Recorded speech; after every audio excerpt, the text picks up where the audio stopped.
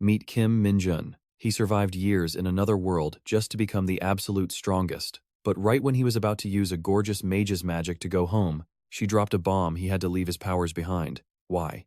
Because a single sneeze from him back on Earth could literally blow up the entire planet. But our ultimate Gigachad just flipped off the hottest girl in the universe. She literally offered him anything he wanted. Yes, even that special thing you are thinking about right now, but he still walked away. He did not care about her offers. He just threw up a double bird and left. Honestly, this complete menace is the perfect guy to be our main character. Back on Earth, he is strong enough to stop a demonic hellhound with one hand, a beast that terrified the entire military.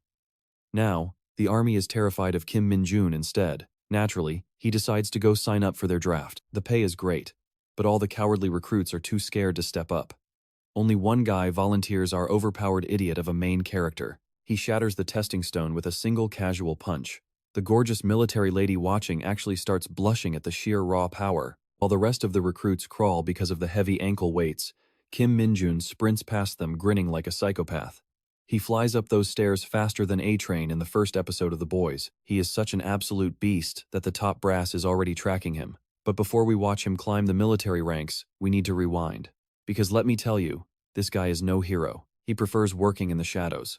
He gives a casual goodnight and tells her he will see her tomorrow.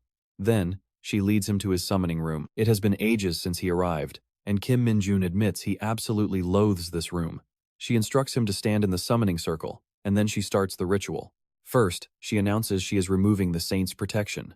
Kim Min-jun pulls off his glove, mocking the blessing. To him, it was just a collar keeping him obedient to her. Finally, the divine magic begins leaving his body. As she works, she admits she still does not get it. Why throw away the immense power, wealth, and status he could easily have here? He says he does not care. He even asks if she is worried that he might kill her once the seal is gone. Surprisingly, she says she is willing to accept that. Since she caused all his suffering, his choice to kill her is his own. But if he spares her, they need to finish the ritual fast. This actually catches Kim Min-jun off guard. He is finally free of his shackles. But then she says, the next step is taking back the strength he gained in Isgar. Returning home with that power is just too dangerous. Suddenly, our protagonist casts magic and grabs her throat. She panics and asks what he is doing. Kim Min-jun sneers that power is his, and he is keeping it. Throwing away this level of power is just stupid. He slams her onto the cold floor. She says she gets it, but warns him that dark magic will destroy him in the void. Suddenly, she looks up in sheer horror. Kim Min-jun is actually tearing open a portal using dark magic. In disbelief, she screams for him to stop.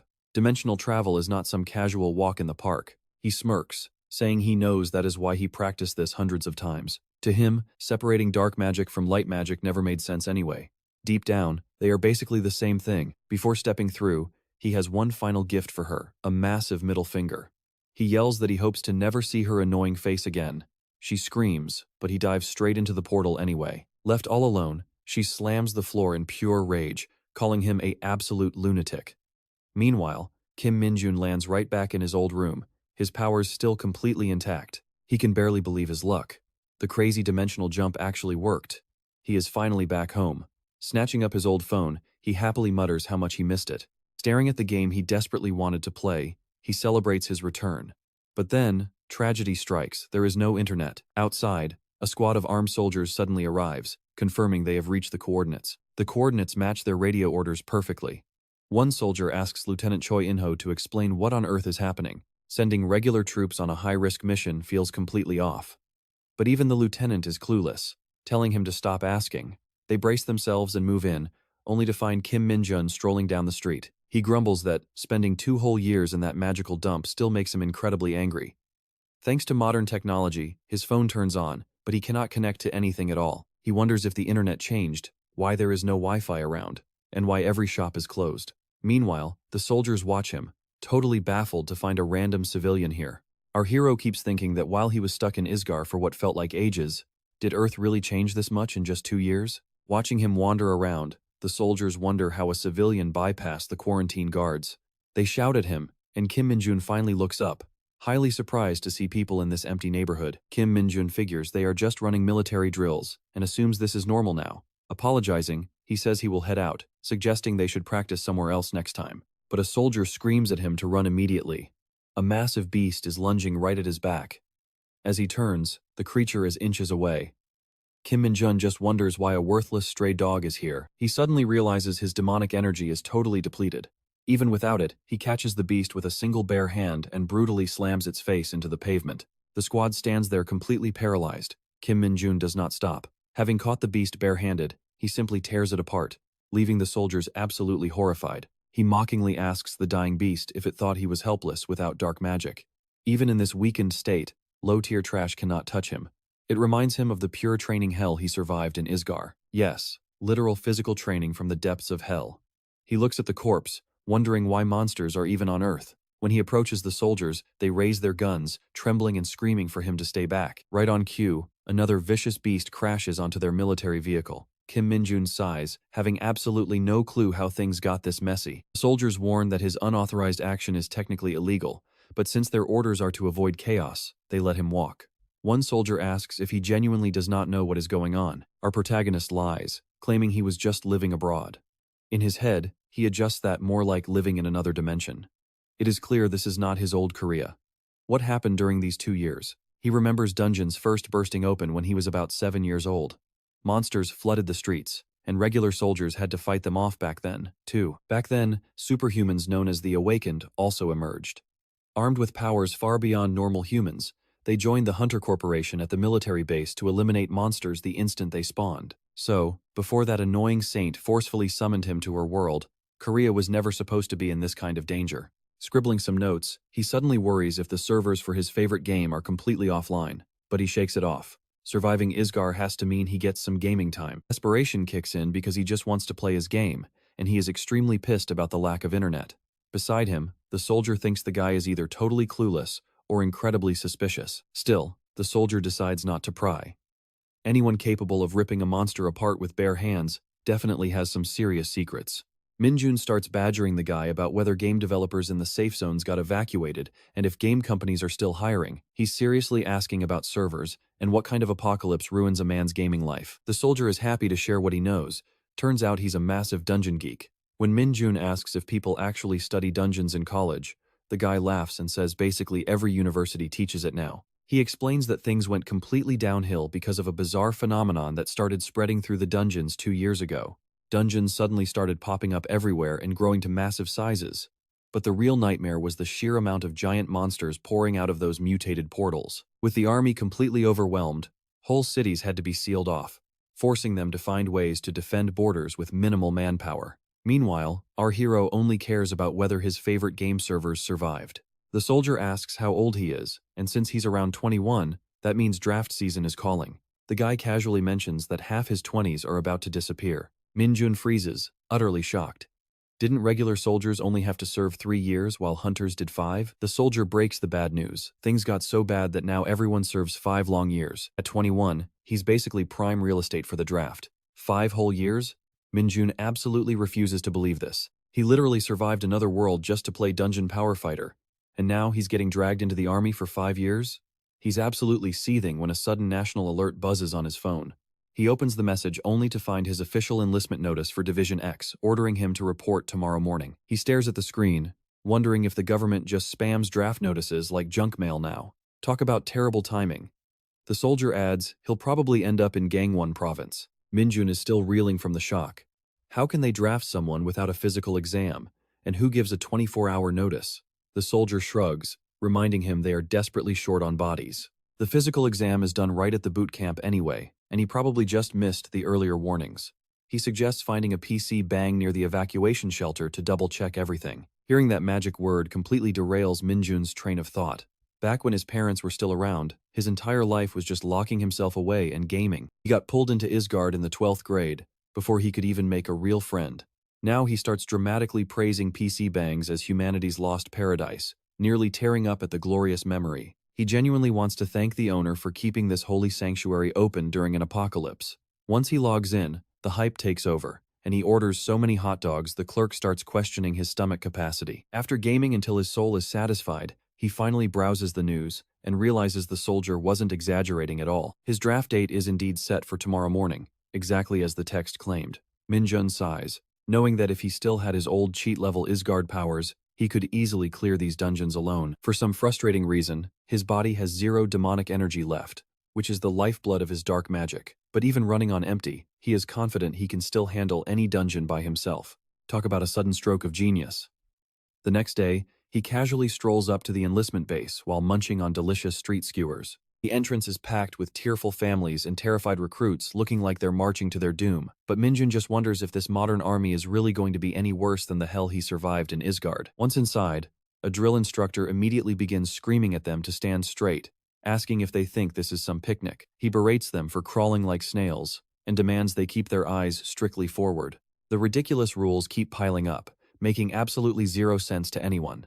But compared to the literal monsters Minjun used to deal with, these angry instructors seem incredibly sweet. Then, one officer announces that before they begin, anyone who wanted to join the elite hunter corporation but missed their chance should step up and raise their hand. He tempts them by mentioning that hunters get way better perks than regular grunts, starting at a sweet 3 million won a month. He asks if anyone is brave enough to take the offer, getting only dead silence.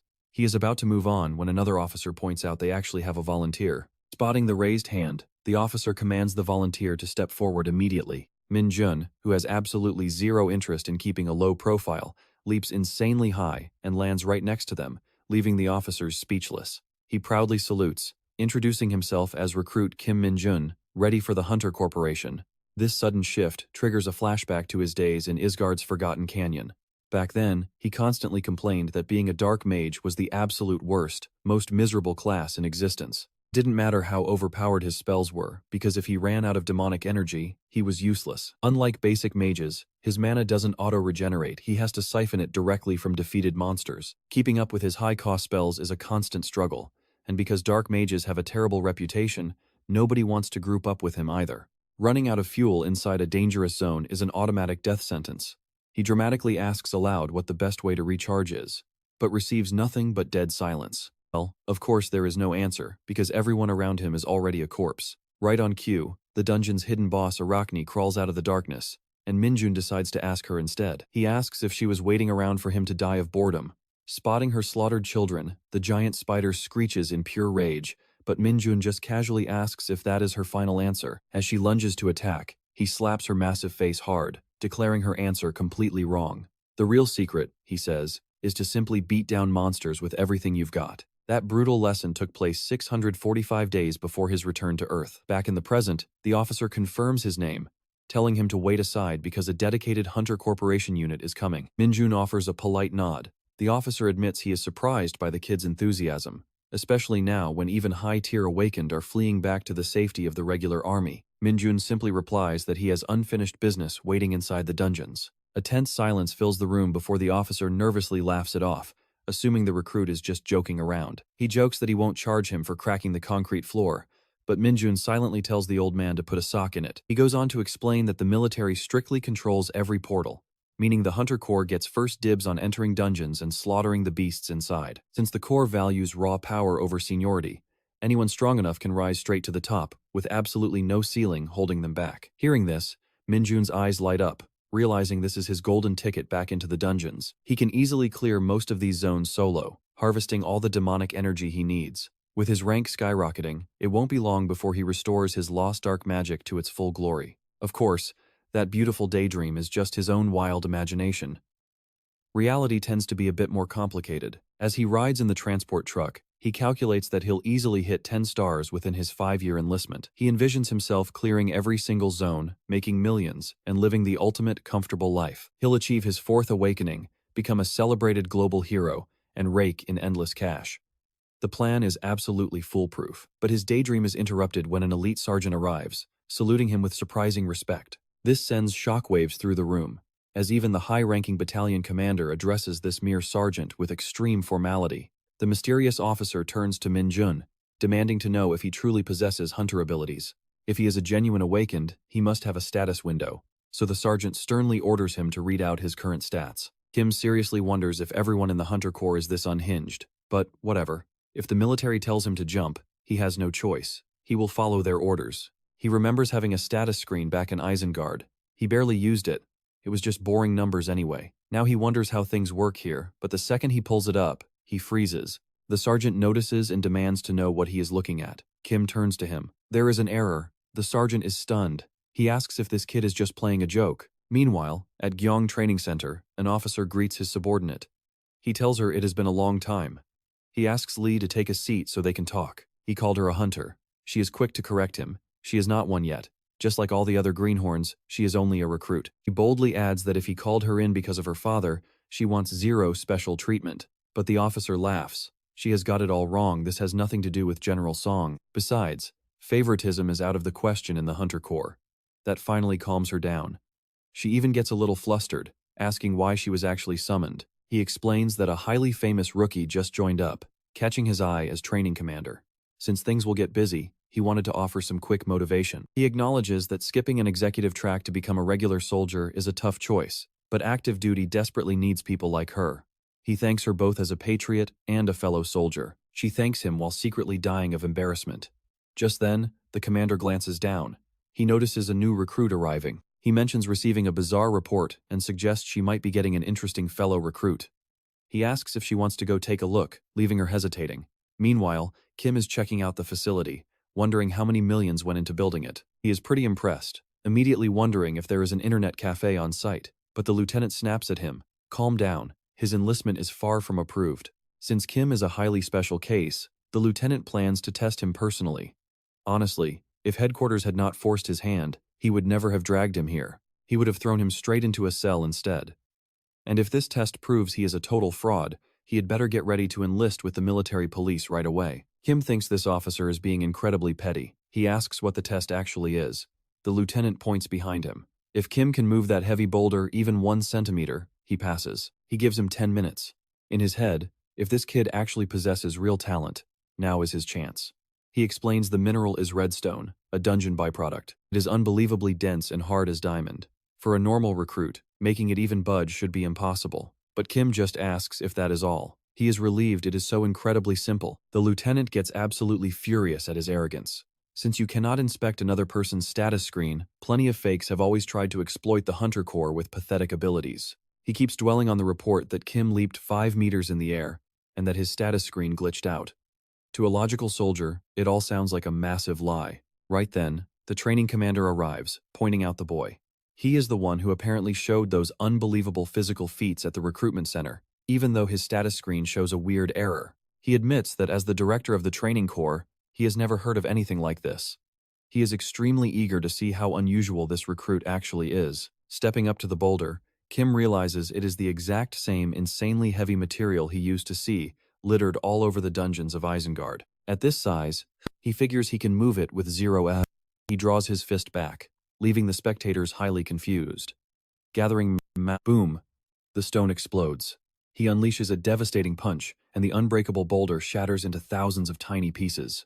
He only hopes there is some decent loot hidden inside. Watching him pulverize solid stone with his bare hands, Klisk is convinced Kim is a total freak of nature. A few days later, a fellow recruit realizes things are getting way out of hand. He knew enlisting would be tough, but this is ridiculous. They are thrown straight into actual field work on day 1. It is basically 4 straight weeks of pure, non-stop suffering. On the very first day, they had to strap heavy rice bags to their ankles and complete 6,000 steps. And even after giving it his all, the instructors called his time pathetic. Everyone knew that maniac of an instructor would be trouble. But this crazy training actually helps Kim refine his energy, and he would bet the lieutenant couldn't even survive his own drills. Absolute madness. He keeps shaking his head, convinced the instructor is a complete psychopath. Meanwhile, Kim is sprinting at full speed. He feels light as a feather. He feels so light that without the weights, he might actually fly away. They warned him that training would be pure hell, but compared to Isengard, this place feels like heaven. And the food here is an absolute feast. On top of that, their entire daily schedule is pre-planned. They get actual free time, and there is even a computer room. As long as he makes curfew at night, there is basically zero trouble. Now he just needs to show off a bit to get access to those PCs. Honestly, can you blame him? He gets to train, eat delicious meals, make bank, and play video games. He bursts out laughing, declaring he is going to be the greatest hunter ever. Nearby, a recruit gasps at his insane speed, while another tells him it is best not to ask questions. Meanwhile, the lieutenant watches this absolute madman sprint up the hill. Reaching the peak, Kim looks back. Already done? The lieutenant stands there, dumbfounded, wondering what kind of freak he is dealing with. Normal recruits take over an hour, and this guy barely broke a sweat. Kim then grins at the sergeant, bringing up their deal. If he made it up in under 30 minutes, he was promised a free pass. He asks what his final time was, grabs his reward, and happily skips away to enjoy his freedom. Even the lieutenant is secretly pleased, realizing it has been ages since a trainee actually earned a pass. But he quickly reminds himself that brute strength and stamina are not everything. Out in the field, knowing how to slay monsters is what truly matters, and he is going to watch Kim very closely. Later that evening, the exhausted recruits finally head back to their barracks. One guy checks his stats and gasps because his energy went up by 1 single point. Everyone starts celebrating, but Kim is just utterly confused. Are they seriously popping champagne over a single point? Back during his hellish training in Isengard, a normal session would net him at least 10 points. Shaking it off, another recruit asks Kim what he plans to do with his pass. Kim defensively asks why they are nosy, but they laugh it off. Apparently, rumors say Sergeant Lee Si-young almost never hands those passes out. They stare at him in awe, asking how he trained. Their casual warmth catches him completely off guard. He cannot believe people are actually laughing and chatting with him like normal. Back in Isengard, nobody dared to make eye contact with a dark mage. So this is what making friends feels like, and honestly, it is way more annoying than he imagined. But then, one recruit mentions the computer room, only for another to complain it is off limits. The exact second Kim hears those words, he bolts. He sprints toward the computer room like a man possessed, cursing them for not telling him sooner. The moment his fingers touch the keyboard, he finally starts to relax. With free time starting at 9 p.m., he calculates he only needs 2 hours of sleep. Back in Asgard, even 1 hour was a luxury, so 2 hours should be more than enough. That way he can game all day like he always dreamed. But next thing you know, they are forced into a full-on sprint. They have to clear 40 kilometers in 2 hours or skip breakfast completely. Kim is actually loving this because he gained 10 levels yesterday. The guy next to him is losing his mind, asking how he is not even sweating. Our main character shrugs it off like a casual stroll. It leaves the recruit wondering if Kim really spent 4 weeks just gaming and sleeping 2 hours a night. Is he actually a monster? The main character starts teasing him, asking if the guy will call him sweetheart if he shares his water. The recruit quickly backtracks, but Kim just starts handing out water to everyone like they are cute little puppies. Right on cue, an officer steps in and snaps at them. He says the commander is deeply disappointed because with only a few weeks left, most of them are going to fail. Compared to other squads, this group is incredibly weak, which has the commander deeply worried. Meanwhile, Kim is just wondering why this dude is talking about himself in the third person. The commander continues his speech, warning that they will all be dead within a month at the central base. He asks if their pathetic willpower can even handle the nightmare of dungeon adaptation training. Kim has no clue what dungeon adaptation training even means. The others explain that while dungeons normally vanish after you clear the monsters, a rare few actually stay open. When that happens, the layout shifts, and it turns into a massive experience farm. That makes these unique spots the ultimate training ground for recruits looking to level up. Their practical exam is happening right inside one of these active dungeons. Hearing that, the entire squad completely freezes in shock. It sounds incredibly dangerous, and they start fearing for their lives. Seeing their sheer panic, the commander smiles, telling them they need to keep that sharp edge of tension all the time. Training is like riding a horse. If you do not hold on tight, you fall. But he tells them not to worry because hard work pays off. Plus, the top scorers get a sweet 3-day, 2-night vacation. He expects them to go wild, but the crowd is dead silent. He asks if they are deaf, repeating the vacation reward and wondering why on earth nobody looks excited. Seriously, who turns down a free vacation? But of course, Kim is the only one actually grinning here, already plotting how he is going to secure that reward. Soon after, they pull up right outside the dungeon. The recruits are terrified, wondering if they are seriously about to camp out in this creepy place. Suddenly, a massive truck almost runs them over as it barrels in. From inside the cargo hold, glowing eyes peer out, and they realize these are the infamous hunting dogs. The recruits lose their minds, having never seen monsters this close before. Kim is just confused because they look like angry little Maltese or Chihuahuas to him. That is when the commander barks out, asking if they are terrified, confirms those are their targets, leaving the recruits in total disbelief. He orders them to split into teams of 4 and get ready to enter the gate. Every team has exactly 1 hour to take down a beast and get back. If they get hurt, they need to brace themselves, use their brains, and fight with some actual spirit. There is absolutely no backing out. He barks an order for them to suit up immediately. The lieutenant announces they will go one by one, wearing the heavy MIDI-3 armor designed solely for basic protection. The suit is ridiculously heavy and terribly designed. One guy asks if they have any better gear, while another is already shaking from the crushing weight. Kim realizes this junk offers zero comfort and is built strictly for defense. It clearly gets recycled constantly because he can actually smell the sweat of every single recruit who wore it before him. The toxic aura of this suit is totally disgusting. He walks up to the lieutenant, asking if they can take the armor off if they kill the beast quickly. The lieutenant asks why he is acting so cocky. But recognizing our main character, the lieutenant sighs and says sure, he can ditch the suit. However, he warns Kim that this is a team exercise, so he cannot just play solo. The lieutenant adds that he is excited to see how Recruit Kim leads his squad. While Kim ponders this team-building stuff, his teammates are stressing over how to fight in this heavy armor. One recruit tries to brainstorm a strategy, but Kim says it is incredibly simple. He gathers them close, declaring that he will explain the ultimate, foolproof plan to take down the beast. The monsters will pounce on them to kill them. When they do not panic, just grab their hind legs and snap their spines completely in half. If that fails, fold their backs the other way and snap it again like a twig, because nothing says solid teamwork like a casual spine snapping lesson, right? His teammates are staring in absolute horror. The lieutenant orders the beasts released and the recruits march into the portal. A teammate is shocked the monsters ran straight inside, but Kim notes they have been caged up all day, so of course they would run home. His squad mate nods, amazed by how well he understands monster psychology and calling him a master. Kim quietly reflects on his own past, realizing he was not that different from those caged beasts. The lieutenant stomps over, asking why they are joking and laughing on sacred training grounds. He barks out if they have a death wish. Naturally, they say no, but the lieutenant has already made up his mind their squad goes first. They are terrified, but Kim is secretly thrilled. If he can ditch that heavy, sweaty suit faster, he is happy to lead. His teammates cannot tell if he is actually being serious. As they enter, the lieutenant announces that the trial has officially begun. The instructors must stay alert and step in if the recruits end up in real danger. One instructor nods, preparing to watch them, but then his eyes drift to the team roster. An instructor mentions Team 4 went in first and asks if there is any news. The reply is simple that Crazy Bastard is with them. Yes, Kim is in that group, catching everyone's attention. He is the recruit getting special attention, the one who displayed ridiculous power during evaluations. His training scores over the past 4 weeks have been completely insane, but can he pull off the same magic inside a real dungeon? Inside, the wolves watch from the shadows and begin circling the squad. Kim can tell they are gearing up to pounce, noting how incredibly impatient these beasts are. He could easily end this by smashing their skulls the second they leap, but then his teammates would get zero experience.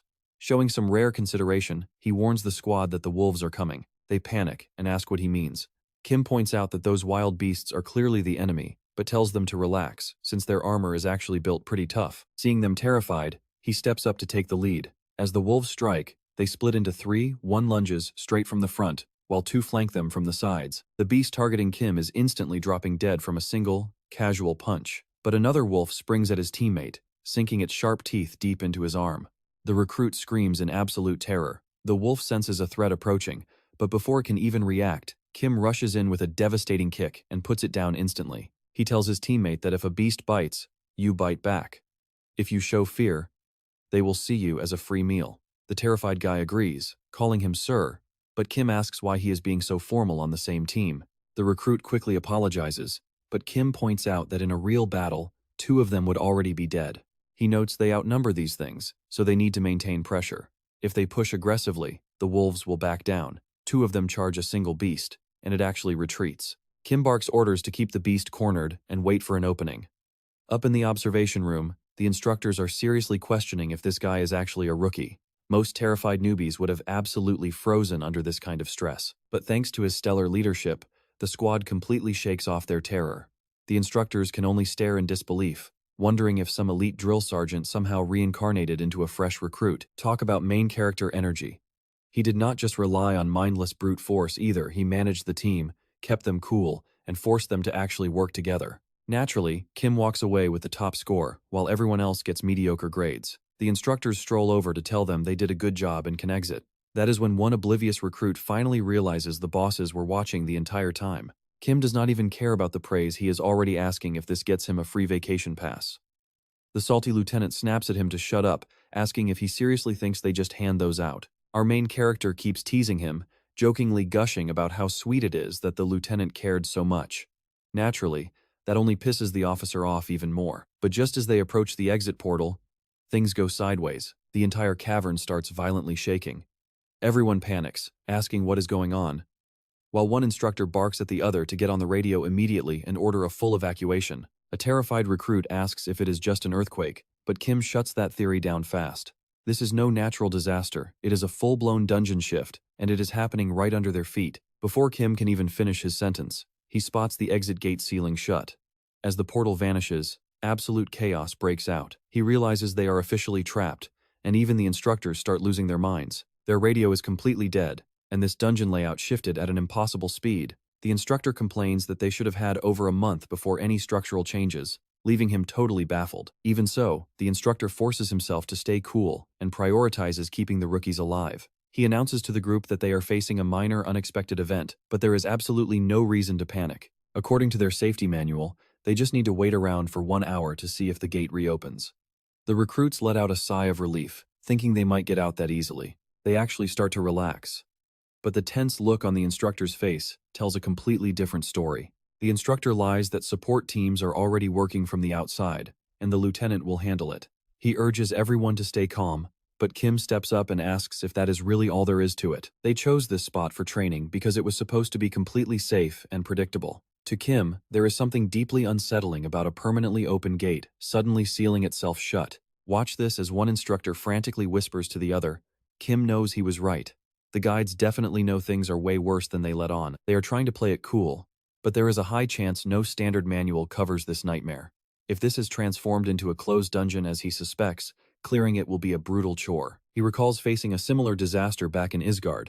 While it is serious, he tells himself it is not the worst-case scenario yet because they are still breathing. The instructors, however, are utterly convinced they are doomed. They whisper that the higher-ups on the outside have probably figured it out by now. This place has officially become a closed dungeon. Even the veteran guide starts losing his cool over how bad this is. His partner gasps and asks if he is serious, then explains the two rare scenarios where a gate actually disappears.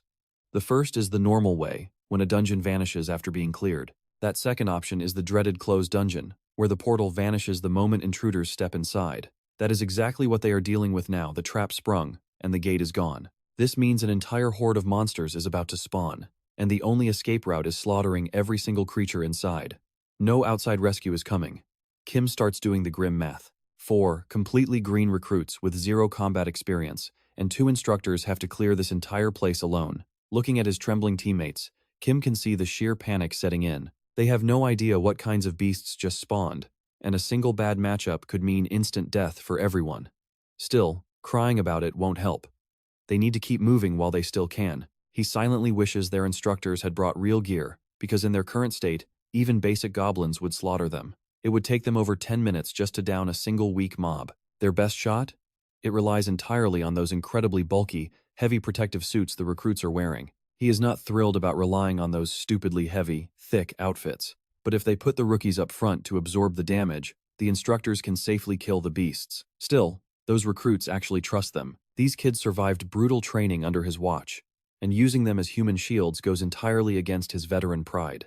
As the group slowly advances, one of the rookies wanders ahead until Kim spots something off. An instructor turns to ask what is wrong, but a sudden, sickening noise cuts him off. They whip their heads around only to see the other guides screaming in agony and foaming at the mouth before face-planting. The remaining instructor tries to rush to his partner, but Kim screams at him to hold his ground. Running over is a death sentence, and within seconds, the second instructor collapses and begins violently writhing. Kim warns the rookies to stay back unless they want to end up face down in the dirt too.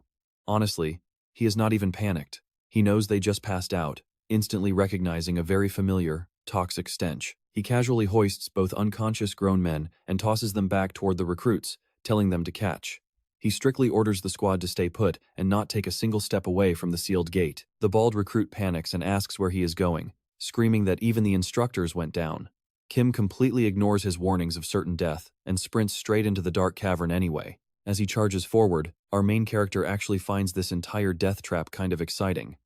The mysterious force he is sensing on Earth is pure demonic energy, which explains why the normal guides blacked out. It is no shock the awakened instructors collapsed instantly. Even elite guardians need specialized protective gear to handle demonic corruption, and it is exponentially more lethal to ordinary humans. But to a black mage, demonic energy is basically a supercharger for a dead phone battery.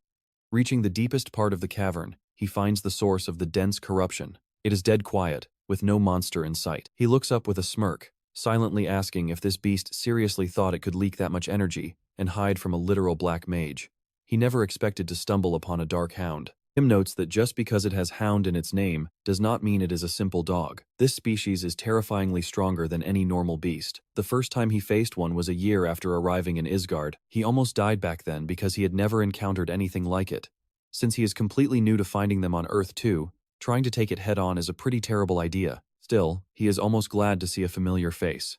He winds up his fist, thanks the beast for the free meal, and punches it straight through the cavern wall. Down it goes, though its blood still smells absolutely putrid. He watches the massive burst of demonic energy erupt from its corpse. That is the real reason dark hounds are nightmares to fight. Their blood is highly toxic, capable of rotting normal human flesh to the bone. Instantly absorbing the escaping demonic essence, his power surges. Naturally, a little poison is nothing to a black mage.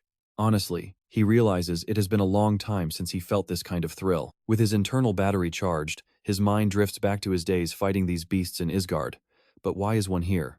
He thought Earth's local monsters were supposed to be weak and practically harmless. Judging by the pure shock on everyone's faces, this is the first time a monster like this has ever breached Earth. Even if this is a training ground, absolutely nobody was prepared for this. There is zero chance this beast slipped through another dimension on its own, because opening a portal requires an entity of equal power on the other side. Only a saint wielding the power of God could pull that off. Taking down a beast like that is no joke, but Kim just shrugs it off, wondering why everyone is making such a massive fuss. But then a sudden question hits him. Where did the body go? He still needs proof for his official report, so he searches around and spots the dead monster tossed aside. Sometime later, one of the instructors finally groans awake, shocking the cadets who gather around him. The trainer immediately leaps to his feet in a panic, shouting to ask if everyone is safe. The cadets reassure him they are fine, but drop some bad news. Kim ran off into the dungeon completely alone. That absolutely terrifies him, and he listens in complete shock as they fill him in. He cannot believe a mere recruit actually went rogue like that. The cadets nod, and the instructor snaps running off alone in a deadly crisis is completely unacceptable, and he is going to punish the kid. But then he hesitates. Does he even have the right to talk when he failed to protect them? Shaking it off, he declares they need to prep a rescue mission for Kim and John. But right then, a cadet points ahead. There is Kim, casually strolling back with a giant monster slung over his shoulder, asking if they are okay. The trainers stare in absolute disbelief at the beast. They point out it looks a bit different from usual, but Kim just claims it is the same old garbage before tossing it onto the dirt. They are stunned since this very beast easily defeated Edge. They ask if Kim really took the monster down entirely on his own. A cadet blurts out that if Kim did this alone, he has to be the strongest recruit here. Others tell him to stop talking nonsense, but as their arguing heats up, the gate suddenly begins to open again. The head trainer calls Kim over, asking if he really killed that massive hound by himself. The boy does not even have to speak. The trainer reads his face, immediately telling his colleague to evacuate the cadets first. They will follow right behind. Staying back with the young recruit, the trainer warns Kim that once they get out, he must report straight to the commander and explain every single detail of what went down. Kim nods.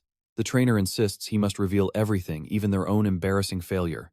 They lost control of the gate and failed to guard the cadets. Honestly, he admits he does not even know how to explain it without sounding completely pathetic. Regardless, because of Kim, everyone survived the ordeal. The trainer thanks him once more, leaving the boy feeling a bit awkward seeing the stern instructor act so humble. The man shrugs, admitting he has to own up to his blunder, and urges Kim to move. He chuckles that he barely even knows what to report since he was knocked out, joking it was a terrible time for a nap. Kim thinks this final week is turning out to be quite the headache, wondering if he should just head out. But before he can take a step, a glowing status screen pops up with a message the error has been resolved. He blankly stares at the notification, wondering what the system is even talking about. Seriously, this absolute trash system never helps him when it actually counts. It is the exact same annoying prompt that plagued him in his past life. Suddenly, the screen updates. His name appears, followed by a line claiming he worships Ruminona, the founder. His stats read Strength 60, Agility 60, Energy 60, Mana 10, and 1 unlocked Skill Corruption Level 1. He knit his brows in confusion. What on earth is this garbage? But what truly ticks him off is that specific line declaring his devotion to Ruminona. He remembers that Rummy was just a character from a game called Dungeon Power Fighter.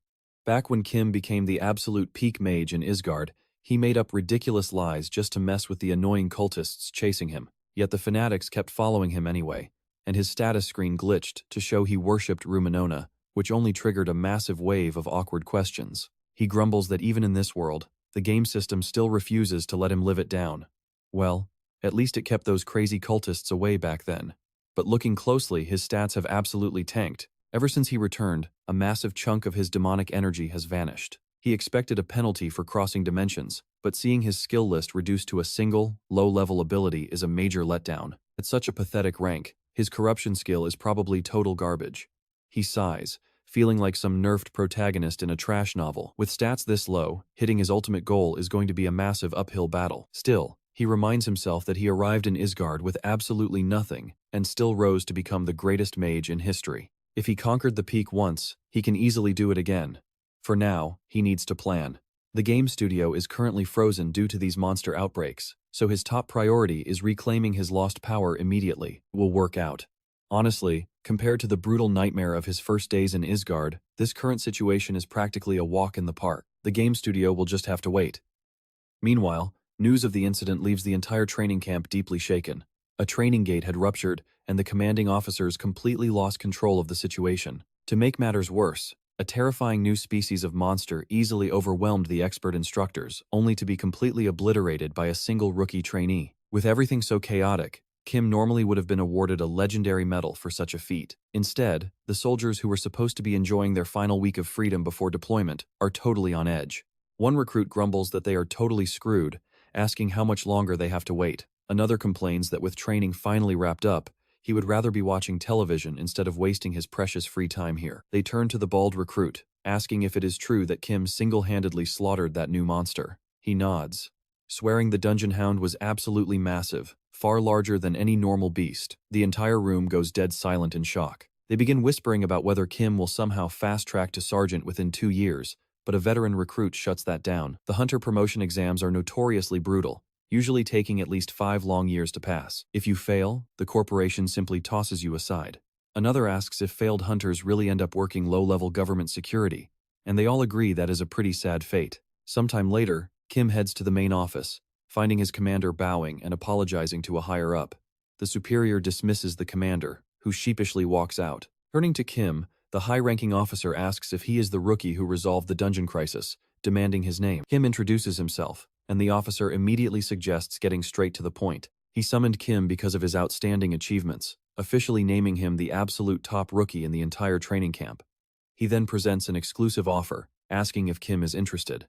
Right then, the commander realizes Kim is a prodigy who has always been leagues ahead of everyone else. Seeing a human so absurdly gifted is a once-in-a-lifetime event, and the officer genuinely believes this young rookie possesses the power to reshape their entire world. Kim, on the other hand, silently wonders what this old man is even rambling about, while the officer desperately hopes this kid is the key to saving his career. Wasting such a monstrous talent on some basic, run-of-the-mill military unit would be a tragic national loss. Looking directly at Kim, the officer reveals he has heard the boy has more than enough merit to secure an immediate promotion. Normally, fresh graduates are locked out of the promotion exam for at least 1 full year, but special geniuses always earn an exception. The officer smiles, offering a deal if Kim volunteers for the notorious Shuan Hunter unit in Gangu. He will personally grant that special exception. He adds with a grin that by going there, Kim can bypass the annoying 1-year wait entirely. It is an insanely good shortcut, but Kim remains completely stone-faced.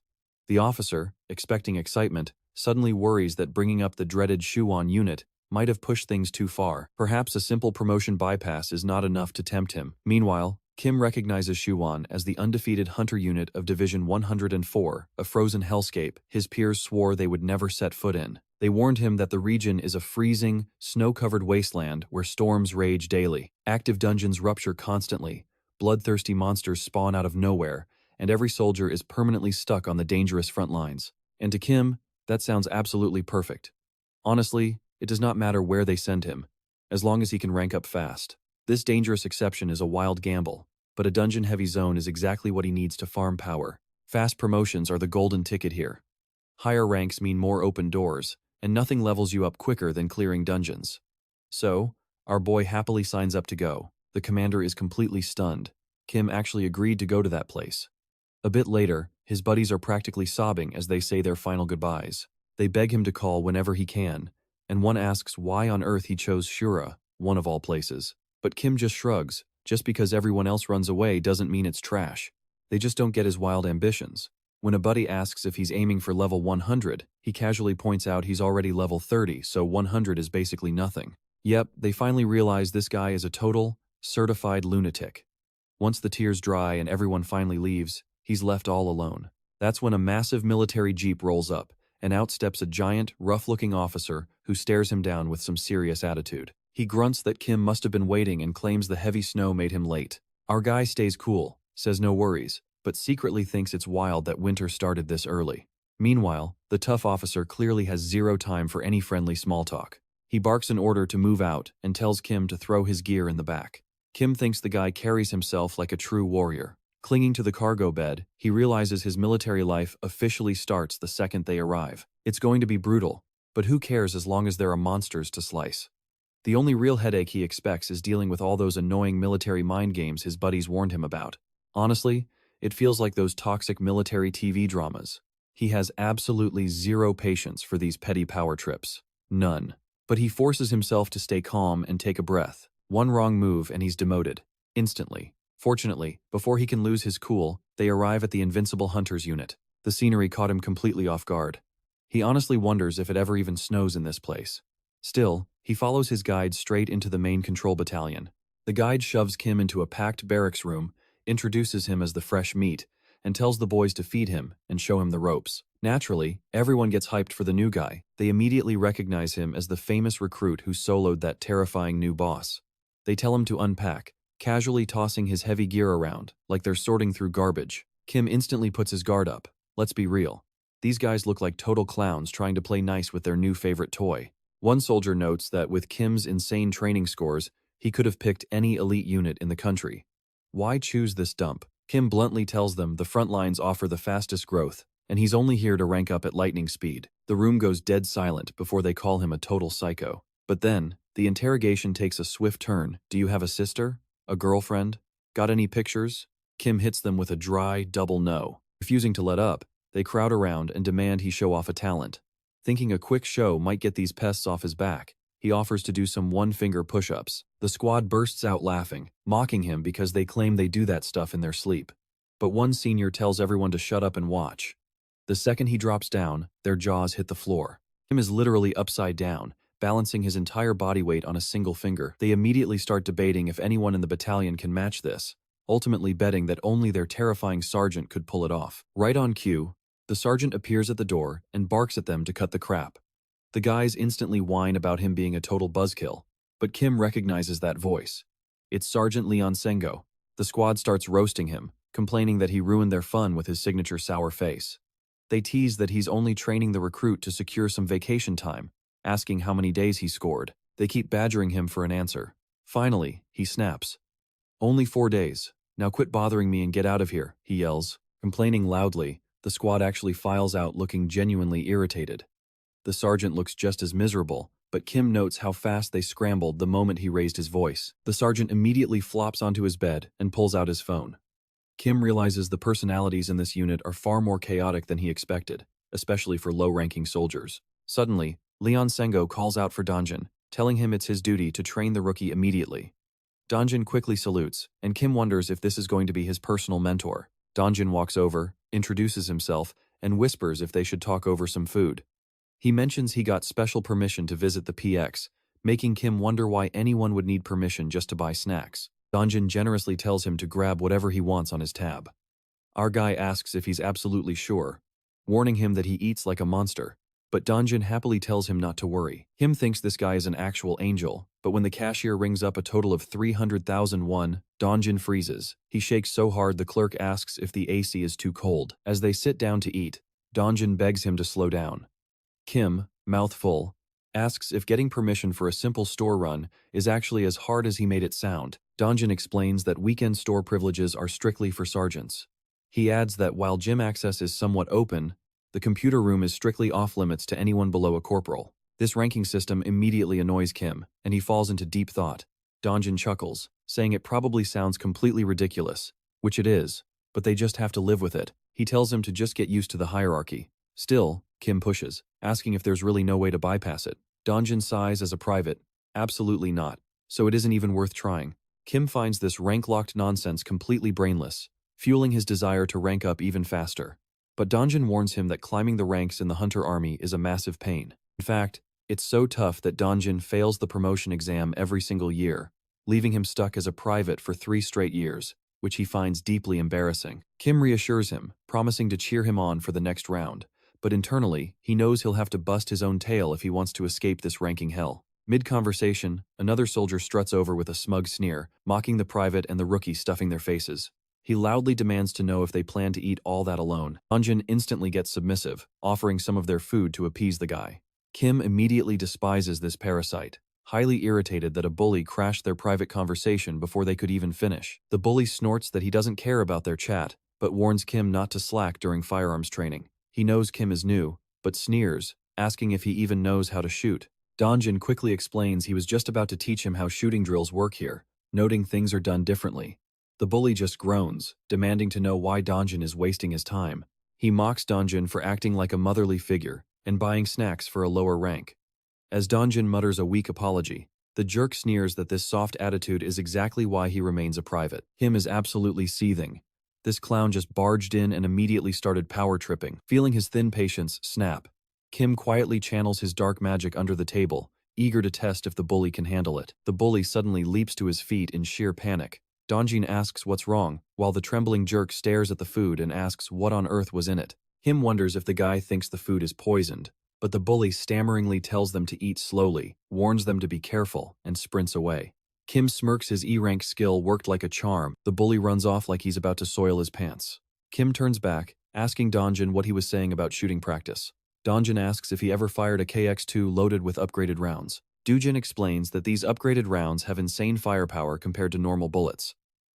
When you pull the trigger, the kickback is so brutal, it feels like wrestling a wild horse. The crazy recoil and deafening noise are completely different. Since monsters attack constantly, being a sharpshooter is life or death. Dujin tells him to just relax and finish his food while he still has peace. Kim thinks the wild horse analogy is actually pretty easy to get. But honestly, back in Isgard, his weapons felt less like horses and more like charging, angry elephants. Compared to those massive beasts, taming this little horse is going to be a breeze. He asks if training starts tomorrow, making Dujin stare at him, wondering if this guy is excited or just crazy. The next morning, they head out to the shooting range. Kim starts firing away, but when he looks at his target, he sighs and mutters that his performance was absolutely terrible. Then the instructor calls time and announces Kim hit 19 shots, only missing a single one.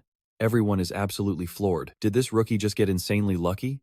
Or is he some kind of secret shooting machine? But honestly, luck cannot carry you through that insane recoil. The red-headed guy is staring in disbelief, since his own best record is 14 hits, and this newbie just destroyed it. It makes absolutely no sense. Meanwhile, the support official looks at the target sheet and realizes the rumors were true. This guy really was the legendary monster of the training camp. When they ask how he did it, Kim casually says he just followed what he was taught, even though nobody actually taught him. The instructor congratulates him and tells him to keep it up. He adds that he expects big things from the afternoon special shooting drill, leaving Kim totally clueless. The red-headed guy is shook that a complete rookie is already being thrown into that nightmare. A few soldiers ask the lieutenant if this is too harsh, but he shrugs it off as pure jealousy. Kim eventually has to ask what this special shooting drill even is. Dongmin apologizes, admitting he did not expect the new guy to be such a god-tier marksman. Usually, recruits are banned from this drill until they adapt, but since Kim is already in, he explains the rules. In this drill, 2 soldiers enter the training zone together and must eliminate every single monster on their path to the finish line. Monsters are pretty weak, but they are very real and will fight back.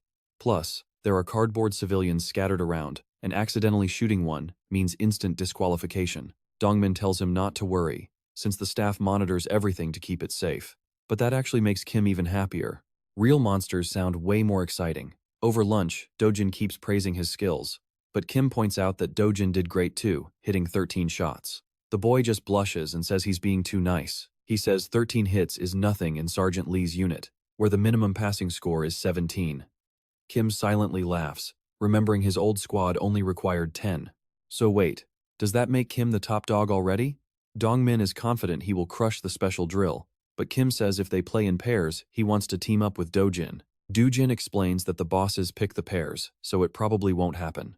When Kim asks how they choose, Dongmin chimed in saying they literally use a classic ladder game. They watch an instructor set up the ladder drawing, and before they know it, the lieutenant yells that they have 5 minutes to gear up and get ready to roll. As Kim gets his bulletproof vest on, that pathetic coward from earlier struts over, announcing that he's the lucky partner, and mockingly asks if he's truly ready. The guy throws down a challenge, claiming he'll show him the massive gap between a corporal and a rookie.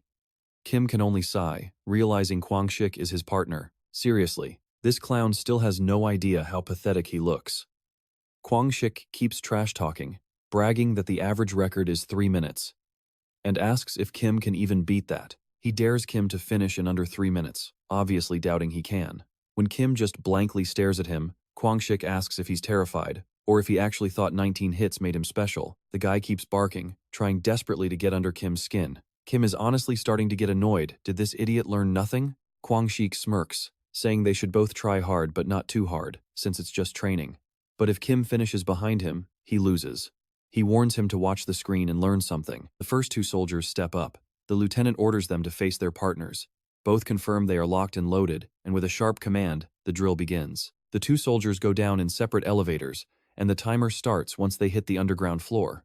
They must dodge cardboard civilians while fighting monsters in tight, narrow corridors. It's supposedly a monster subjugation and rescue exercise, but in reality, it's a direct head-to-head competition to prove who's faster, stronger, and flat-out better. The goal is simple: hit the buzzer at the end of the line before your opponent. Watching the tracking screen, Kim notices the monster icons are different sizes, and Kwang-shik smugly explains that it shows danger levels. The larger the icon, the more dangerous the monster. He asks if Kim really did not know that, adding that each side gets 2 beasts, but their positions are completely random. That means they won't know what's waiting until they run straight into it. Suddenly, Player 1 encounters a giant mutant frog. The beast lashes its tongue instantly, pinning the soldier's icon down. Kim notes that Player 1 got a faster start, but the monsters make it unpredictable. Meanwhile, Player 2 runs into a giant mutated rat and boasts that he's got this in the bag.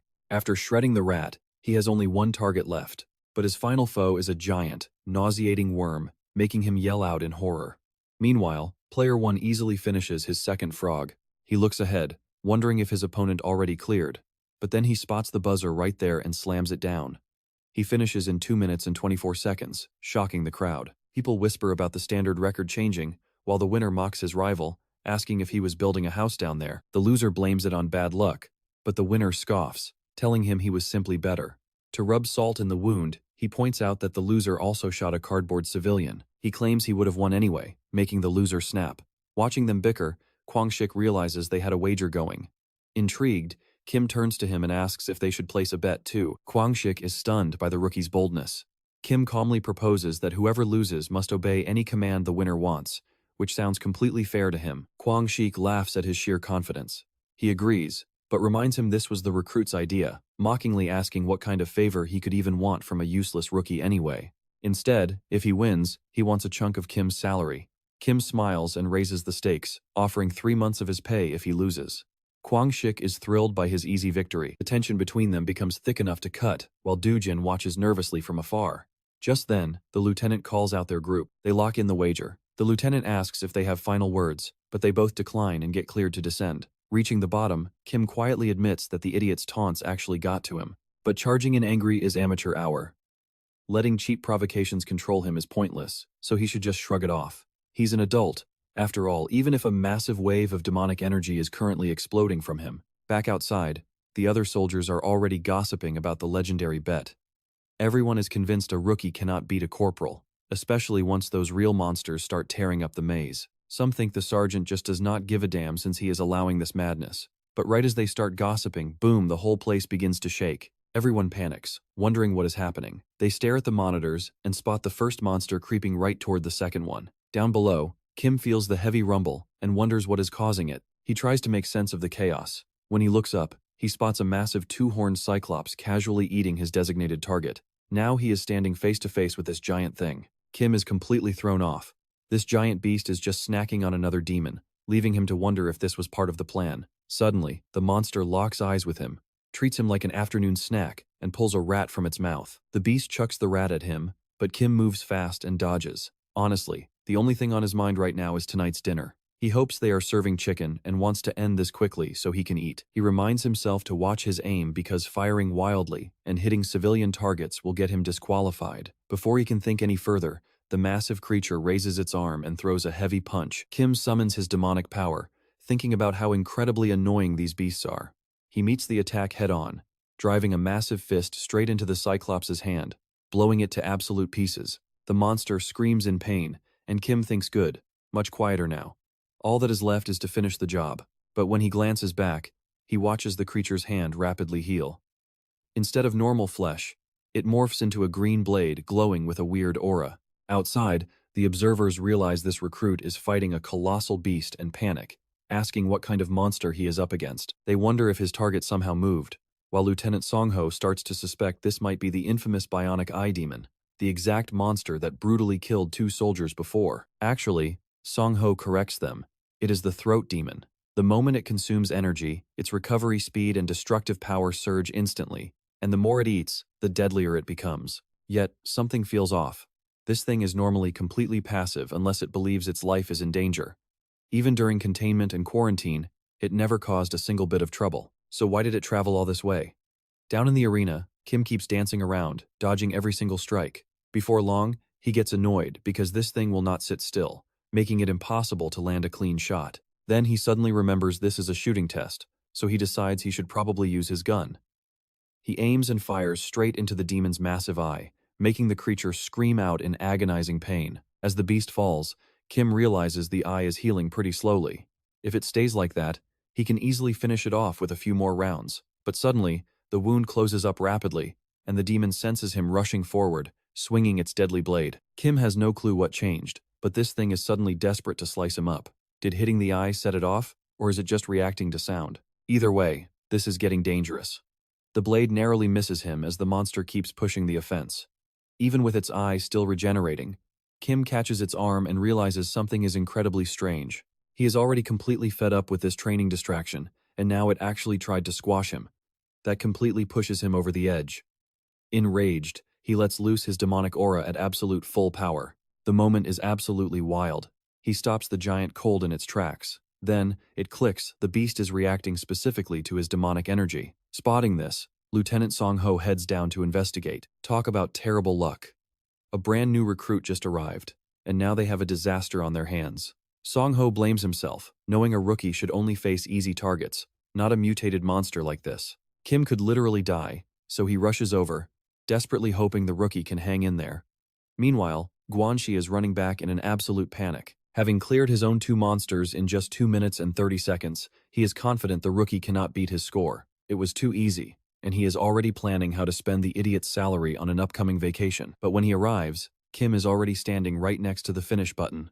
Guanxi stares in utter disbelief, wondering how the rookie beat him. Kim just laughs and slaps the button right in front of his face. Guanxi is completely paralyzed. Meanwhile, Lieutenant Songho reaches the chamber and has absolutely no clue what to make of the scene. What on earth happened down here?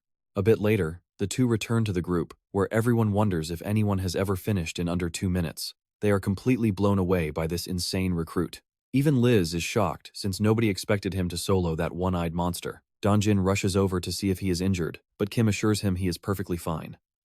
As the crowd keeps bombarding him with questions, Guanxi boils with absolute rage in the background. Suddenly, someone brings up the bet and reminds Kim that he won. This makes Guanxi storm over and smack him hard on the neck, asking if he wants a beating. He accuses Kim of cheating and claims the bet is officially cancelled. Kim questions this nonsense, but Guanxi snaps back, arguing it is impossible for a rookie to place first. The rules say you must defeat 2 monsters, but Kim calmly points out that he eliminated every single beast in his path. Guanxi shoots back, asking how many monsters Kim actually killed. Kim simply answers 1, which is exactly the confession Guanxi wanted. He argues that if he only had to fight 1 monster, he would have finished even faster. He then turns to Dongjin, demanding to know if this isn't totally unfair. As Dongjin stammers, Guanxi threatens to hit him if he does not answer. Watching this pathetic display, warn, lied, warn, is incredibly annoying. Even if it was a weird situation, his only real regret is that he punched the monster instead of actually shooting it. He really wanted to secure that bet. Still, he wonders why Guanxi is taking his frustration out on poor Dongjin instead of facing him directly. Right then, Lieutenant Songho steps into the room. He asks Guanxi if he has any shame, pointing out that Kim risked his life. Guanxi snaps back rudely, but Songho explains that this monster is usually docile, mutating only when it consumes energy, and senses absolute danger. Song-ho asks if anyone still does not understand the situation. Annoyed, Guanxi tells him to calm down, accusing him of picking a fight just because he recently got a promotion. Song-ho looks him dead in the eye and calls him a piece of garbage. Guanxi immediately panics, begging him to stop, saying there is no need to humiliate him in front of the rookies over a simple joke. Song-ho scoffs, muttering that it only became a joke because Guanxi lost. He coldly notes that it must be freezing down there. It is hard to believe Guanxi was once a decorated veteran, and even sadder that he is still stuck acting like a complete clown. Kim thoroughly enjoys watching the drama unfold, while Guanxi turns completely red with silent fury. Despite the massive tension, Song-ho mockingly asks him if he has something to say. Guanxi quickly chickens out, telling him to forget it, so Song-ho happily agrees to do just that. Later that afternoon, Kim asks Donjin if Sergeant Song-ho got a special promotion.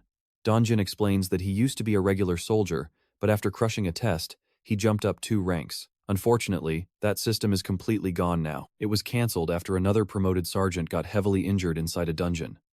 That means Sergeant Song-ho was the absolute last person to ever get approved under that golden system. Kim realizes he will not get that same easy shortcut, but Donjin reveals there is still a way. You have to rescue civilians during extreme emergencies, or achieve legendary results by subduing massive hordes of enemies. Even then, the guidelines are incredibly sketchy, and there are almost no clear rules on how to trigger it. Very few people have ever pulled it off. Kim nods, realizing how insanely vague the whole system is. So it basically depends entirely on the commander's judgment. Kim realizes that a golden chance like this is not going to just fall from the sky. The North Korean forces completely collapsed. Refugees keep fleeing south to the front lines daily. Kim understands he has only been here for 2 days, but he still desperately wants a promotion as fast as possible. Donjin reassures him that hard work will pay off eventually. Meanwhile, Kim secretly wishes some crazy portal would just open up right here, and the exact second he finishes making that stupid wish, a loud alarm begins blaring. An emergency alert hits the command room. A swarm of medsbats just appeared at the oil depot, and everyone has to rush over to set up a defense shield. Hearing this, Kim lights up like a total psycho. He knows these monsters are only about the size of a kid. They fly in packs, and on paper, their individual strength is not really a threat. But here is the catch: they spit fire. And since they are nesting at an oil depot, one wrong move could blow the entire place sky high. On site, the soldiers are freaking out. One hothead wants to open fire, but his buddy calls him insane. If they shoot, or if those beasts spit fire, the spark will trigger a massive explosion that vaporizes the entire station. The hothead asks if they are just supposed to stand around. His partner tells him to hold tight, keep watch, and wait for backup to arrive. Once support gets here, they can raise the barrier. Until then, they absolutely cannot let a single flame touch the fuel. The pressure is on, and both guards are sweating. They have never faced a crisis like this before. Suddenly, our resident maniac Kim strolls up, casually offering to bait the entire swarm. The guards are stunned, shouting at him to get back since he has 0 gear. But Kim does not care about weapons. The only thing on his mind right now is using these pests to secure a sweet promotion. He is already dreaming of the legendary title, the Rookie Who Saved the Day Alone. He wants to hijack the situation and claim all the credit. Can he actually pull this off? Just by flaring his dark energy, the bats begin reacting to him. And just like that, Kim decides every single one of them is his. Backup finally rolls up to the scene. But the moment they look ahead, they freeze in absolute disbelief. What are they even looking at? The latecomer yells at them to quit lagging and move, but they point forward, calling out to Soo-hyun. Right there in the open, Recruit Kim is absolutely obliterating the swarm. Soo-hyun is totally stunned, but he snaps out of it, asking the squad why they are just watching one guy fight a horde. Meanwhile, Kim grabs a bat and tears it in 2. Kim realizes this slow-motion tearing method is pretty inefficient, so he looks for a shortcut. Suddenly, Soo-hyun runs over, screaming at the rookie to quit playing hero and fall back because he does not even have armor. Our boy Kim does not care. In his greedy mind, every single beast belongs to him, and he is not sharing. That is when Kim spots Soo-hyun's gear, realizing it is exactly what he needs. With a quick tap of dark energy, he gives Soo-hyun a massive stomach cramp, making the guy freak out. Kim walks over, plastering on the most fake, worried face to ask if he is fine. Soo-hyun tries to play it off, but Kim keeps pushing, saying he looks quite terrible. Defeated, Soo-hyun says he is going to find a restroom. Perfect. Kim snatches the electric baton, telling him not to worry since he will handle this. Feeling pretty thrilled with his upgrade. Now, he can finally have some real fun. Kim goes on an absolute rampage, leaving the spectators completely speechless. He is wiping out the entire flock solo. But as his kill count rises, A soldier spots a stray bat preparing to launch a fireball directly at a fuel tank. He screams at the guards to fire, granting them emergency permission to shoot the beast down before it is too late. But Kim teleports right behind it, which is honestly crazy speed, and warns the pest not to play with fire. He snaps its neck instantly. The soldiers below are speechless, wondering how he even got up there. With the immediate danger gone, they activate the barrier and order a complete check on all fuel storage points. Looking at the pile of dead bats, they wonder what to do next. The commander calls Captain Samhyun, demanding to know how these things bypassed their radar. While requesting the official report, a soldier sniffs a pretty foul odor wafting from Captain Samhyun, thanks to Kim's spell. They also check if the bats were electrocuted. Captain Samhyun notes the body count is around 30. The superior officer realizes the captain is not really at fault here, even if he smells horrible. Still, as the operations captain, he should have been leading from the start, not showing up late. Captain Samhyun grumbles inwardly, realizing the guy was probably sleeping instead of watching the screens. Suddenly, the loudmouth commander asks if Samhyun was the one who cleared the field, promising to pass the achievement up the chain of command. Samhyun flatly denies it. The chief is shocked, asking who else in this squad could possibly handle an electric baton with that level of skill. Samhyun explains it was not just a weapon. A single guy tore them apart with his bare hands, and that belongs in the report. The chief asks if he is joking. It is almost impossible to believe one person butchered a whole pack solo.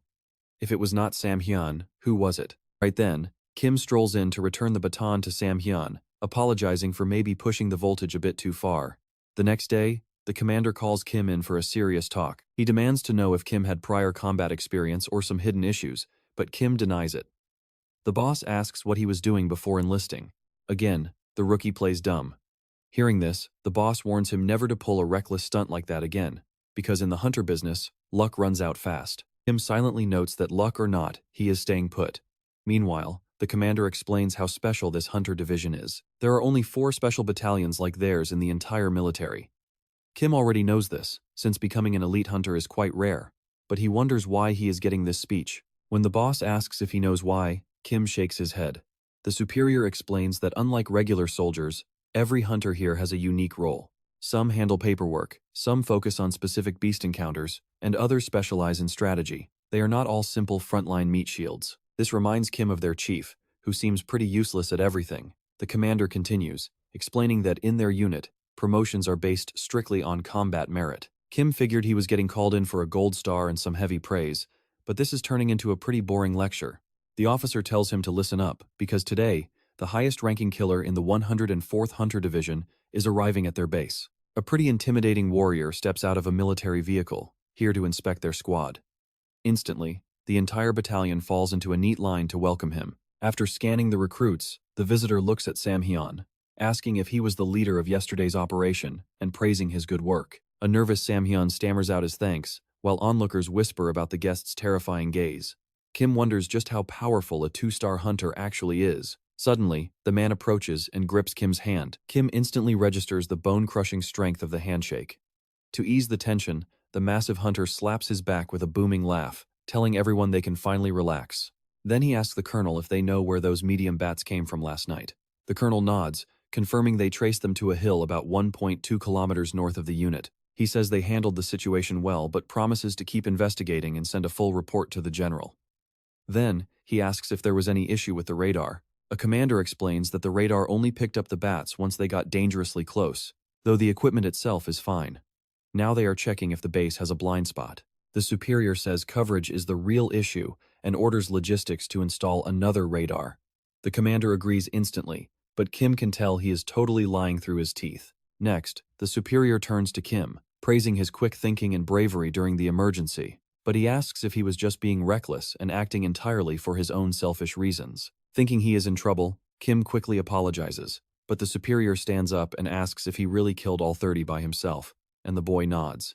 The superior says without his fast actions, the base would be ashes by now. He praises Kim for the massive achievement and reveals he has a special gift for him. He suddenly rips the rank badge off the boy's chest and slaps a brand new one on. He congratulates Kim on the promotion, joking that it usually takes tons of paperwork, but he earned it. Kim thanks him, and the superior goes ahead and grants him 3 days of vacation leave. Our guy can barely believe a sudden promotion came with all these extra perks. He wonders if this vacation is actually real and thinks things are getting pretty fun. As they walk out, A superior comments on how quickly Kim is climbing the ranks. The officer says he will get plenty of credit thanks to Kim. He then asks if this is his first time going home since enlisting, and what his plans are. Kim heads off looking incredibly hyped. Kim says he is hitting the PC Cafe dungeon. He might stop by his house, but there is no internet there, so he plans to spend his entire 3 days of leave gaming. But when he enters the shop, a drunk guy loudly demands to know what another man is doing there. The seated guy just asks what his problem is. The drunk tells his brother to shut up, so the soldier nearby does not hear them. He complains that he needs to get into a specific cave for a job, but they are blocking him even though he paid. His brother replies that the military took total control and claimed there is poison inside. He warns that it is a massive headache, and going in there is way too dangerous right now. The hothead snaps back that they can just wear gas masks and head inside. Right then, Kim pops up and asks exactly where this place is, making both men jump in surprise. After squeezing the location out of them, Kim hitches a ride and arrives near the mountain in a small truck. The driver asks if he is really getting off here, and Kim says yes, thanking him for the massive favor. But the driver warns him that the army will block the road ahead. He asks if Kim is really serious about handling whatever is going on up there, hoping they might even get back to work on the mountain by tomorrow. The driver glances at the boy's rank badge, but still does not take him very seriously. He tells Kim to be careful, and Fake warns him not to mention who gave him a ride. Left alone, Kim stares at the peaks and senses a massive wave of demonic energy. Forget spending money at a PC cafe. This familiar, nostalgic scent is way too good to pass up. It is pure mana, and he is absolutely loving it. Meanwhile, 2 clueless soldiers are guarding the dungeon entrance. Watching from the ridge, Kim sees the main path is totally sealed, but wonders why there are only 2 guards. He cannot just walk away from a jackpot like this. So, he decides to mess with the guards. Suddenly, both soldiers clutch their stomachs in pure agony. One groans that he cannot hold it in anymore, and suggests they slip away for just 5 minutes, since nobody ever visits this place anyway. The moment they leave, Kim sneaks right past the barricade using the cover of demonic mana. But once he gets inside, he is shocked to find absolutely 0 monsters around. So where is all this power coming from? Honestly, it does not matter, because everything here is his now. He begins absorbing the dark energy, watching his magic stat tick up 1 point at a time. This is pure gold. The system alerts him that absorbing this energy has boosted his corruption skill, and he has officially unlocked a brand new ability called Night Steps. He is incredibly hyped to finally be regaining his old power from the other world. Honestly, this is the best skill he could have asked for. With Night Steps, he can summon a shadow, slip into the dark, and ambush targets effortlessly. It is a classic move he used all the time back in Geistguard. To keep the summon alive, he just needs to feed it a tiny bit of energy. But when he summons his independent shadow, it is hilariously tiny. Kim stands there wondering what on earth this joke is. Is this some dimension-crossing penalty, or is his mana stat just too low? He grumbles at how lame it is, realizing this little guy will probably melt the second it hits sunlight. Still, being tiny means it can hide literally anywhere. Suddenly, the shadow speaks up, complaining it is hungry and wants more energy. A few days later, Kim returns to base to a wave of congratulations. He is now officially the fastest promoted soldier in battalion history. The guys are shocked, whispering about how the commander himself swapped out Kim's rank badge. Kim turns to Don Jin and hands him some moisturizer he bought. Don Jin's eyes light up, thanking him and promising to use it well. Right on cue, Guanxi walks over, joking that this beautiful display of friendship almost made him cry. He eagerly asks if Kim brought back his requested magazine, and Kim says yes, but he is totally messing with him. Then the redhead realizes Kim is that crazy rookie and asks if he checked the admin board. Did he actually sign up for the upcoming promotion exam? His buddy jumps in, confused about how a new recruit is even allowed to test when he has not even been here a year. The redhead wonders if the commander really greenlit this. With all eyes on him, Kim explains that the colonel made him a special deal back at training. Once he tells the story, the group is completely stunned. The colonel transferred him just so he could take the exam a whole year early. Everyone calls it absolute madness, realizing Kim is actually going for it. If he passes, it will be legendary. A senior mentions that everyone testing on Saturday has extra training, offering to let Kim borrow his melee weapon to practice. He tells him to work hard. Kim wonders what this close combat training is like, and if they can use weapons besides guns.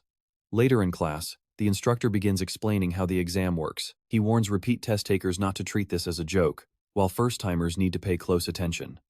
The exam consists of 2 parts, a written test and a practical evaluation. The written part is a breeze if you know the basics, basically like a driver's license test. Walking out of the room, Kim wonders if any of that even matters. This practical portion focuses on weapon skill, raw strength, and monster combat. Passing is a given, but getting a perfect score might unlock some serious bonus benefits. He actually starts contemplating whether he should try hard on this test. The next day, during close combat prep, the loud instructor barks at everyone to grab a single melee weapon. Everyone scrambles to grab a weapon.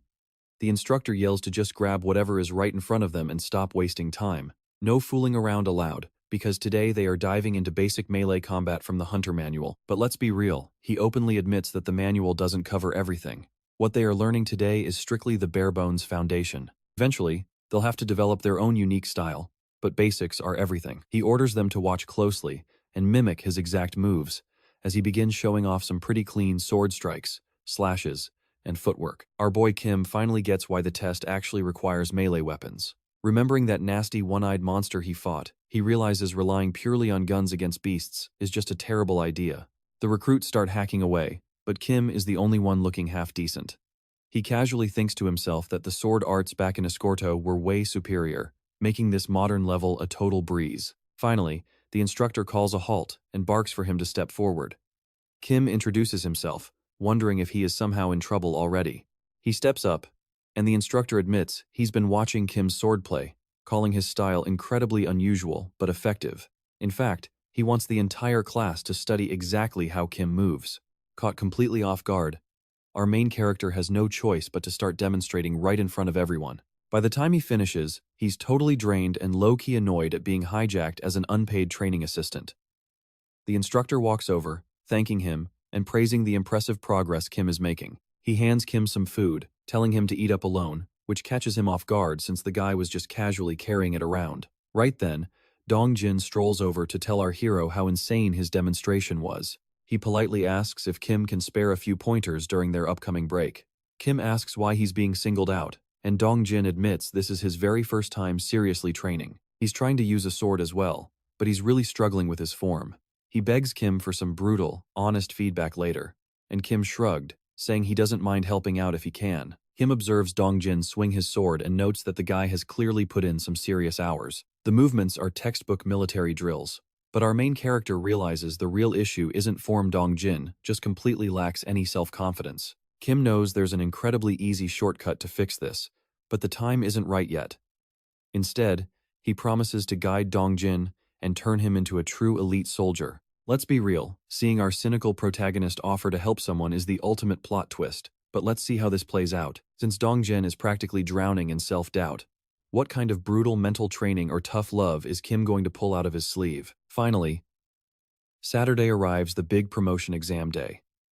Everyone is busy grinding in their own little corners, when a sudden loud announcement orders all exam candidates to report to the main yard immediately. As the broadcast loops, Kim gears up and tells himself the big moment is finally here. Once they assemble, a supervisor checks the crowd and says they are now under the authority of 2nd Lieutenant Ensho Min and the commander. He warns them to stay on their best behavior, follow every single order, and remember to submit their end-of-day reports.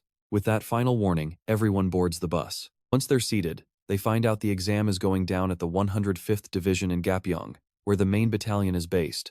They are told to use the ride to cram in some last-minute studying. During the trip, Kim overhears a couple of guys gossiping that the 4th Women's Battalion is participating today. One wonders if they'll be grouped together, while his clown of a friend boasts about showing off the epic weapon skills he spent a whole year practicing. His master plan is basically using weapon drills to score some girl's phone number. Classic. Meanwhile, Kim is only focusing on one thing: passing this exam. Arriving at the 105th, they are ushered straight into the testing room and split into groups. A highly annoyed officer stands before them and loudly announces that literally everyone from the 2nd Battalion passed the written exam except poor Jo Young-wook. The officer orders the survivors to march to the practical test immediately, leaving the failed Young-wook behind as his ruthless peers start snickering and mocking him on their way out. As they walk, the group gossips about how anyone could possibly fail a test that's famously easier than a basic driving exam. Young-wook is busy apologizing to his team, but in the background, a certain female soldier keeps staring intensely at Kim.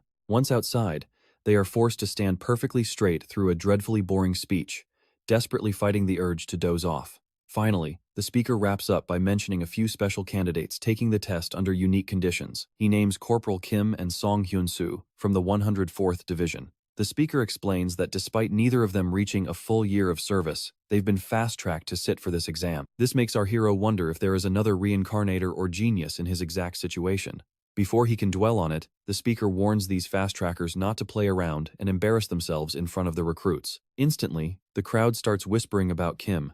Just then, that same female soldier looks back and locks eyes with him, completely shocked to see he's already a corporal. Her face turns instantly beet red. Kim has absolutely no clue why she's blushing like that. Moments later, Captain Young steps up to announce they will be evaluated on strength, speed, and stamina, starting with a ridiculously straightforward strength test. Their only task is to physically push a test volunteer who is built like an absolute brick house. Kim remembers taking a test like this in his past and wonders if his hardcore training is about to pay off. They have exactly 1 minute.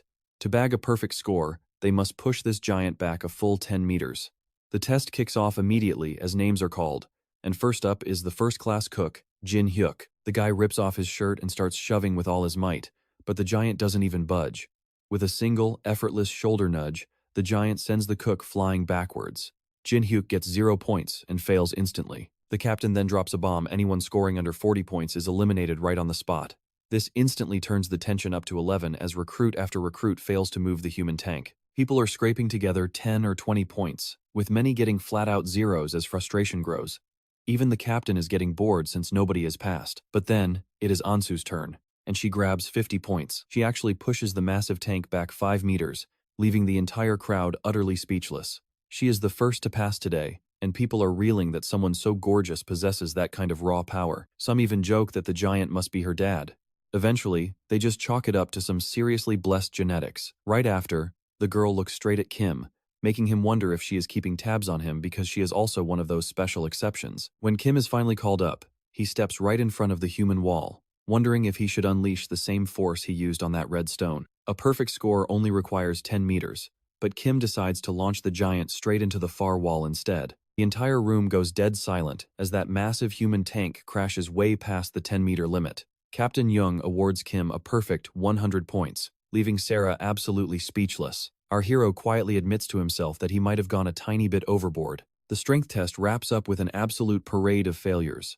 Once the chaos settles, the captain demands silence and officially announces that the strength evaluation is over. The speed trial will kick off in a few minutes, meaning anyone who just failed needs to pack up and follow the guide to the exit. As the crew starts setting up the next phase, the recruits suddenly realize they're going to be dodging actual bullets. The captain tells them to relax, since they are only rubber rounds, though getting hit is still going to hurt like hell.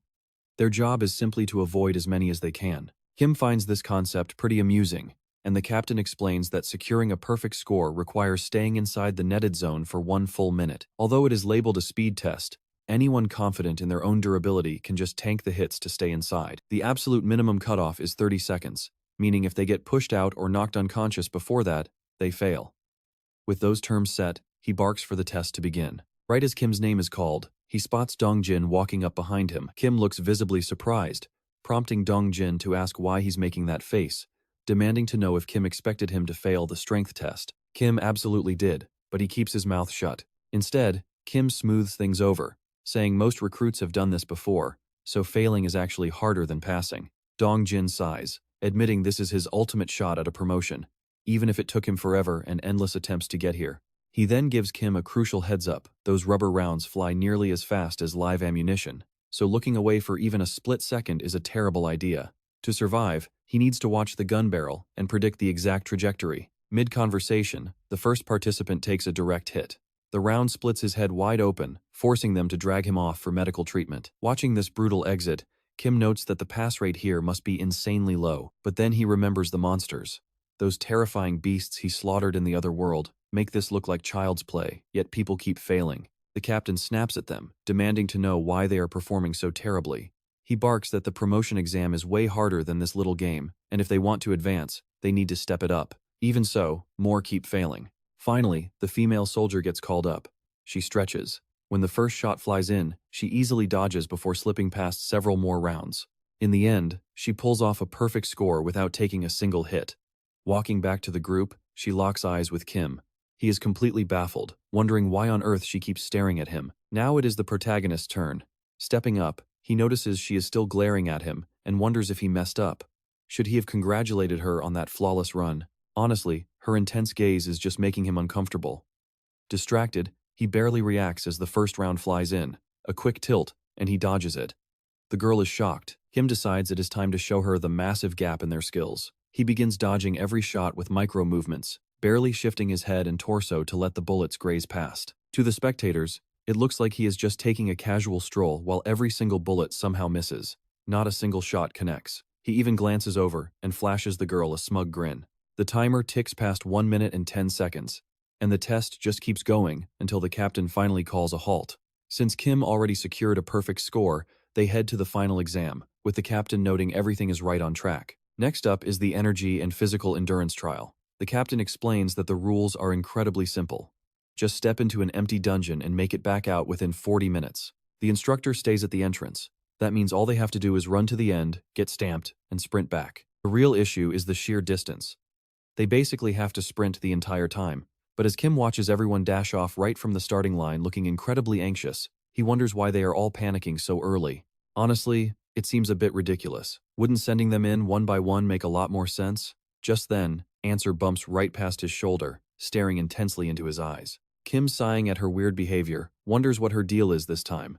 She barks at him to keep up before sprinting ahead. That immediately ticks him off, and he realizes she is actively trying to compete with him. He bursts forward, closing the gap. The girl asks what he is talking about, but he just scoffs that he was talking to himself. With that, he speeds ahead, leaving her completely irritated. As she fumes, she remembers first arriving with the other female recruits. Back then, they gossiped about how she got a private meeting with the commander right after arriving. They eagerly asked if she really was some highly talented daughter of a general. Her flushed face was all the confirmation they needed.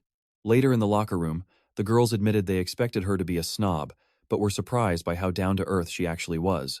Still, they were highly jealous since she already seemed like the clear top dog of their unit. But as she changed, she remembered Kim effortlessly shattering that massive boulder and realized those girls had absolutely no idea. Later during flag capture training, she snatched the objective, earning loud cheers from her teammates. The instructor announced that the white team captured the flag in a record-breaking 3 minutes and 34 seconds. Their prize was a sweet 10-minute break, while the losing blue team had to keep grinding. They were told to take a well-deserved rest until the next call. Her teammates quickly admitted they barely did any of the heavy lifting. It was all thanks to having the squad's star soldier on their side. The instructor seemed pleased, but just as they sat down to rest, a frantic cadet came running over their brand new record had already been shattered. Later that afternoon, the girls were buzzing about the insane new record of just 1 minute and 2 seconds. Everyone was completely baffled, desperately asking what monster could have pulled that off. The truth was worse, Kim did it completely solo. Hearing that, she couldn't help but recall all the other wild rumors about him. It seemed like Kim was constantly breaking records in target practice and every other physical evaluation. As she keeps listing his endless accomplishments, her friends actually start getting annoyed by just how perfect this guy is. However, she suddenly goes quiet. Remembering her father's words, she silently resolves to become a powerful soldier just like him. Soon after, she finds herself in the commander's office. He commends her hard work over the past 4 weeks, noting that as the daughter of his old mentor, he wanted to personally see how she was holding up. He politely thanks him and says she is doing great. The commander then asks about her post-training plans. Since her scores are stellar, he strongly suggests she volunteer for a highly prestigious division, specifically Division 107 under General Sunday. But she immediately brings up Kim, stating she wants to go wherever he decides to volunteer. She confesses that her competitive streak runs deep, and she has no intention of backing down. Whenever someone gets under her skin, she gets incredibly fired up, and Kim does exactly that. Thinking about his skills, she admits she is genuinely jealous. She apologizes for her outburst, adding that if she truly wants to become strong, she has to claim the top spot all on her own, without relying on her father's influence. That is why meeting someone more skilled naturally fires up her competitive spirit. She pushes herself to her absolute limits to reach the finish line, only to find Kim already there, casually chatting with the stamp officer. She immediately demands to know if he beat her record again, but he just silently flashes his stamp. He then cheekily asks if she took a nap along the way, which instantly ticks her off. Fuming, she snaps at the officer to give her the stamp so she can catch up to him. Ultimately, she crosses the finish line completely wiped out, while Kim is totally relaxed. Right on cue, the captain calls time. Kim finishes in 29 minutes to claim first place, while Yu Chan-soo takes second at 32. The captain showers Kim with praise for his perfect scores, but he simply offers a humble thank you. The captain announces that all 3 physical evaluations are officially complete. Everyone who passed is cleared for lunch, with orders to regroup at the training yard at 1 p.m., sending a wave of excitement through the crowd. Kim looks over at Yu Chan-soo and playfully sticks his tongue out, leaving her stunned. But as she watches him meet up with Dong-in and chat normally, she finally begins to understand what kind of guy he really is. She realizes she fell hook, line, and sinker for her own competitive bait and still lost. But honestly, it was pretty fun. Feeling much better, she adjusts her beret and heads out with the rest. On day 2 of the practical exam, Dong-in is thrown into the fray against several monsters at once. He easily dispatches the first few, but as more rush in, he begins to struggle under the pressure. He slaughters one and barely dodges a surprise attack, cutting down another goblin that stubbornly clings to life. As the beasts regroup to face him again, Kim quietly observes the fight from high above. Kim notes that this weapon proficiency test is actually much easier than expected. Since they already mastered the basics during battalion training, they just need to showcase their current level of skill. There is no need for flashy powers here. Anyone with decent sword fundamentals can pass, and most of today's trials are purely focused on swordsmanship. Even Dong-in manages to secure an impressive score. Still, Dong-in looks pretty disappointed with his performance. Kim reminds himself that actual combat is part of the test. As the goblins charge, he knows the most critical skill here is knowing how to handle monsters. That is the real challenge of this exam. To take down the 4 goblins in front of them, they have to handle their main weapon perfectly. And for Kim, that means putting his own life on the line too. Finally, Dong-in manages to slay the 2 goblins. The captain announces his clear, finishing in 7 minutes and 52 seconds, before ordering him back to the ranks. Still, Dong-in looks completely stressed about his disappointing score. Kim notices he had multiple openings to end those goblins sooner, but he hesitated every single time. He figures Dong-in just does not trust his own strength. As the defeated boy slinks away, Kim moves to comfort him, but the captain suddenly barks out for Kim to step up and get ready next. Kim decides to go all out because he really needs to release all the pent-up frustration from these annoying exams. But the moment he steps onto the field, the entire crowd gasps. He is holding a rusty spiked club. The captain yells that no matter how well Kim performed in earlier tests, bringing such a trash weapon to this exam is just ridiculous. The captain doubts Kim can even scratch a monster with that. But Kim shrugs all he needs to do is land one clean hit, and that actually sounds like fun to him. As the beasts charge, he drops like a hawk targeting a rabbit, slamming his club down on all 3 monsters at once. Just like that, he clears the stage in 4 seconds flat, leaving everyone speechless. Division 104 truly has an absolute monster of a hunter on their hands, and he is on track for a flawless exam. Nobody has ever witnessed a run like this. Amidst the shock, a half-dead beast glares up at Kim, and he coldly stares right back down at it. Kim just chuckles and starts bragging from below. Yoon Seo gets immediately annoyed, wondering if this absolute idiot still wants to compete. By late afternoon, the captain commends everyone, especially Kim, for their incredible effort. He admits this is the fastest rank-up he has ever witnessed. Meanwhile, Dongjin sighs in relief, confessing he was terrified of being the only one left behind in the battalion. He says their commander is going to lose his mind with joy, though he probably will not believe Kim got a perfect score on every single trial. The squad happily celebrates, jokingly asking if Kim plans to use his fancy new rank to boss them around. Kim just smiles, knowing that with this promotion, he can finally do whatever he wants. Boarding the bus, Kim spots Dongjin, who playfully addresses him as Sergeant. Kim is already plotting how they are going to train even harder with their weapons the moment they return. Before he can board, Yoon Seo approaches him, but our clueless hero only stares at her rank insignias. He bluntly points out that they only ran a race together, and he totally smoked her. That reply crushes the audience's romantic hopes. It is obvious these two have zero chemistry and only care about winning. Still, the guys demand to know how he can ignore the most popular girl in Division 104. They cannot believe he is completely indifferent to her, so they start pestering him about his ideal type. Kim just rolls his eyes internally, finding them incredibly annoying. He just shrugs, thrilled that his path is finally clear. On the bus, Dongjin congratulates his new sergeant, while Kim is already planning to drag him into some brutal weapon training once they get back. Right as he is about to step onto the bus, Yoon Seo stops him for a quick chat, but this absolute blockhead just glares at her rank collar tab. He recalls her clean movements during the monster trial and knew she would easily clear it. Taking his seat, he watches her through the window as she stands there on the pavement. She figured she should apologize for trash-talking him earlier, but when she looks up, this absolute lunatic has his face completely squished against the glass to mouth some words to her. He mouths that she lost to him once again, leaving her fuming as the bus rolls away. His squadmates are absolutely stunned by his behavior, immediately demanding to know what kind of woman he actually likes. Our main character proudly answers that his type is Rumi, leaving everyone utterly confused.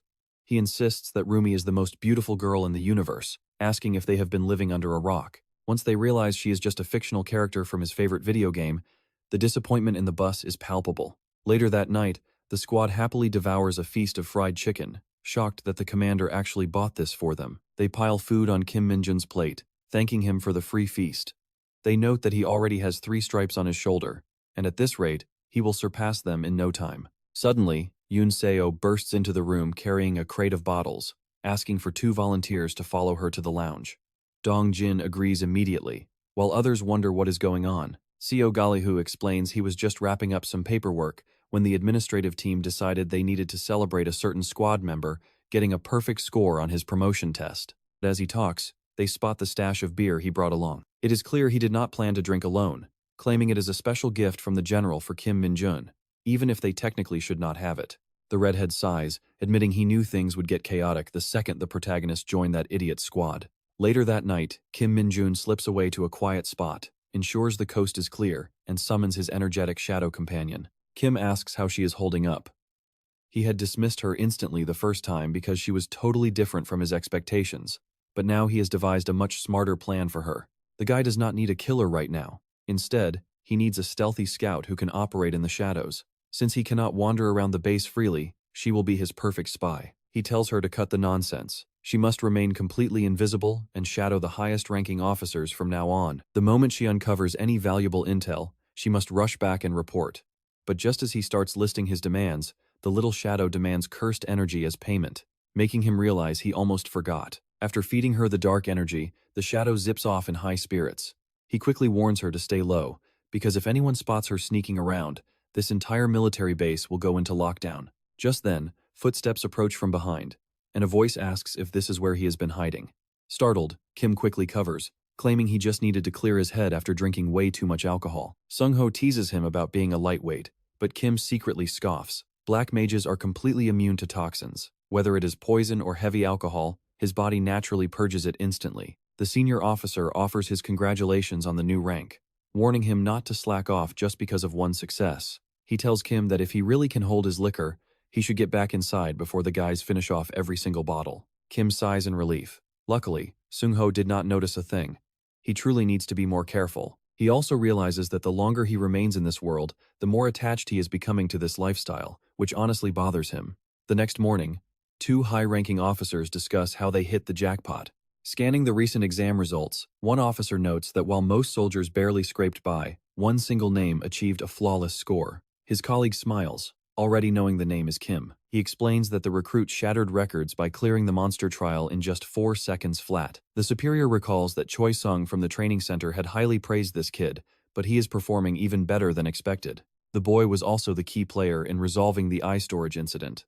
Intelligence reports confirm that Kim arrived first on the scene and handled the entire situation single-handedly. They note that he has been with the battalion for less than a single month, yet his track record is completely flawless. To them, the young hunter is clearly destined for greatness. One officer warns that, as rumors spread, a certain elite organization will definitely take notice of him. The other asks if he is referring to the Special Hunter Brigade, noting that even for a genius like Kim, that place is a different league. But his superior tells him to relax, fully confident in Kim's limitless potential.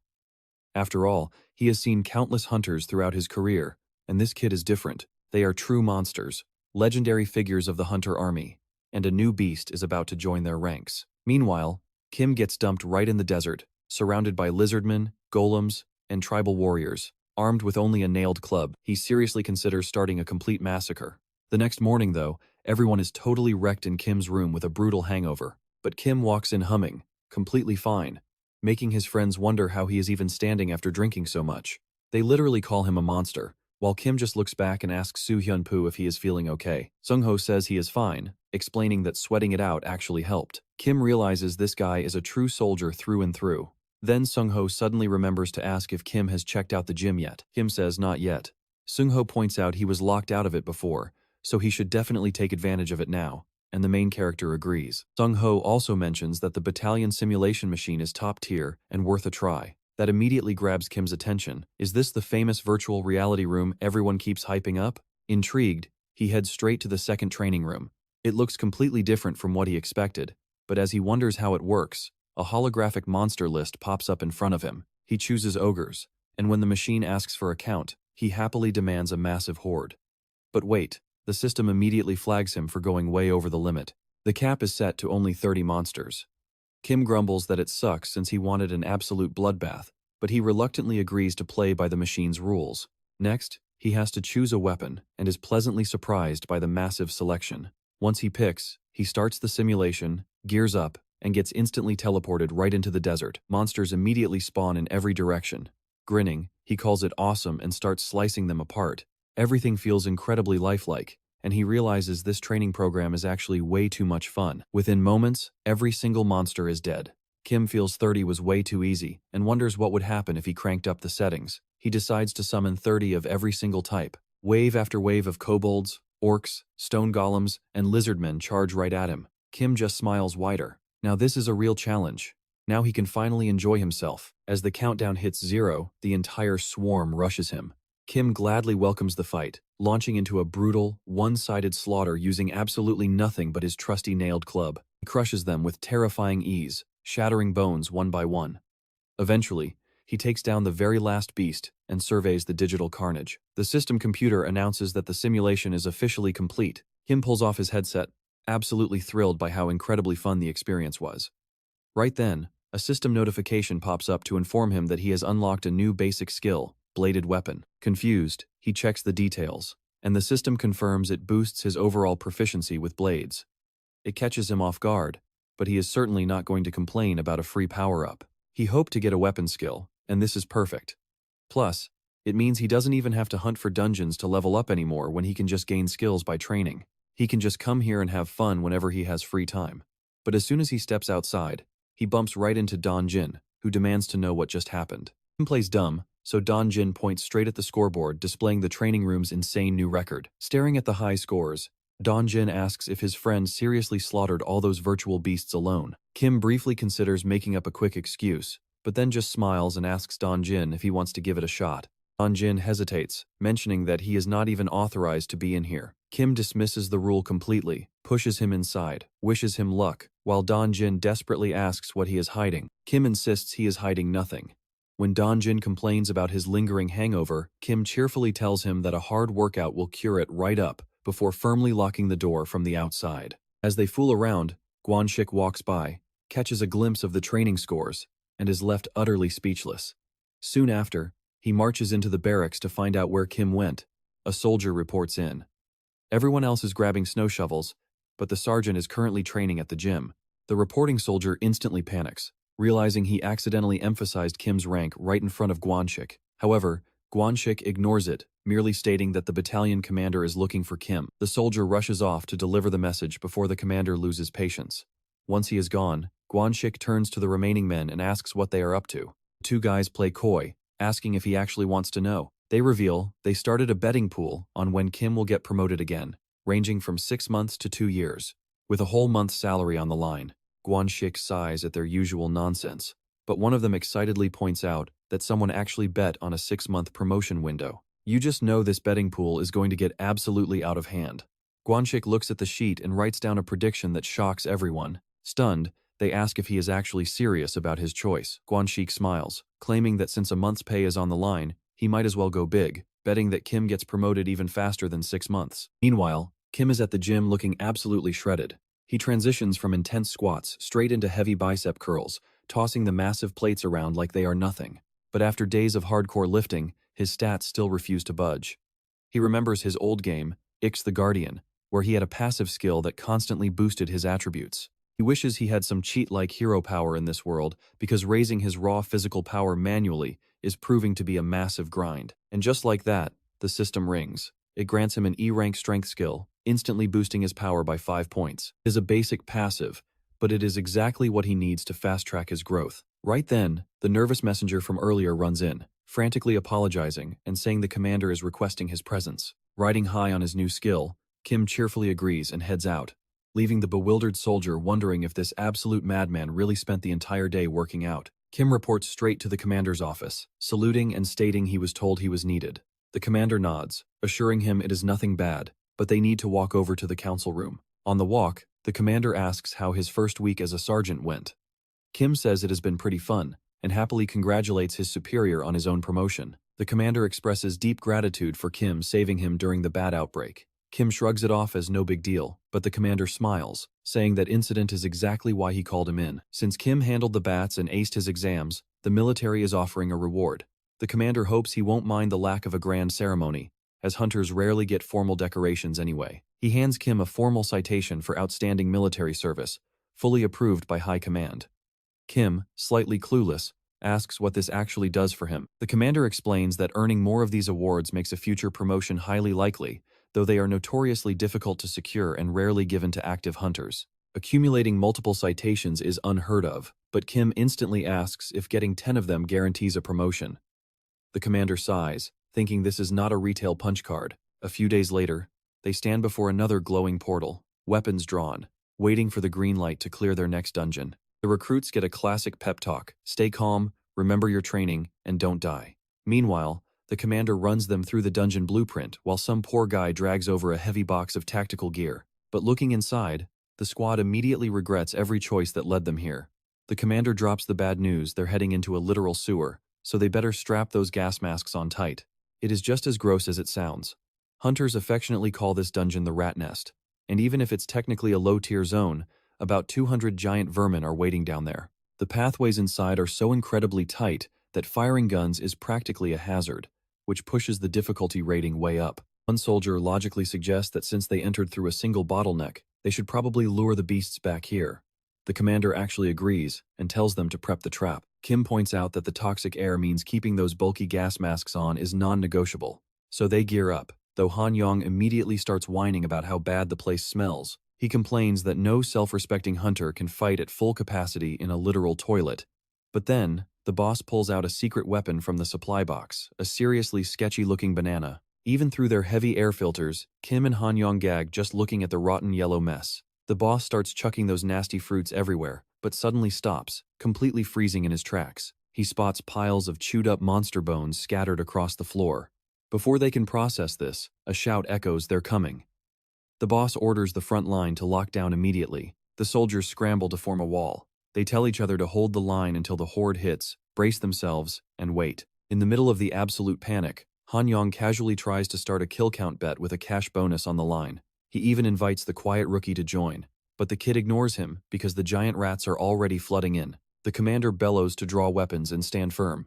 No backing down. Hearing that, Kim gets a massive grin on his face, absolutely itching to start swinging. Sergeant Man Ki immediately goes to work, slicing through pests like butter, while Han Yong chops off every head in sight. Seong Ho just relies on raw, brute force beatdowns. Kim stands back and admires their teamwork, totally zoned out until 3 giant rodents leap straight for his throat. He casually thinks everyone is doing amazing as he effortlessly smashes their skulls with his club. Honestly, these low-level monsters are kind of a joke to him, but looking around, he realizes having 2 high-tier heavy hitters holding down the fort means there might not be enough scraps left for him to level up. Wait, even Dongjin is actually holding his own perfectly? Now that is a surprise. Kim figures that brutal training actually paid off. Suddenly, someone screams for help, and Dongjin runs off to assist, while Han Sol-ji watches the kid go with a pretty intense stare. Once the ground floor is clear, they spot more vermin crawling along the ceiling. The boss sends squads 1 and 4 up to clear them out, leaving Kim to hold the barricade just in case. They're warned not to rush in blindly. Naturally, the squad ignores that and keeps slaughtering, eager to push deeper for more action. But then Kim stops.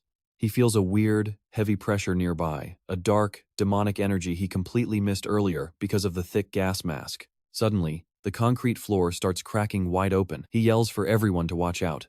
But it is too late. A massive, terrifying rodent bursts through, looking like Master Splinter on high-grade steroids. Kim instantly recognizes it as an irregular 4-eyed beast. Remembering those chewed-up bones from earlier, he realizes this massive monster has been cannibalizing its own kind just to bulk up. The beast lunges forward, pinning Gwansik flat to the ground.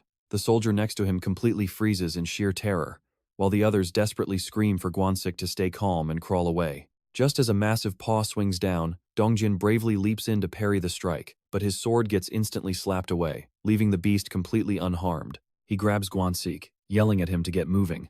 While the rest of the unit paralyzes in fear, Kim vaults right over them with a shield and club. He targets the monster's head, figuring a beast this massive must be overflowing with juicy demonic energy. He drops down like a meteor, crushing the giant rat's skull, while casually giving Dongjin a thumbs up for saving his buddy. The panic-stricken squad screams at Kim to get back, warning him that this thing is way out of his league.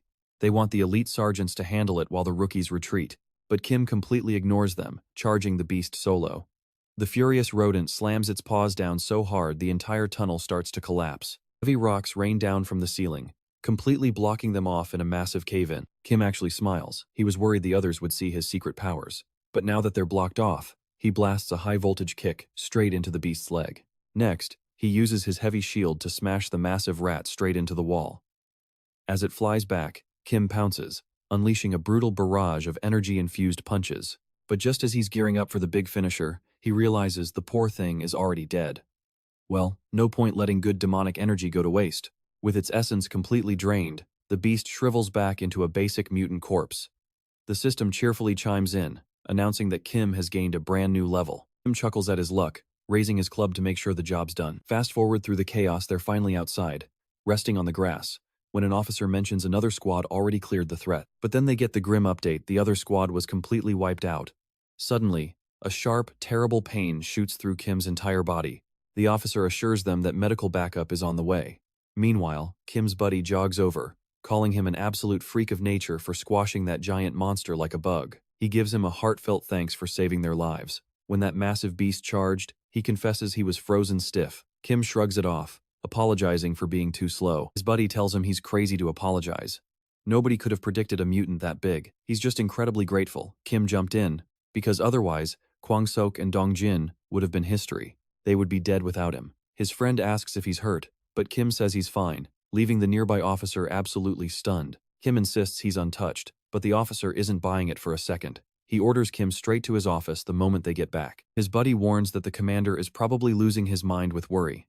Kim still doesn't get the big deal, just as an aide reports that everyone is safely evacuated with 0 major casualties. Dongjin is already cleared by the medics, and Kwang-sok only has a minor scratch on his head. He'll be back on duty tomorrow morning. That news finally lets the commander breathe a sigh of relief. The officer then yells to the second squad that due to emergency circumstances, the operation is officially over. After their physical checkups, they start packing up to head home. Later on, the commander brings Kim into his tent, explaining that they're just following standard protocol. He instructs Kim to write a detailed report explaining exactly how he took down that giant irregular beast. Kim starts sweating, wondering how on earth he's supposed to explain punching it to death. He highly doubts they will buy a story that simple. The commander sighs, admitting the dust made it hard to see, then stares intently at Kim's scraped knuckles, asking if he really beat it barehanded. Feeling a bit nervous, Kim laughs it off, claiming it was just an emergency and he acted without thinking. But the commander gets dead serious, demanding to know his physical stats. Kim answers that he has 65 strength and 60 dexterity. This completely stuns the commander, who barely has 40 strength, despite his higher rank. To him, that is basically the power of 2 sergeants combined, and he can hardly believe it. He mentions Kim could have entered military school much earlier. It definitely would have been worth it. Our boy thinks back, realizing his old self could never pull this off anyway. The commander then asks if he has ever thought about leaving to go to college. Online classes are always an option, and since he is still young enough, the commander asks what he thinks about going to university. Kim admits honestly that he absolutely hates studying and would rather stay on the military path. This makes the commander pretty happy. He tells him the choice is his if he ever changes his mind, just say the word. After that, he tells him to finish up his report and get some rest, adding that he can always reach out if anything comes up. As Kim starts leaving, the commander glances at his hat, then calls him back. He tells Kim that he saved the whole squad that day. Without him, things would have ended terribly, and not even the commander could have stopped it. So, he sincerely thanks the boy. Kim replies that he only did what had to be done. Once he steps outside, he smiles. Finally, it is time to enjoy himself. But first, he meets up with his friends, and notices Kwang-sik suddenly wants special training too. Just like Dongjin. Kwang-sik nods eagerly, making Kim wonder how on earth he even found out about their secret sessions. He shifts the question, and asks why he suddenly wants to tag along. Kwang-sik silently recalls everything Kim did against those terrifying monsters. Kim handled them like a master, while Kwang-sik could only stand there shaking. Even Dongjin managed to take action. He jokingly blames Dongjin for getting too strong and desperately wants to know his secret. Realizing it was all because of Kim's special training, Kwang-sik swallows his pride and begs to join them. Kim is highly amused seeing this guy lower himself like that. Kim asks why he is so sure he will be accepted, and suggests there is something he should do first.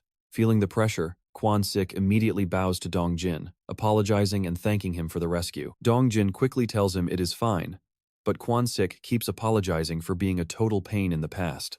He says he is not sure if they will accept him, but he truly wants to get stronger to help the battalion. Dong-jin asks if it is okay for him to join. Kim flatly refuses. Kwon-sik sighs and says he knew that was coming, but thanks them anyway, and turns to leave. Dong-jin feels bad, but Kim suddenly smiles and mentions there is one special condition involving a pigeon. If Kwon-sik spends the next 24 hours pretending to be a pigeon, then he can join them. Kwon-sik gets furious, asking if Kim is just trying to reject him. But then, he actually starts cooing like a pigeon, leaving Dong-jin completely stunned. Kim cracks up behind them, thrilled to have another fool wrapped right around his finger. Honestly, who knows what 24 hours of pigeon noises will do to this guy's brain. Meanwhile, in the other world, the Spartan warrior helps the goddess move something heavy. She thanks him, but he just stares silently at her. She asks if there is something on his mind, and he asks how long they are going to keep doing this. Ignoring him, she walks over and pulls back a cloth, revealing a creepy demonic beast. Glancing at it, she casually uses magic to send the monster away when he speaks up again, claiming it was just a little gift since he escaped on his own. She asks why he even cares so much about all this. Talk about crazy.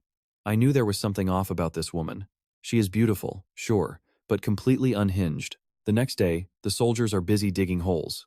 The red-haired guy complains that after surviving a deadly dungeon, they are doing construction work now.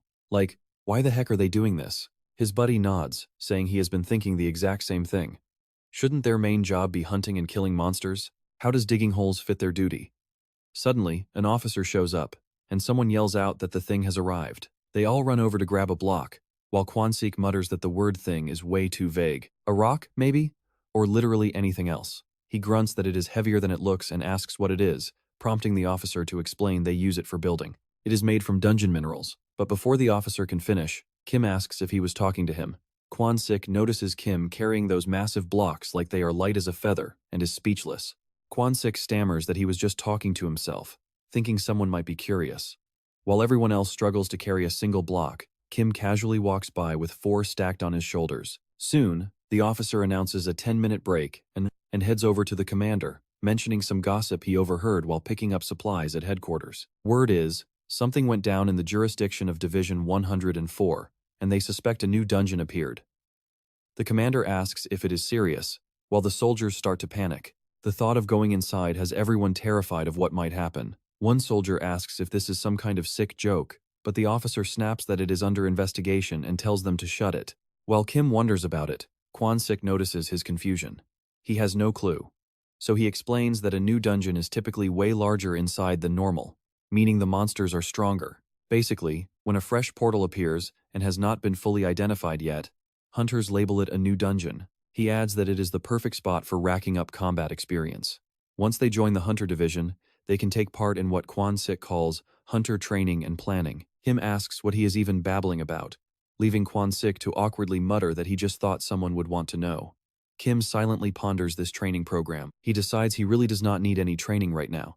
Hearing the other soldiers whine about how much they hate the program, Kim silently agrees, while their officer looks completely fed up with them. But the commander points out it is still a solid opportunity to rack up plenty of battle performance points. Kim realizes he has a point. There is definitely a lot to gain from this. If he gets deployed to the front lines, his earnings will skyrocket, making this look like a golden chance. But suddenly, his avatar pops up in his shadow. What is it planning now? The creature tries to crawl out, but Kim quickly stomps it back down, acting totally casual while the nearby officer continues screaming at the lazy squad. Thankfully, nobody noticed his shadow. He wonders what it is, but then it relays a voice.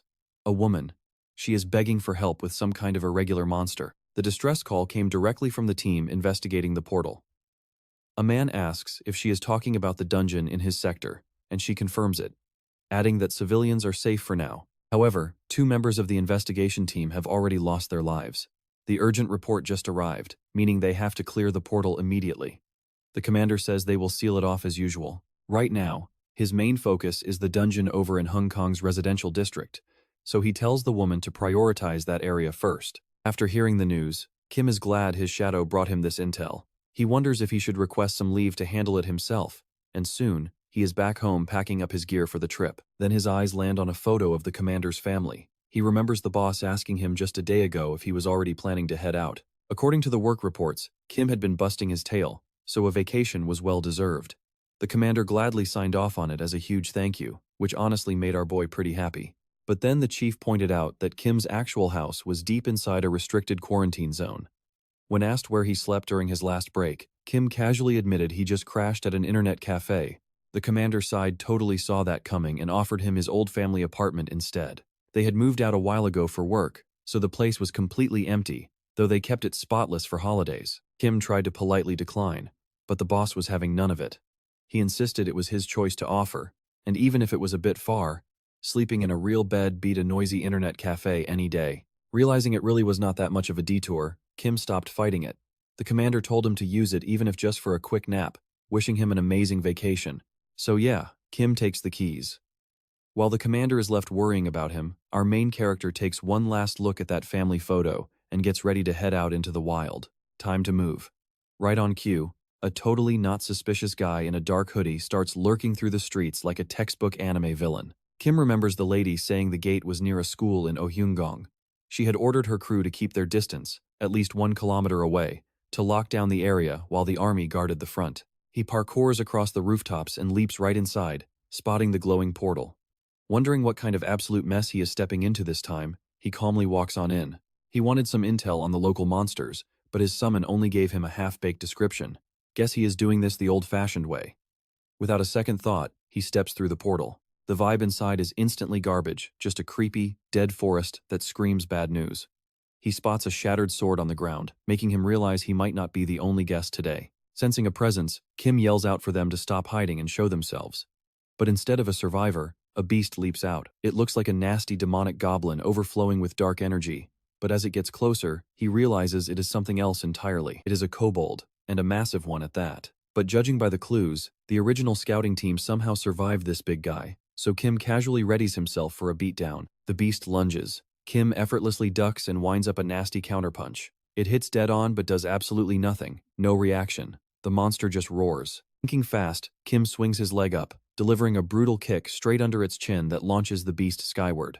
Now he is left wondering, is this thing actually beefy, or is it all show? He asks the beast if it wants the honors of attacking first again. It charges right at him, but Kim slips past like wind, warning it to watch its step just as its leg sinks into a corruption hole. With the monster pinned down, our boy rushes in and starts absolutely tenderizing its face with a rapid-fire punch combo. He wonders how long this punching bag can last, but then something weird catches his eye. A weird, glowing grin appears on the monster's ribs, which the beast desperately tries to cover up. Kim spots a strange light leaking through its fingers right before a massive blast knocks him away. Sliding back, Kim realizes the blast shredded his coat. Seeing the tear instantly reminds him of that broken blade from earlier. Kim mocks the beast, saying everything he has fought lately was at least tougher than an ant, while this guy is barely a beetle. Somehow, the monster understands the insult, getting absolutely triggered as it charges again. It swings wildly at him, but Kim just scoffs, calling it a mere worm. He takes the hit straight to the face, gets totally pissed, and yells at the monster to look at what it did to his brand new clothes. Jams the broken blade straight into the monster's soft spot right where it was guarding. The beast shrieks in agony, but Kim is not done, slamming an axe kick right onto its skull. After sucking up the demonic energy, the system confirms he got the perfect amount, instantly boosting him by 3 levels. His Nightstep levels up, and he even unlocks the Dark Arrow skill, and a brand new skill, Basic Swordsmanship, is created. Kim is absolutely thrilled checking his stats to see how much they actually jumped. The system lists Dark Arrow as E rank, a neat skill that uses demonic energy to empower his shots.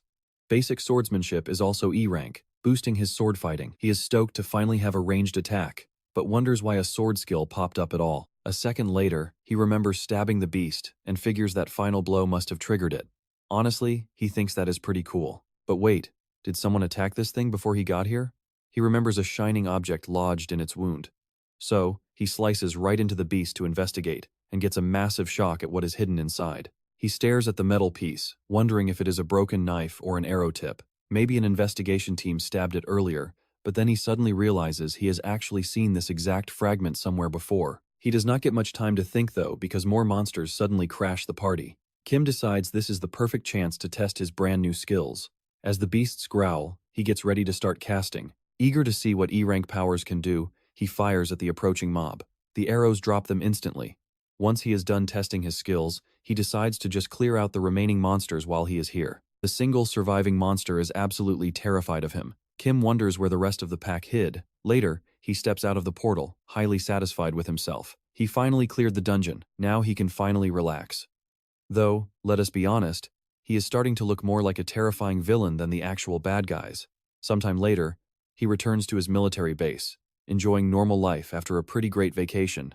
But when he returns, expecting his fellow soldiers to welcome him with open arms, everyone looks like they just came from a funeral. They break the news that they are completely doomed because dungeon training starts next week. Every squad must enter a random gate with the goal of reaching the center. Soon enough, they pack up and move out. Monsters spawn randomly inside, and everyone panics at the first sign of movement, since they have no idea what is coming. The officer warns them that enemies will spawn in a few seconds, so they prep their weapons. This is basically live-fire training for the battalion. Suddenly, several bizarre black balls covered in teeth materialize. Kim identifies them as black balls, shouting for everyone to grab their gear and open fire. They shoot immediately. Honestly, Kim is having the time of his life, finding this way more fun than expected as they take the creatures down. The officer explains that these bouncy monsters are tough to kill with basic guns due to their elastic bodies, meaning they cannot stop shooting for even a single second. One lunges too close, forcing the commander to order a halt on firing to engage in melee combat. Only 3 monsters remain, but if even one bites a soldier, it will drain their blood and ruin their focus. They must be incredibly careful to avoid getting bitten. Kim knows that a single injury will halt their entire progress. As one of the beasts closes in on an ally, he decides he cannot let that happen. Running forward, he shouts to Suho before kicking the monster into the air. As the beast flies up, Kim quietly thinks that using his dark arrow skill would have been much easier. Fortunately, the squad hits the launched monsters as Kim continues setting them up like volleyballs. The commander praises his quick thinking, ordering everyone to shoot down the remaining targets. Before long, every single threat is eliminated. The commander calls for a quick 10-minute break before they push onward. He orders everyone to inspect their gear and report any injuries immediately so they can update the main battalion. His friends walk over to thank him, clearly grateful for his help.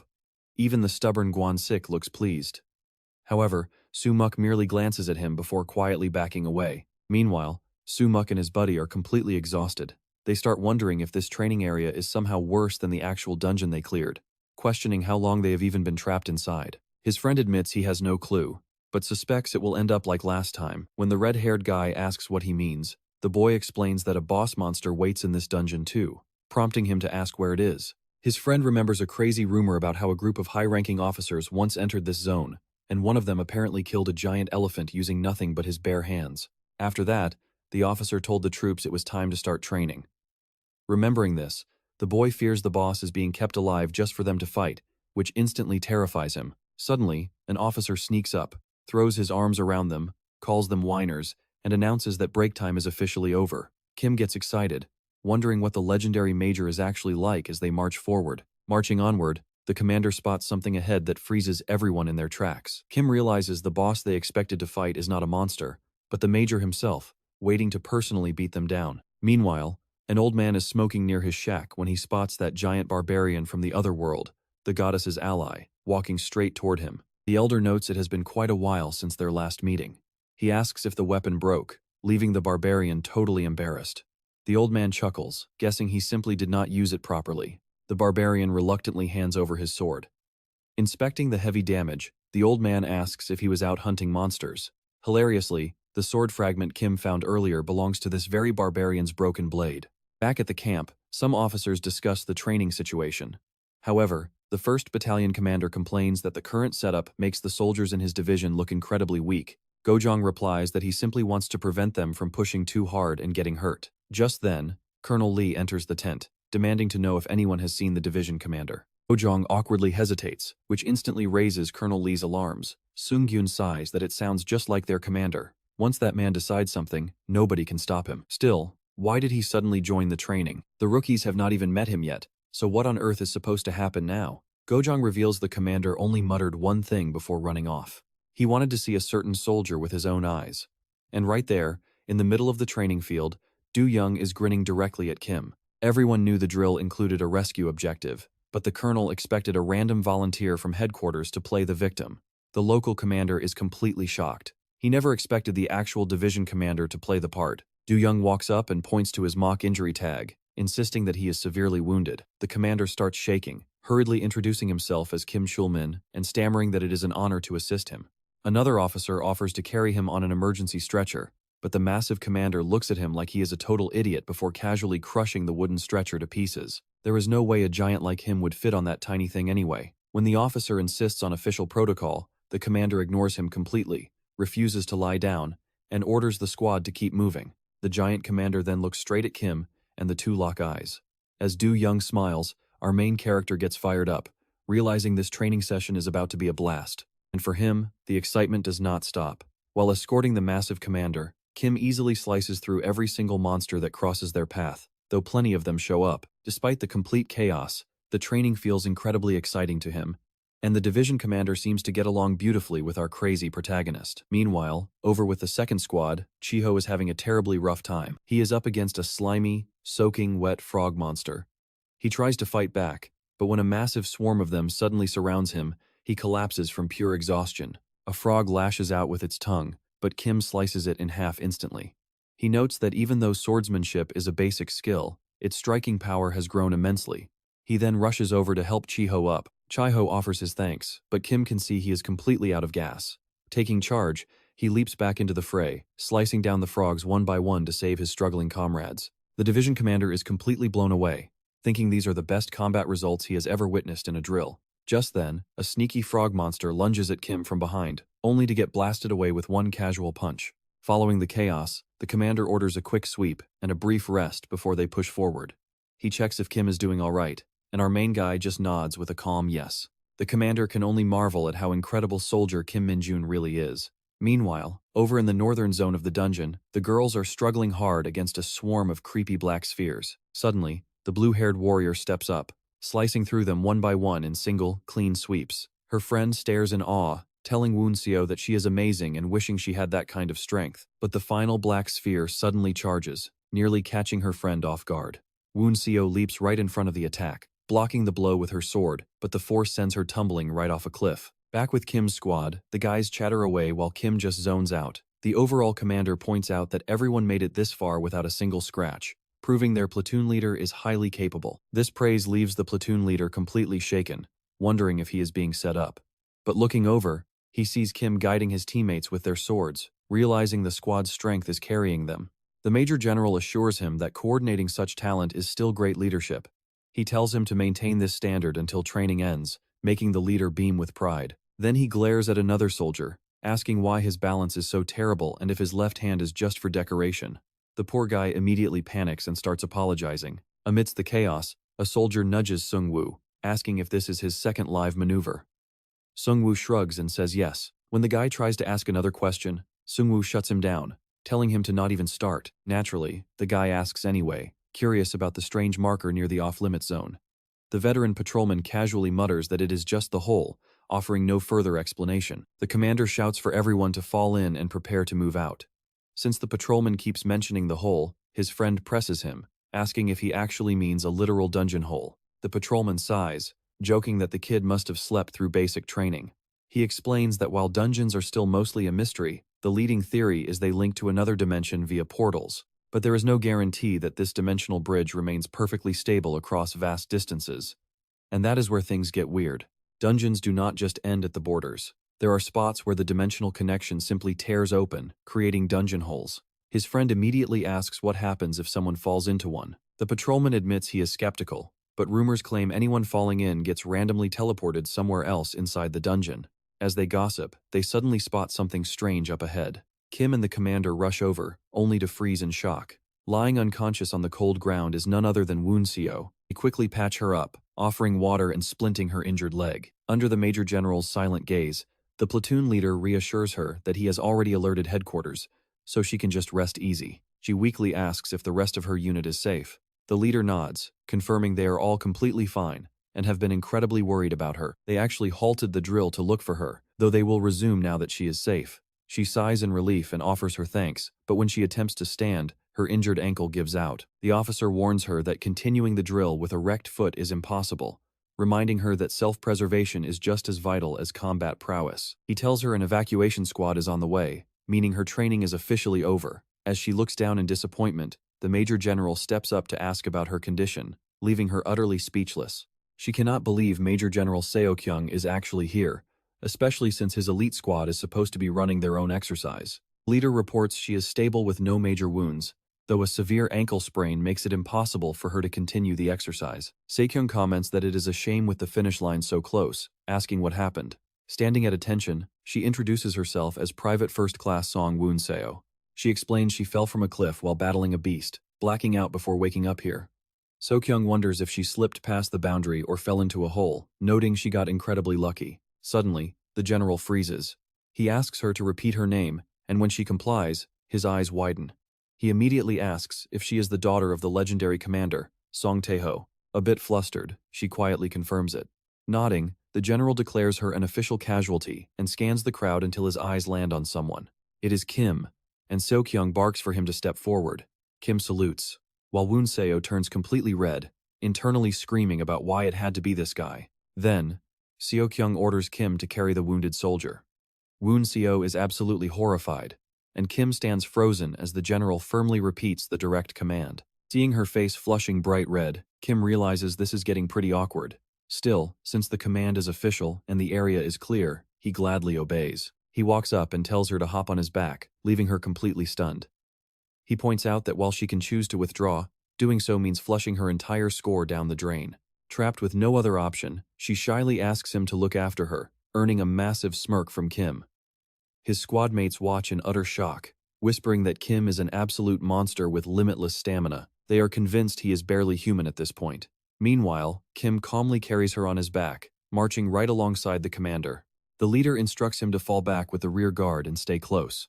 He warns Kim to shout if he gets tired, but Kim confidently promises that will not happen. The commander sweat drops, noticing Kim almost blurted out his inner thoughts. Meanwhile, Woon Seo buries her burning face in his shoulder, while Kim internally celebrates a massive personal victory. Seo-kyung watches them with a quiet smirk. The vice commander warns that people might accuse them of favoritism, especially since she is the daughter of another powerful division commander. Seo-kyung shrugs it off, arguing there is no rule against assisting injured allies. If anything, it serves as excellent real-world training. He casually adds that her father is an absolute jerk anyway. Meanwhile, piggybacked and feeling every soldier's gaze on her, Woon Seo wishes she could sink into the dirt from pure embarrassment. She whispers to Kim to let her down if he gets tired, but he casually responds that she is light as a feather. When she flushes, he doubles down, insisting she really does not weigh anything. He guesses she is probably around 50 kilograms, but she instantly snaps, telling him to shut his mouth and stay quiet. Realizing he hit a nerve, Kim shuts up. Staring at his profile, she softly promises to repay the favor someday. Kim chuckles, saying he looks forward to it, while secretly thinking it would be fun to extort her famous father instead. But then Kim brings up her weight again, and she instantly shuts him down. They share a silent, intensely awkward look as they march. From the rear, the other soldiers squint, sensing some bizarre, romantic tension brewing. Before long, night falls, and the exhausted squad continues marching through the dark. The red-haired recruit prays for mercy, crying that this training went from normal straight to absolute nightmare mode. Glaring ahead, he realizes this entire hellish ordeal is definitely the Major General's fault. The commander announces they only have about 2 kilometers left. Everyone needs to stay sharp and keep their guard up until the end. Naturally, that lifts their morale a bit. Sergeant Lee finally shows up, everyone gets excited. But their joy is cut short. Flying monsters are circling overhead, and the commander quickly orders the troops to prepare for an airborne battle. A swarm of demonic, bat-like creatures rushes right toward them. Someone identifies the pests as black hakes, cursing their absolute worst timing. As the creatures circle above, Seo-kyung watches from the rear. He sighs, thinking they survived all this way with a worn-down unit just to get completely unlucky at the finish line. He explains that these black hags are tiny, like sparrows, but their claws and teeth can tear flesh to pieces. While hunters won't die from them, the sheer pain would be absolutely brutal right now. He adds that these things are insanely stubborn, while Seo-jun grumbles that his eyesight is getting so bad he can barely even spot them. The soldiers try to swat them down but keep missing, and the vice commander begins falling behind. Seo-jun sighs, noting this looks like a total mess from a training perspective. Struggling with an injured squad member could easily tank their scores. Still, the vice commander knows they cannot make excuses about exhaustion or bad visibility because first and foremost, they are hunters. Even if the group rushes in to help, it might not change much. To make matters worse, breaking formation right now would lead to a massive point deduction. So, he decides to trust the platoon commander and wait. But Kim is completely done with this. Seeing the absolute mess ahead, he charges into the fray with the girl still clinging to his back. He runs straight to the platoon commander, asking for just one chance. The commander snaps back, demanding to know what the hell Kim is thinking while carrying an injured soldier on his back. Our protagonist insists everyone is at their limit, and they cannot just freeze up over lost points. He boldly claims he can handle the threat himself. The commander demands to know his plan, so our main character leans in and whispers. The commander gasps in surprise, and when the vice commander hears the crazy idea, she looks completely stunned too. Against all odds, the commander agrees. He warns that if it fails, they retreat immediately, and he only has one single shot. Kim lights up instantly. Honestly, I am with the vice commander here. This plan sounds absolutely suicidal. But right then, the swarm of monsters launches another aggressive dive. The commander tells our protagonist to hand over the injured soldier, but Kim shouts there is no time. He urges him to begin. Hesitating, the commander finally orders everyone to stack up behind the main character and prepare to fire. Seojun is utterly confused, wondering why they are shooting now. It looks like they want to snipe sparrows with rifles. Meanwhile, Kim tells the girl to hold on tight. He jokes that he cannot afford to lose his precious passenger. She calls him utterly insane, but still clings tightly anyway. Then, Kim suddenly unleashes his demonic energy. Being a dark mage has its perks, and he already knows these pests inside out from the beginner training grounds. With his trusty dark arrow skill ready, he quietly activates it. He fires a shot to cover his magic, launching a lethal dark projectile straight upward to obliterate the creature in an instant. Seol-hui Kim notices the kill, but is left utterly baffled as to how. Our protagonist knows it is pretty much impossible to dodge a bullet boosted by demonic energy. It hits like a literal cannon round. Plus, there is zero chance he gets caught. Now watch. This is where he shows off. He begins sniping the monsters one by one, making them vanish in rapid succession as the entire squad watches in absolute awe. He pulls off a flashy spin while Yoon Moo-seong clings tightly to his back, leaving the other recruits burning with jealousy over how insanely cool he is. Safely inside the base, an officer announces that the entire second platoon of the second company has passed. As everyone erupts in wild celebration, Kim, still carrying her, sighs in immense relief. The medical team quickly steps in to check the injured. Meanwhile, the commander praises the squad, thanking them for refusing to give up and pushing through to the very end. The tired recruits cheer even louder. Still, the commander warns them not to lose focus just yet, ordering everyone to head over to the tents for some well-deserved rest. Still holding the girl, Kim jokingly asks where he should go to collect his reward. Right then, the commander calls him over, praising his quick actions and absolute bravery in the face of danger. Our protagonist thanks him, quietly feeling a bit embarrassed by the high praise. That is when Yoon Seol-hui softly asks if he can finally set her down now. As he gently lowers her onto a stretcher, she sincerely apologizes to the platoon for being a burden and thanks them for everything. The commander warmly reassures her, saying he is just glad they finished the training together. Right on cue, Seol-hui Kim bursts in with a loud laugh, loudly celebrating that their entire platoon made it through. He charges at Kim for a massive hug, but our main character swiftly dodges. Undeterred, Seol-hui Kim tries again, resulting in a hilarious, chaotic chase around the camp. The commander quietly admits they owe their success to that crazy bastard. But as Seo Chung continues teasing Kim, a familiar voice cuts through the noise. Colonel Yoji-hai has arrived with her staff. She marches right past without sparing a single glance at Seo Chung, surprising both him and Kim. Instead, she walks straight up to the injured private to ask about her condition. She replies that it is just her left ankle and nothing too serious. Commenting on how lucky she is after falling into a dungeon pit, the colonel orders them to transport her with extreme care. Turning her cold gaze aside, she asks Seo Chung how his training observation went. She then requests a private word about it.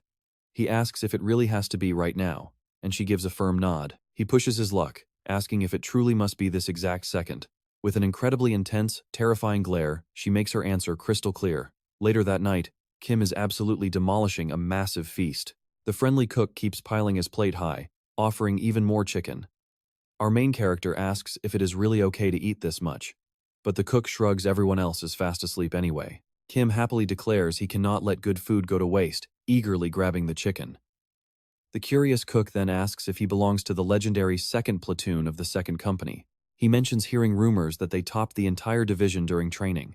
On top of that, he heard the big bosses discussing how the battalion commander personally praised our protagonist. He adds that rumor has it Kim personally dealt with those flying black pests in the dead of night, asking if it is true. Our hero casually shrugs, admitting something like that went down. The cook gasps, completely amazed that anyone could take down those night terrors, before mentioning that this particular field exercise was easily the most brutal one they have ever had. In fact, around 70% of the first-class corporals ended up giving up entirely. The cook keeps chatting away, but Kim barely hears him, completely lost in the delicious taste of the meat. Sometime later, a group of officers gathers as that stern commander peers out the window, noting the camp feels far too quiet. Another officer nods, explaining that since they granted free time, most recruits are still sound asleep. He clicks his tongue, grumbling that those lazy idiots should get up to eat. Still, he admits everyone did exceptionally well, even impressing the high-ranking division commander himself. Another officer mentions hearing that the commander personally observed the second platoon of the second company. Captain Kim nods, praising the division commander as a genuinely humble and great leader. The officer in the middle doesn't seem to agree. The captain notices this, while our main character asks if he said something wrong.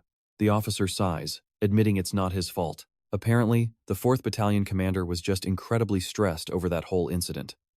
He seriously wonders what kind of person she is to talk to the division commander like that. The boss points out she wasn't exactly wrong. None of them could really defend him leaving his post without a word. And honestly, even he thinks that 4th Battalion commander is pretty terrifying. Still, he admits everything worked out perfectly thanks to Kim. The others quickly agree that Kim is a beast, and the boss says he proved his worth right in front of the division commander. Smiling, he says he is already looking forward to the next monthly meeting. Meanwhile, at the 104th Division headquarters, Seo-kyung reads a report while the commander sips her tea. He tells her this should help with the damage control schedule, then asks how the injured private is doing. She replies that the doctor confirmed there is no fracture. Since her recovery is going well, she will be discharged tomorrow and return to duty. Seo-kyung comments she must take after her dad, then answers a ringing phone, introducing himself. The caller, likely the girl's father, instantly barks out, "Damn bearded bastard." Seo-kyung snaps back to ask who it is, but the caller asks if he forgot his voice already. That's when Seo-kyung realizes it is Major General Sun Tae-ho. Angry, he asks why they do not just settle this with a duel, cursing back and demanding to know why Tae-ho opened with that insult. Tae-ho fires back that he is indeed a bearded bastard. He eagerly accepts the duel and demands to know where they should meet up. Annoyed, Seo-kyung calls him a total nerd, asking if he is throwing a tantrum just because his daughter got hurt. He asks how Tae-ho dares call himself a general, but Tae-ho barks back that he is both. He says he just wants to use Seo-kyung as a punching bag for some quick exercise. Seo-kyung groans, telling him he is being unbelievably childish. He apologizes that Tae-ho's daughter got hurt but argues it was during a drill. Tae-ho hits him where it hurts, asking what a guy who couldn't even get married would possibly know. Seo-kyung forces a calm tone and demands to know where Tae-ho is. He complains when Tae-ho ignores him, asks if he's in Daejeon right now, and warns him not to take a step. He also insists it is not that he could not get married, he just chose not to. He rants about what is wrong with that idiot, but the commander quietly tells him the call already ended. He demands to know if she has Tae-ho's number and tells her to redial immediately. She gently tells him to relax, explaining that Tae-ho has every right to be furious. Seo-kyung grumbles, asking what she means. After all, it is just his daughter getting a small injury. She explains that once the girl was moved, the hospital contacted her father, and he has a right to know. Plus, she even got special permission to finish her training before going to the hospital, which finally helps Seo-kyung calm down a little. The commander suggests he at least give Tae-ho an explanation, if not an apology. After all, he only wanted to test the second platoon of the second company in the 2nd Battalion. Seo-kyung admits she is right. That was exactly his plan. He wanted to see how those guys would react to a real injury, and since there is a misunderstanding, he decides to explain. Then he holds up his phone, which he completely shattered.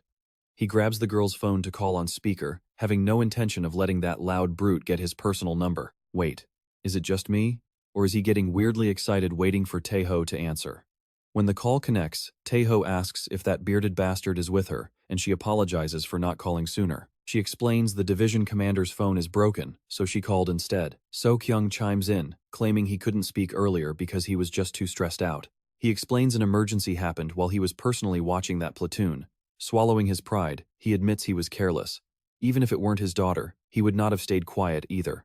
So he formally apologizes for getting in the way of her growth. Colonel Yu looks almost proud of him, but Tae-ho just asks what the hell he is even talking about. Neither side is on the same page. Tae-ho assumes Seo-kyung is just scared, so he calls off the duel, demanding the name of the guy who carried his daughter on his back. Seo-kyung asks what he means by that. Taeho demands to know why some random guy was allowed to carry his daughter instead of an actual medic. He complains that he cannot even remember the last time he carried her himself. After warning Seo Kyung to be ready next time, he barks for the name of the kid who carried her, but Colonel Yu just hangs up. She looks at Seo Kyung, who is still fuming and muttering about apologies. She tells him to calm down. But instead, he orders her to prep a vehicle immediately. She asks where they are going. He tells her to clear her entire schedule because they are heading straight to Daejeon. She asks if he is actually serious, clearly done with these dramatic men. Meanwhile, you just know Kim has no clue what kind of mess he is about to get dragged into. He is walking along, thinking about how good that chicken tasted, when his shadow starts acting up. He looks down, tells her to hide, and quickly drags her somewhere private. Once they are outside, he tosses her out and asks what she is doing. Didn't he tell her to stay hidden? She looks confused at first, but then remembers she had a message. Kim tells her he knew no one was around, but asks if she really thought popping up like that wouldn't annoy him. She hangs her head, but then he nicely hands her his food. He asks what she wants this time. She shares a memory with him, and seeing it, he wonders if there was an ambush. He also senses some suspicious demonic energy, and realizes it is in Hwacheon again. Kim is quite impressed she went all the way there, praising his little shadow. After feeding her some more demonic energy, he realizes he now needs to come up with another excuse to leave. It might look pretty suspicious if he suddenly vanishes, and if this is just a cold lead, he would end up wasting his hard-earned vacation days. Luckily, he still has that reward day off from his trip to Yanggu. When he walks back into the room, everyone is celebrating. They all congratulate Kim for being named the top soldier in the Hunter Field exercise, and he thanks his commander. The commander adds that there is even a prize this time. But more importantly, thanks to Kim, the entire platoon gets a free day off. Kim's eyes light up.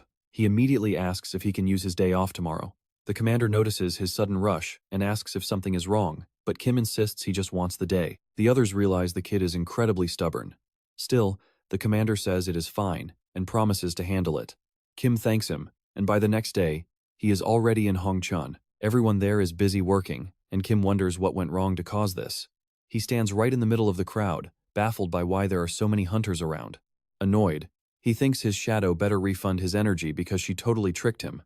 Suddenly, the CEO spots him and walks over. Meanwhile, on the outskirts, some female soldiers are assigned cleanup duty. One of them groans, asking when this work will finally end. The other points out their drill results were terrible, so the battalion commander is already in a foul mood. Even the company commander looks dead serious, so she needs to stop whining and get back to work. Still, the first girl complains she is exhausted and wonders why monsters attacked right after training.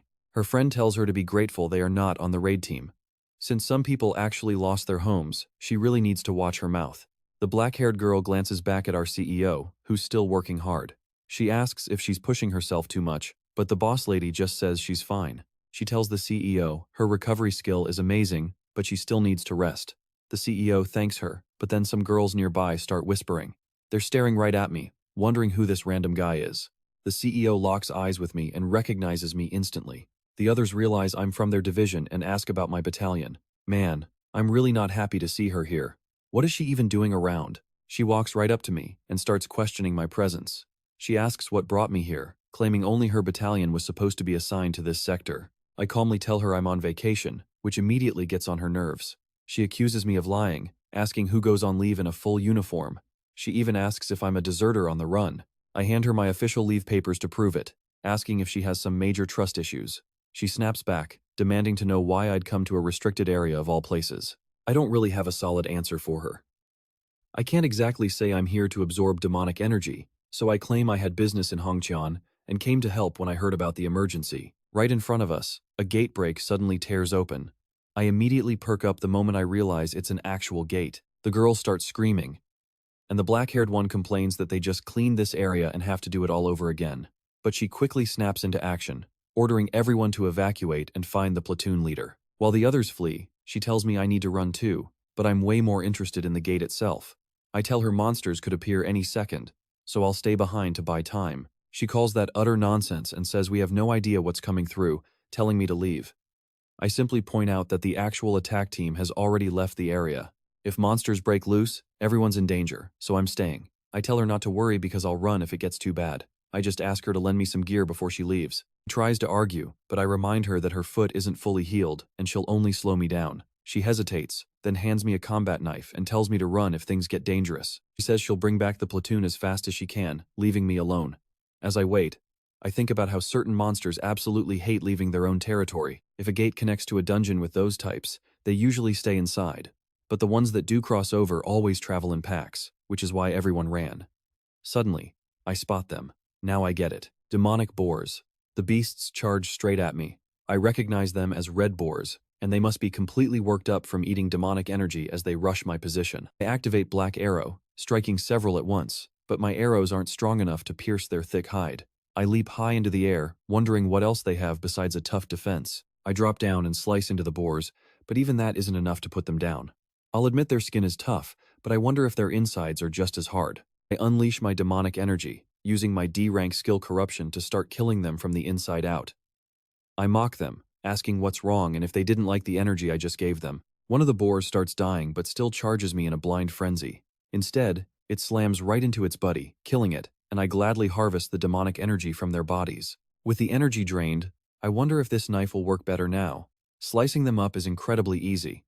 The system notifies me that I've absorbed demonic energy, raising my stat by 1. This happens 3 more times, and I even managed to upgrade Nightwalker and Basic Grim. Feeling satisfied with my stats, I make my way back toward the gate. I notice everyone gathered around, but before I can slip inside, I realize the soldiers came back way too fast. One of them calls out, asking if I'm Corporal Kim and if I'm injured. Even though I say I'm fine, she keeps nagging me, saying I should have reported the gate immediately. I calmly explain that I stayed back to buy everyone time to evacuate, since we didn't know what was coming. Hearing how heroic I sound makes all the girls blush like crazy. But in my head, I'm just telling them to shut up, because they totally ruined my farming session. Then a lieutenant asks what I'm doing here and what unit I belong to. I answer that I'm Corporal Kim from the 2nd Company of the 2nd Battalion. She notices I'm on leave and asks why I'd spend my vacation here of all places, or if I live nearby. I repeat that I had business in Hongchun and just wanted to be useful. She buys my excuse and says, since there are no casualties and all monsters are dead, they'll withdraw. The investigation and attack teams will arrive soon to take care of the rest. And everyone realizes I took down all 5 red boars entirely by myself. The girls start swooning, asking if I really did that with just a combat knife. They can't believe how strong I am. The 2 of them watch the crowd swarm around me. I just look completely miserable, wishing they'd leave me alone. Later night, my commander finds out I got mixed up in trouble again. He picks up the phone and confirms that yes, I'm one of his men, though I'm currently away on official leave. Then he hears that I went to the outskirts of Hongchun, ended up right where the gate broke, killed the red boars, and even volunteered for some local public service. The lieutenant confirms the gate is blocked, and they're currently disinfecting the affected homes. She adds that I volunteered all on my own to help, admitting she's never seen an enlisted soldier do something like this. One of the girls points out that I'm supposed to be relaxing on leave, but I'm still helping anyway. Hearing that, the girl in pink completely falls for me. She wonders how I fought boars with only a knife, since getting rammed by them is basically like getting run over by a massive truck. I keep working, knowing this tedious job is annoying but great for my image. Then Yunseo walks over to chat, and she startles me so bad I tell her I almost sprayed disinfectant right on her. That instantly ticks her off, but I just tell her to get out of my way. She stares at me in absolute disbelief, asking if we can talk for a minute. I step away with her, asking what she wants. She asks if I insulted her from my bus window on the day I left. I ask what she's even talking about since I don't remember, but then I suddenly recall looking at her through that bus window. I tell her I didn't actually insult her. I only told her that if she messed with me again, she was dead. She points out that sounds like a massive threat. Then she admits she started it, and even if it's late, she wants to apologize. I can tell she lives her life in the most annoying way possible. She asks if I accept, but I shrug it off, telling her there was nothing to apologize for in the first place. Tell her to forget it, and if we're done, I'm leaving. Before I can walk away, she brings up something else, asking if I knew only one private first class ever aced the promotion test. I ask if she means me, but she says no, someone did it before me. When I ask who, she says it was her old man, then quickly corrects herself and says her father. I realize she's talking about the division commander, which she confirms. Her dad is the only person who started as an enlisted soldier and eventually climbed all the way to a general. She wanted to be like him, so she enlisted too.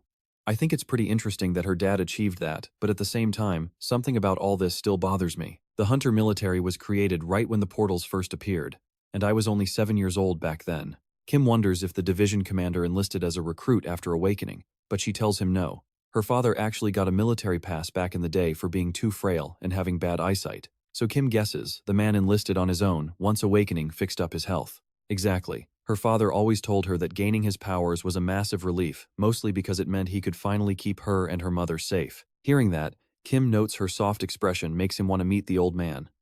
Meanwhile, over at Daehuyeon, two total maniacs are standing face to face and ready to throw hands.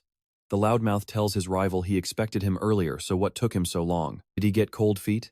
While Colonel Lee and Colonel Yu watch nervously, the two powerhouses clash. Major CEO snaps that his division does not slack off, asking if fear is supposed to be some kind of snack. Taeho asks why such a busy guy traveled all this way just to drop the kid's name, Kim Min-soo. Seo and Yu are shocked he knows it, but Taeho just scoffs. Did they seriously think he could not find out on his own? The tempers keep flaring. When Seo and Yu ask what he plans to do, Taeho turns it back on them. He asks why they are so stressed, saying they should have handled things better. And just like that, they go right back to throwing heavy punches. Colonel Lee groans that this is no joke, soon nobody will be able to separate them. Thankfully, Colonel Yu steps right between the two beasts. She announces that 5 minutes have passed, and that is enough. Incredibly, they actually stop. Taeho then casually asks if the bearded guy is still breathing. The other man sighs, yes, then asks if he feels any better. Taeho fires back that if a petty brawl was enough to satisfy him, he never would have started. The bearded man realizes this guy is still holding a massive grudge. Once the dust settles, the two finally sit down. Colonel Yu brings in a report. The 3rd Battalion commander says the red board portal has been completely cleared. Seo tells Yu that the battalion did great, adding that she did a fine job herself. But the second she walks out, the bickering restarts. Taeho demands to know the real reason he came. What is he actually hiding? That is when Seo drops the bomb. He plans to give Kim a special promotion to sergeant. Taeho is floored, asking if he came just to brag about boosting the punk who messed with his daughter. The other man snaps back that nobody messed with his daughter. In fact, Taeho should be thanking the kid for saving her. But Taeho counters that Kim just became a corporal, after already skipping ranks to private first class. He asks what the crazy plan is. Seo calmly reveals he wants to push the kid all the way to becoming a commissioned officer. Taeho immediately objects, saying that will draw way too much unwanted attention. He asks if Hakuseo will really stay quiet. If Seo spotlights a simple recruit like that, the kid will definitely end up with a massive target on his back. The response is simple. That is exactly why he is sharing this, so Taeho will back him up later. Taeho refuses to agree blindly, saying he will judge the kid after seeing him in person. But Seo chuckles, asking if that is really his only motive. Meanwhile, on the dusty outskirts of Hwaseong, Kim notices something incredibly bizarre. Right in his path, a lone man just collapsed face down on the ground. Suddenly, the white-haired man pushes himself up and declares he has finally found Kim Min-jun. Cut to a different scene on the bus, where the schoolgirls are thanking Kim for his hard work, with one even trying to slide him her number. Her friend quickly covers her mouth with a laugh, thanking him too and telling him to drop the formalities out here. Kim just keeps his eyes locked on Yoon-so, who flashes him a sweet little smile as the bus rolls away. The warm look helps him relax a bit. But as he glances down, his eyes widen. His own shadow is acting completely bizarre.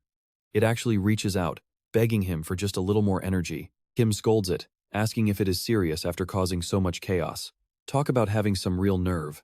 The shadow trembles in response, swaying wildly, which makes Kim frown and ask what went wrong. Tuning in, he senses a demonic entity tearing through the boundary into this dimension, not through a gate, but completely on its own. He wonders if his shadow sensory skills spiked because his Nightwalker ability reached rank C. He gazes down at his shadow with a proud grin. Honestly, maybe his true calling was never about being a stealthy assassin after all. He asks the shadow to pinpoint the coordinates and heads straight over. Reaching the designated spot, he feeds the shadow a drop of energy, and a bizarre, swirling portal immediately cracks open right before his eyes. The tear in space keeps expanding. As he narrows his eyes to see who is coming through, a figure with white hair slowly rises up. The intruder gasps that he has finally found Kim Min-jun. Kim cringes hard as the guy starts sniffing the air and crying out for Master Minode. He yells at the crazy bastard, sending the guy face-planting into the dirt. Kim walks over, sighing as he asks if he is okay. He reminds him that he was told to forget about his master and live a normal life. So why on earth did he cross over to this world? Bongo just blubbers and calls him Master Minode again. Kim is left totally speechless, remembering how he first found this kid half dead while being mauled by a giant beast. Back then, Bongo was weak and waiting for the end when Kim Min-jun saved him, blasting dark magic straight into a winged lion's face. Kim had wondered why a human was out there, but the boy was trembling so hard he thought he was a goner. Looking closer, Kim just stared at the kid's face.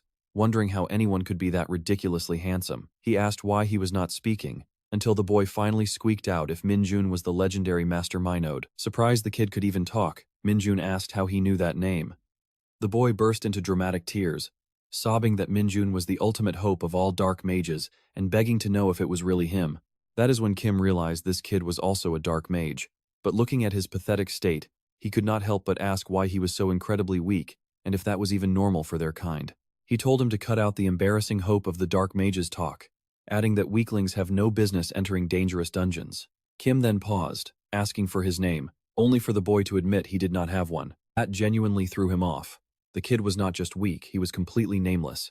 Taking matters into his own hands, Kim declared that from that day on, his name would be Lee Bongo. Back in the present, Kim asks if he is insane for attempting a dimensional jump.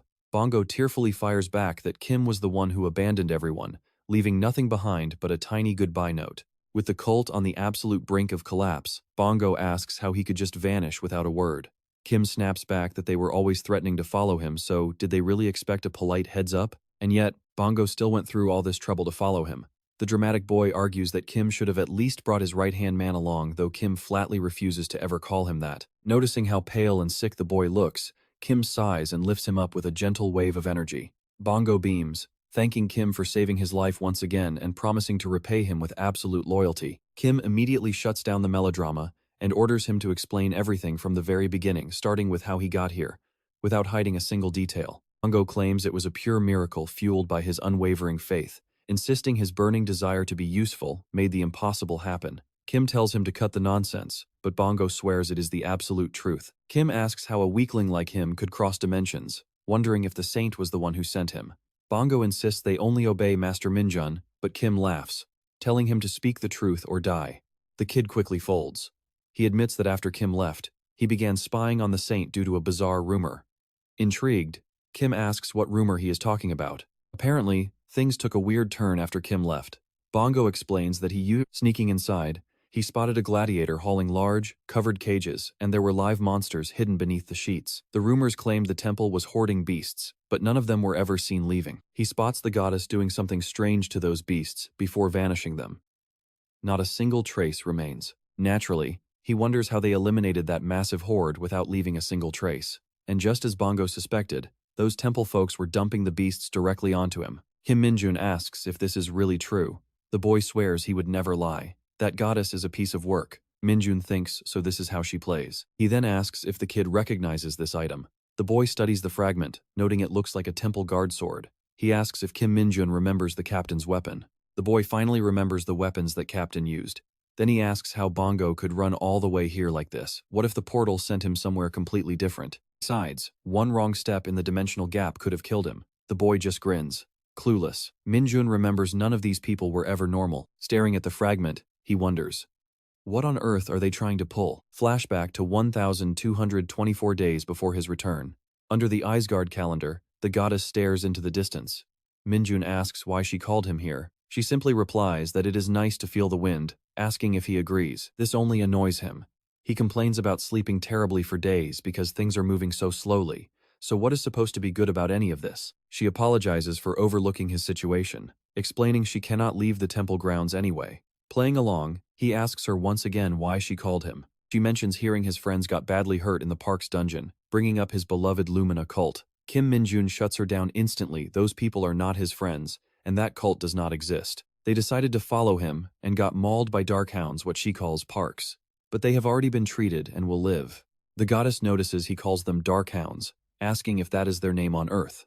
He explains those things do not exist back home. Since parks are basically hunting dogs in his world, he just called them darkhounds. He admits he is still asking because no matter how much he ponders it, nothing makes sense. Is there truly no connection between Isgard and the gates appearing on Earth?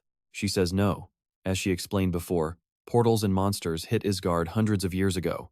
If there is a connection, both worlds are simply suffering from the exact same phenomenon. She admits his suspicion is natural since the same monsters from home are here, and he himself arrived in Isgard through one of those very portals. Even so, dimensional travel is no joke. Summoning him required immense preparation and time, meaning transporting massive hordes of monsters and creating entire dungeons would be flat-out impossible. Kim Minjun looks at her and sighs. He gets it. Once this is over and it is time to go home, she had better not back out. She answers with a deeply unsettling smile. Now, in the Wasun Mountains, he recalls never trusting that saint. Because of that, he had secretly confirmed that Isgard really was dealing with portals for ages. He also discovered that dimensionally moving an entire dungeon is not impossible, though extremely difficult even for her. Remembering the endless monsters he slaughtered, he wonders why now. Why waste so much holy power sending these beasts? Is she utilizing sacred relics? Or is this just to get back at him? Then he notices Bongo kneeling before him, swearing to stay by his side until death and begging Kim Minjun to accept. Minjun gets annoyed since there is no way to send him back anyway. He reminds him his name is Kim Minjun. Bongo tearfully vows to repay his kindness forever, calling him Master Kim Minjun. Annoyed, Minjun snaps back that he should just call him Minjun. He asks if Bongo can use transformation magic. The boy proudly claims his demonic energy is overflowing with power. Minjun tells him not to lie, he barely gave him any. Apologizing, Bongo admits he can only turn into small animals for now. Minjun says that is plenty and points to a nearby crow. Instantly, the boy transforms perfectly. Minjun tells him to partner up with the Nightwalker. But when the shadow beast emerges, the two instantly glare. Pure hatred. Minjun orders them not to fight. Bongo squawks bird complaints until Minjun reminds him he can speak human. Bongo then declares that as the right-hand man, he must establish the hierarchy. Minjun shuts that down instantly. No hierarchy. He forces them to shake hands, leaving both of them incredibly miserable but obedient. He tells Bongo to follow the Shadow's lead, ordering the Nightwalker to stop the bird if he does anything too flashy. Safety is the top priority, and they both nod. Minjun dismisses them. Bongo takes flight. The Nightwalker melts back into the darkness. Worn out, Minjun heads inside. Days later, Guanxi struts into the barracks with a massive grin. Everyone stares, asking if he has finally lost his mind. He was acting like a pigeon the other day, so they assume his brain melted. But Guanxi announces the quarterly platoon rankings are officially posted outside the office. This gets everyone hyped to check, though they wonder if that same jerk took first place. Rouvel claims there is no way after all the training and raids they did. He boasts he was a machine this month. Then Kwangshik reveals Lee Seung-ho scored 75 points, making Rouvel groan at another expected first-place finish. Another soldier jokes he would settle for 50 points, as losing leave would kill his career. But Kwangshik drops a bombshell. Lee Seung-ho is in second. Everyone gets hyped, wanting to know who beat 75. Just then, Kim Minjun returns from leave. Kwangshik loudly announces that our boy took first place with 99 points. Everyone is completely stunned as the commander approaches, asking Kim Minjun how his break went. After he says it was great, the commander raises an official document, shocking the crowd.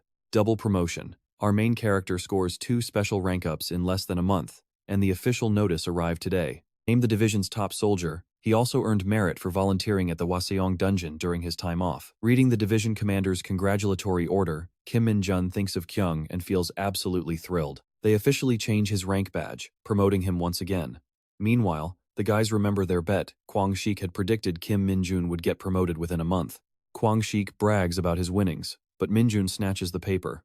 Look at that. He is officially a sergeant now. Kwang Shik still playfully calls him corporal. Noticing how much fun they had, Min-jun asks if Kwang Shik won the bet, staring at the massive pile of jackpot cash. Sensing immediate danger, Kwang Shik nervously smiles at his cash. Grinning like a villain with his new rank, the sergeant prepares to initiate some brutal payback. The others freeze, trying not to draw attention. Kwang Shik hurriedly offers 30%, but the sergeant just plays dumb. Min-jun tells him this is not about money at all. He is doing this entirely for his own physical growth. Then, he orders Kwang Shik to keep bench pressing. Kwang Shik tries again, offering $40. Too bad. Kim is not here for the cash. He really doesn't care about their petty bets. But the moment he asks if they think he's lying, Kwang Su squeals no, shaking in sheer terror. The second Kim stacks on more heavy plates. Kwang Su starts trembling, complete panic. A moment later, he passes out cold. Kim just casually lifts the entire bar with one hand like it is absolutely feather-light. Meanwhile, Kwang Su is left sprawled out on the bench, basically half dead. The other two betting guys can only stare in pure shock, completely stunned that Kim just handled that massive bar with a single hand. Kim shrugs. Kwang Su wanted to train, right? He's just being a helpful teammate, so they shouldn't take it personally. He then cheerfully calls for the next volunteer, but neither of them will even make eye contact. They instantly lie, claiming they've had a great workout and are totally satisfied. Niles calls it a real shame. As the duo tries to slip away, Kim smiles, telling them it's an even bigger shame they think. Saying no is an option. Cue the shaking. Kim forces all three of them to keep training. After nearly sending his teammates to the grave, He casually mentions he needs to ask a small favor. They quickly agree, begging for anything as long as it does not involve physical exercise. Kim then explains that anyone below private first class is banned from using the little shop. That leaves them completely baffled. But he's not done. They also can't use the gym or computer room, and anyone below sergeant can't touch a smartphone either. Talk about a brutal lockout. They immediately jump up in protest, calling the rules completely unfair and totally demotivating. One even yells about how insane it is that this kind of discrimination still exists in the 21st century. They insist they need to take action, but Kim tells them not to get carried away. He'll handle persuading the sergeants while they manage the rest. Smiling, the guys tell Kim not to worry about a thing. He can totally count on them. Kim dismisses the two, and they bolt instantly. But when Kwang-soo tries to quietly crawl away, Kim calls him out, prompting a reply in a barely breathing voice. Kwang-soo mentions he heard the platoon commander say that after the upcoming roster rotation, he'll be joining the second squad. Kim smiles, declaring that from now on, the two of them will be training partners forever. Honestly, at this point, you can't even blame the guy. He'd rather request a discharge or go to solitary than train with that absolute monster. Soon, the talk shifts to the burrow snake, an underground monster. It has zero venom, but it explodes violently when it dies. Because of that, you have to chop off its tail before landing the final blow. That tail acts as a literal detonator, and leaving it intact triggers massive chain explosions. The team proceeds with extreme caution. This is why clearing these dungeons usually requires a small group of highly experienced veterans. But there's one legendary madman who hunted hundreds of them barehanded in Isgard. Kim casually steps up, clearing them solo. Having him around makes everyone feel incredibly safe.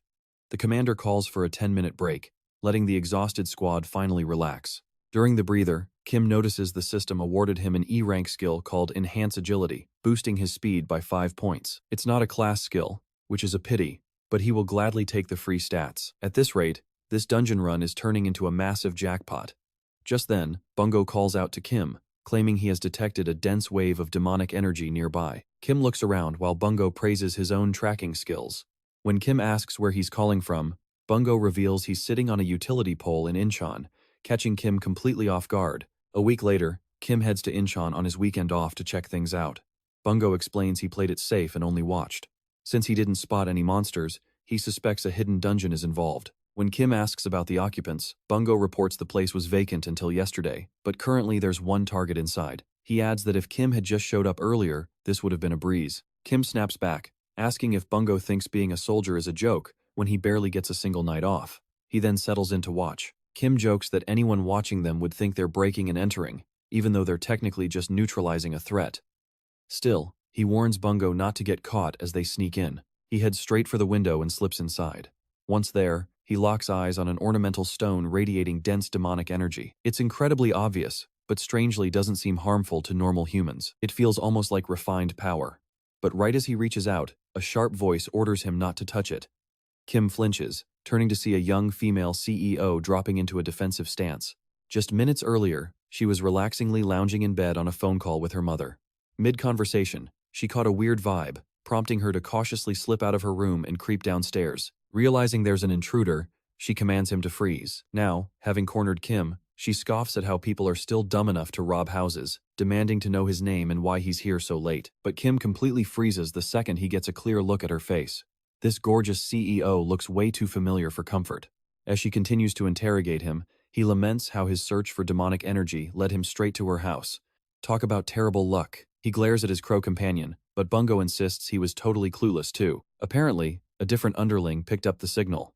Kim remembers she's a high-ranking division commander in the Hunter forces, which explains why she'd keep a dangerous artifact in her living room. But what are the odds of running into her on his rare night off?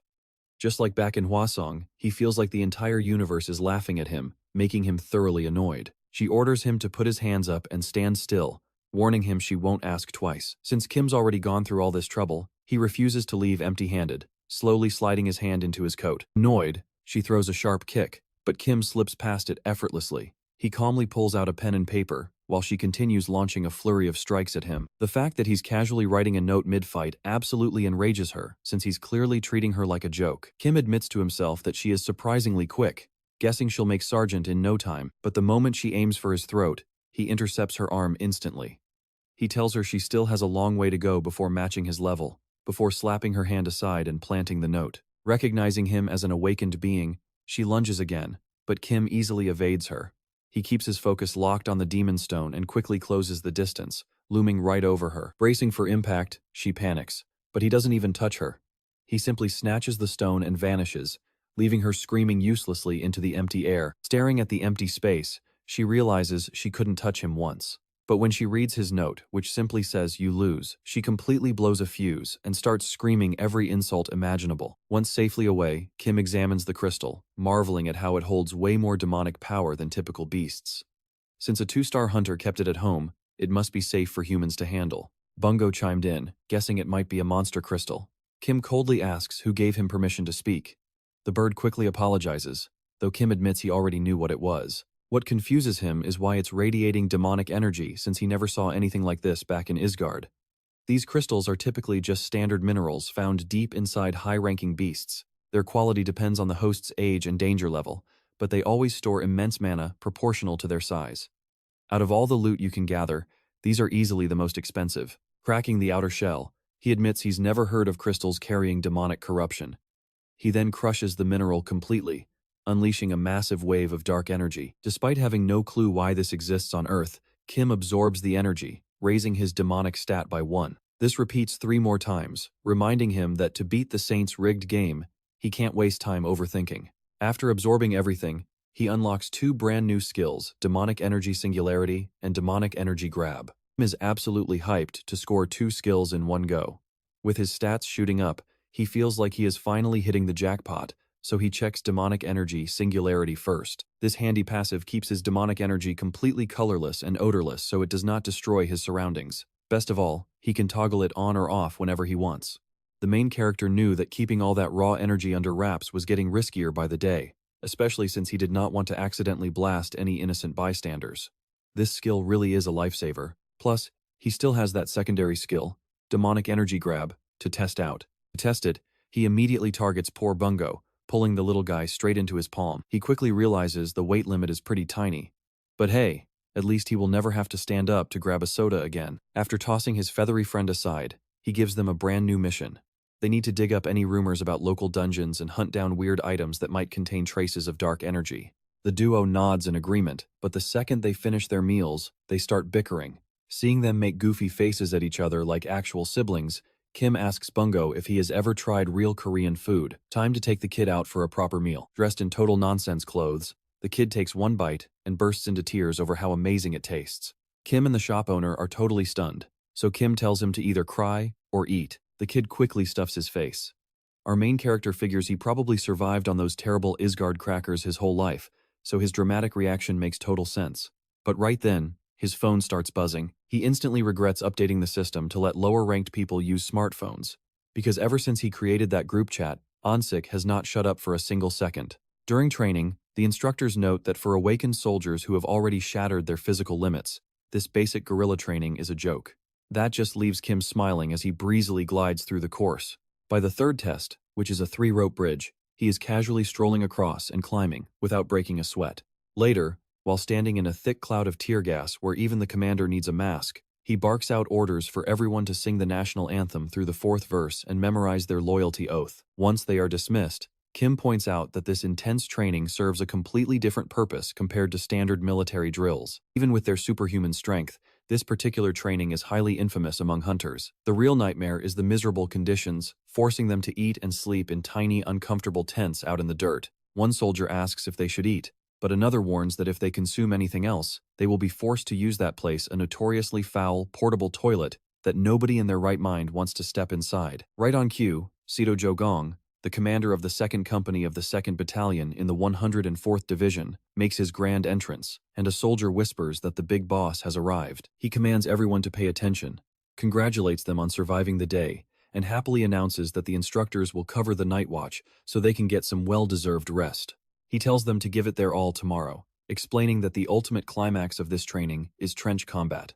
The rules are incredibly straightforward. There is a square arena, and you win by either knocking your opponent out or tossing them out. The matches quickly devolve into a chaotic wrestling frenzy, with beefy soldiers throwing each other right out of the ring. Before long, contenders start dropping like flies. Soon, the match wraps up. In round 16, match 3, the 1st squad of the 1st platoon in the 2nd Company takes down the 1st Battalion. With weapons banned and punching off the table, it seems like a pure test of raw power. However, this simple-looking trench combat actually holds massive weight for the 4 battalions of the 104th Division. Watching from the sidelines, Colonel Lee notes that one specific soldier is exceptionally talented and asks if his squad won last year, too. Colonel Jan nods, confirming that he was a corporal back then, but now he is a sergeant. Lee points out that in the previous round where 10 squads clashed simultaneously, that guy pushed everyone back completely alone and asks about his status. The lieutenant colonel explains that Sergeant Choi Se-hyun recently passed his promotion exam, but his battalion commander intentionally delayed it. Lee is stunned, asking if they really delayed it just because they knew this joint training was coming. Holding Choi back from his promotion means he remains eligible to carry his squad in trench combat. Ju quickly denies it, arguing that nobody could have predicted when the training would launch, let alone how miserable the weather would turn out. They call it a friendly battalion competition, but in reality, it has devolved into an intense battle of pride between the high-ranking commanders. Colonel Yo is visibly losing his mind, complaining that only a single squad from the 4th Battalion made it this far, because whenever they lose, their post-training debrief becomes a literal nightmare. Meanwhile, the squad surrounding the undefeated giant starts smirking, and their leader spots Kim, asking if he is indeed the famous hunter from the 2nd Battalion. Our main character calmly confirms that he is. The giant mockingly calls him a celebrity, saying he heard rumors of Kim rising to sergeant faster than anyone else in history. Not really knowing how to react to the weird energy, Kim just politely thanks him, but the guy just snickers, claiming the rumors set his expectations way too high since Kim looks like a complete and utter pushover. That immediately triggers the surrounding squad, who start shouting, asking if the bastard has a death wish. Before they can even lunge, the giant grabs both of the angry soldiers, forcing them right back into their seats. He drops a fake apology, claiming he was just thinking out loud, all while grinding their shoulders with such terrifying pressure that they struggle to even breathe. The victim cannot even stand. The massive jerk says his bad before walking off to show off with his grinning squad. The duo left behind are absolutely boiling with rage, and Gwansik asks Kim if he is seriously going to let that blatant insult slide. Kim tells him to relax, but Gwansik is not having it, promising to show those brainless meatheads a lesson. But when Gwansik looks closer, Kim is anything but calm. The angry veins on his forehead are practically about to burst, and he quietly growls that he will handle this personally later on. Next up, the 4th Squad of the 4th Platoon in the 4th Company of the 4th Battalion steps up. Chamari complains that this entire exercise is a massive waste of energy, especially since touching sweaty dudes is disgusting. Another girl agrees, saying the commanders just show off while they do the suffering, and Haju wonders if this intense struggle is even necessary just to declare a winner. Chamari notes that since their squad is the only survivor from their entire battalion, their commander is probably about to explode with rage. Looking over, she shivers, noting that the boss looks ready to murder someone. Then Sage Bio walks up to them, asking what they are so worried about, since all they need to do is win the championship to fix everything. But as soon as the match begins, the girls find themselves struggling, and Chamari is forced to sprint away from a guy chasing her down. Nearby, 2 soldiers are desperately trying to push out a stubborn opponent who is resisting with all his might. But Sage Bio arrives on the scene, lifts him up, and hurls him out of the ring. She glances back to see Chamari still running for her life. Just as the guy thinks he has got her cornered, she suddenly grabs his wrist, using a secret technique from the Grace family to flip him clean over her shoulder. She scowls, reminding him that she already warned him to stay away. She then spots another girl locked in a fierce struggle, who is about to get double-teamed by 2 incoming opponents, but Yoon Seo leaps in, grabs one of the attackers, and tosses him away. The grateful girl thanks her while tossing her opponent aside with a massive throw, leaving the next enemy squad of veteran 60-year-old guys absolutely speechless. A bunch of fully grown men could not even handle one girl, and one veteran sighs, saying he expected nothing but is still deeply disappointed. He complains that they always have to carry the load, telling the youngsters to watch and learn how it is actually done. Crouch low, muttering that everyone only talks about Choi, but this year the trophy belongs to them. But as they charge ahead, Saltabio steps right in front of them, bracing her body and locking her arms around their waists. The shocked veterans ask if she is seriously planning to hold off both of them on her own. She clearly has the power to do it, but simply grins, asking who said she was alone. Then all 6 girls team up to toss them right out. That wraps up the round, with the 4th Squad of the 4th Platoon and the 4th Company of the 4th Battalion taking the win. The girls are absolutely thrilled. Watching from the sidelines, Kim Min-jun realizes they have insane teamwork. Even the other guys admit that this squad is the real deal, but Gwansok points out they will face Choi in the quarterfinals, and this time, he's going down. The other guy says Choi needs to survive until the finals first, because they are going to wipe the floor with him, and Gwansok completely agrees. Gwansok wonders if they can even make the finals themselves. But the other guy laughs. They have Sergeant Lee Sung-ho and Kim Min-jun, so losing is not even an option.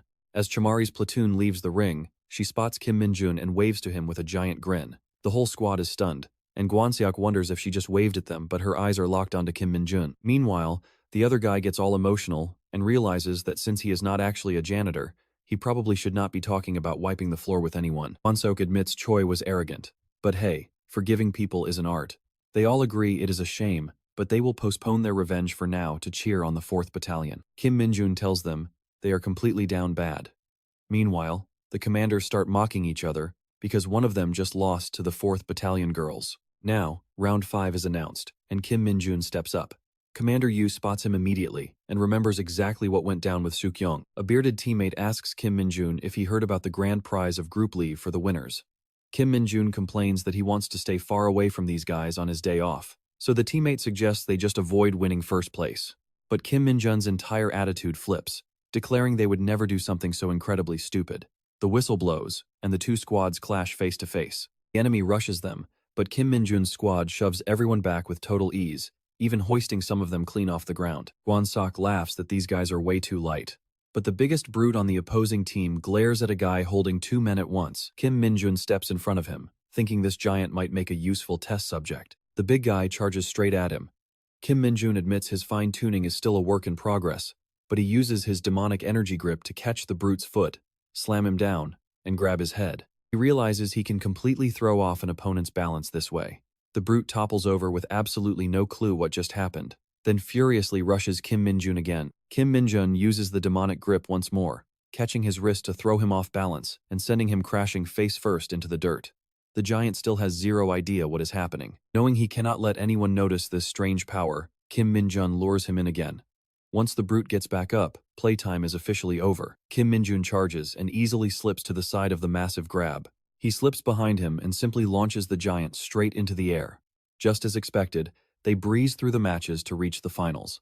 But their ultimate opponent is not the 4th squad from the 4th Battalion. That really ticks off Gwansok and Han-young. As the final round begins, Choi glares down at them, prompting Han-young to ask if that arrogant bastard used to wrestle. Gwansok explains that Choi trained up to the middleweight division but stopped after awakening.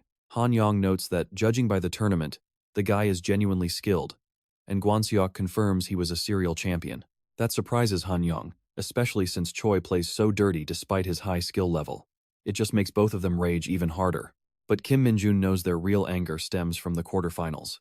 It was not just that Choi's squad won, it was the utterly brutal way they did it. Their favorite blonde, Chamari, was completely battered by the end of the match, and despite giving everything she had left to charge Choi, they still lost 6-0. Nobody was even thrown out of the arena. Kim Min-jun notes that it was not a sport at all. It was basically combat training. Kim Min-jun calmly remarks that Choi is not to blame for winning, while barely bypassing the rule against hitting people. It was simply the loser's fault for being too weak. Even so, Chamari sits with her teammates, deeply frustrated by the result. Gwansok growls that they will teach those guys some manners, but Kim Min-jun dryly cuts in, telling them they still have a lot to learn. If they are truly mad at Choi, they should focus entirely on beating him here, instead of wasting energy getting worked up before the match even begins. Meanwhile, Choi keeps glaring with a smug look, prompting Han-young to ask if he plans to take them all on solo. Choi scoffs that he cannot do that with the famous Sergeant Lee Sung-ho around, asking why Han-young even brought it up. Choi sneers, asking if they genuinely believe they could beat him even if he fought completely alone. Then he turns to Kim Min-jun, who is standing there with a blank expression, mocking him for not getting angry after Choi roughed up his little pink-haired girlfriend. The protagonist has absolutely no idea what he is talking about, and Gwanseok echoes the question, "What girlfriend?" Choi asks if the pink-haired Chamari from the 4th Battalion is not his girl, since she was so hyped watching him. Gwansok completely loses it, asking if Choi has gone totally insane. He blurts out that she was not waving at Sergeant Kim Min-jun, but quickly realizes how embarrassing that sounds, trying to brush it off. Han-young snickers that Kim Min-jun does not care about real girls anyway, only Loom from his game. That makes Choi burst out laughing. He cackles about Loom being a starter NPC from that absolute trash game, mocking Kim Min-jun about his waifu and calling him a born simp. Everyone stares at Kim Min-jun in absolute shock. Choi keeps going, jeering that he thought guys this hopeless were just urban myths, but falling for a 2D character is a whole new level of pathetic. The officer tells them to get ready, and the match starts the moment the whistle blows. Choi laughs that he will go easy on Kim Min-jun so he can return to his precious little loom in one piece.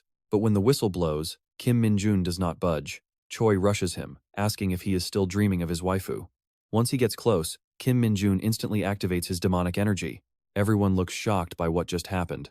The referee almost raises his whistle, but Kim Min-jun claims he got startled because Choi suddenly came at him head first. Nobody understands what just went down. Choi lies that he took a bad step, asking to let it slide. Kim Min-jun and Choi look at the referee, who looks to the commanders for guidance. The referee warns them to be careful, repeating that attacking other soldiers is strictly forbidden. A furious Choi snaps that he gets it, swearing he will not hold back anymore. He declares Kim Min-jun is dead. That triggers our protagonist, who tells Choi he has not even finished paying for that pathetic joke. Choi asks if he is just going to keep running. Instead, Kim Min-jun charges and starts tossing people left and right. Choi is baffled, demanding to know why Kim Min-jun is attacking his own teammates as the guy begins clearing the entire mat. One teammate tries to dig his heels in and hold his ground, but Kim Min-jun easily sends him flying anyway. Choi demands to know what the hell he is doing. Having cleared the mat, Kim Min-jun locks Choi in a deadly glare, leaving Choi wondering what got into him. Choi's commander shouts that they need to stop this match, but another commander counters that Kim Min-jun has not broken any rules. So what reason is there to halt the match? Still, one officer remains unconvinced and demands to know why Kim Min-jun is eliminating his own squad. Meanwhile, Kim Min-jun's commander has no idea how to defend this madness. Choi's commander demands to know if they will take responsibility if someone gets seriously hurt, but Commander Yu argues the referee can handle it, just like before. That leaves Choi's commander thoroughly shaken. Then, Kim Min-jun lunges at Choi, grabbing him like a sumo wrestler. Bolo Fofo watches in absolute confusion. First, the guy wanted a duel, and now he is wrestling. Choi thinks this is the rookie's biggest mistake. Sure, the kid has power, but strength alone means nothing in a real grappling match. In wrestling, technique is everything. Choi tries to hoist Kim Min-jun up, but instantly realizes he cannot budge him at all. Meanwhile, our main character effortlessly hoists the giant with a single arm. He slams Choi right onto his back, and the guy weighs at least 120 kilos. Kim Min-jun coldly tells him to get up, leaving Choi in complete shock. Choi realizes Min-jun is a literal monster, so he panics and begs for a timeout to surrender. But our hero ignores him completely, grabbing the giant again and brutally driving his back into the dirt one more time. Still unsatisfied, Min-jun hoists him up and asks who gave him permission to surrender. Choi completely panics, screaming that he quits, but our main character tells him to shut up and listen closely. He declares that Luminona is not just some flat 2D character. Then he spins Bolo Fofo through the air, cratering him into the ground. Everyone freezes in shock as he announces she is the Queen of Queens. Choi lies there foaming at the mouth, completely broken. The match wraps up with the 2nd Battalion taking the victory, but as Kim Min-jun walks back to his squad, his teammates are wearing dead serious expressions. He starts to apologize, but they suddenly erupt in wild cheers. They scream that he was incredible, calling it the greatest fight ever. Choi got crushed fair and square, and seeing that smug jerk get utterly destroyed feels incredibly satisfying. Han Yong asks if Min-jun threw his allies out of the ring just for dramatic effect, joking that he would have jumped out himself. Min-jun thinks his team is being way too relaxed about this, but it is a massive relief. Still, Song-ho steps up and warns that nothing excuses betraying the squad, expressing deep disappointment in him. That cold response actually makes Min-jun worry. He went way too far. But as they walk off, Song-ho remembers how badly Min-jun thrashed him before. He knows that if he slacks off for a second, he will become prey again. Vowing to win next time, he watches the games conclude with the medal ceremony. Back on regular duty, Kwon-sik slips away on his own. When asked where he is going, he just claims he needs the bathroom. He quietly grumbles about doing tough guerrilla training when they are supposed to be elite hunter troops. Right then, Suho appears, and Kwon-sik instantly goes into full simp mode. The next day, right after the 104th Division's brutal guerrilla training, the wild crew starts plotting. Even though they are completely exhausted, they know their crazy scheme is going to get them into deep trouble. Kwon-sik warns they are on a tight schedule and must act fast. Han Yong adds that finding the perfect rendezvous spot is crucial. Right on cue, Dong-jin suggests the eastern side of Galyeonggong since it is closest to the border. Any other route would just take too long. Kwon-sik praises him, telling him to keep those great ideas flowing. Suddenly, Kwon-sik gets another message from Yoon Seo, who wants to organize a joint squad meetup. After turning Kwon-sik into a flustered, blushing mess, she casually asks for Kim Min-jun's phone number, making Han Yong realize they have a massive problem. Kwon-sik wonders if he should just pretend he does not have Minjun's contact info. But Han-yong points out that nobody would ever believe that, considering they share a room. That realization leaves Kwon-sik sweating. Han-yong reminds him that trying to dodge her before failed miserably. He tells Kwon-sik to take the full fall himself and claim the others had nothing to do with it. He warns everyone to scatter before things get even messier. But Kwon-sik hesitates and stays behind, suggesting that maybe Minjun would actually enjoy coming along. The rest of the guys just walk away and leave him hanging. Meanwhile, Minjun checks his system screen and smiles at his guerrilla training results. His strength increased by 5, agility by 1, and his overall rank finally rose from E to D. He silently thanks Choi, since raising stats past 60 has been incredibly tough. At least this round gave him 1 point in agility and 5 in strength. He is thrilled with the progress, until Bungo interrupts his piece. Minjun asks what he wants now. When Bungo shamelessly begs for some soup, our hero is flabbergasted. He literally just gave the guy money to buy his own dinner. Bungo looks way too cheerful about being a parasite, which only irritates Minjun further. But then the creature finally reveals the real reason for his visit. He claims to have detected a strange, lingering aura nearby. Minjun snaps, asking why he did not lead with that. He wonders if it is demonic energy, but Bungo explains it is just incredibly bizarre. In fact, he has never sensed anything like it before, not even back in Asgard. But then the creature abruptly freezes. Minjun asks what is wrong, only for Bungo to admit his food delivery just arrived. He begs to finish eating before explaining, earning an immediate stream of curses. There is no time to dwell on it, because a sudden text from Yunseo leaves him completely stunned. He grumbles about why everyone is bothering him today, and highly questions how she even managed to get his personal phone number. He tries to block her, but Kwon-sik bursts in, begging him not to do it. Our hero asks what he is babbling about.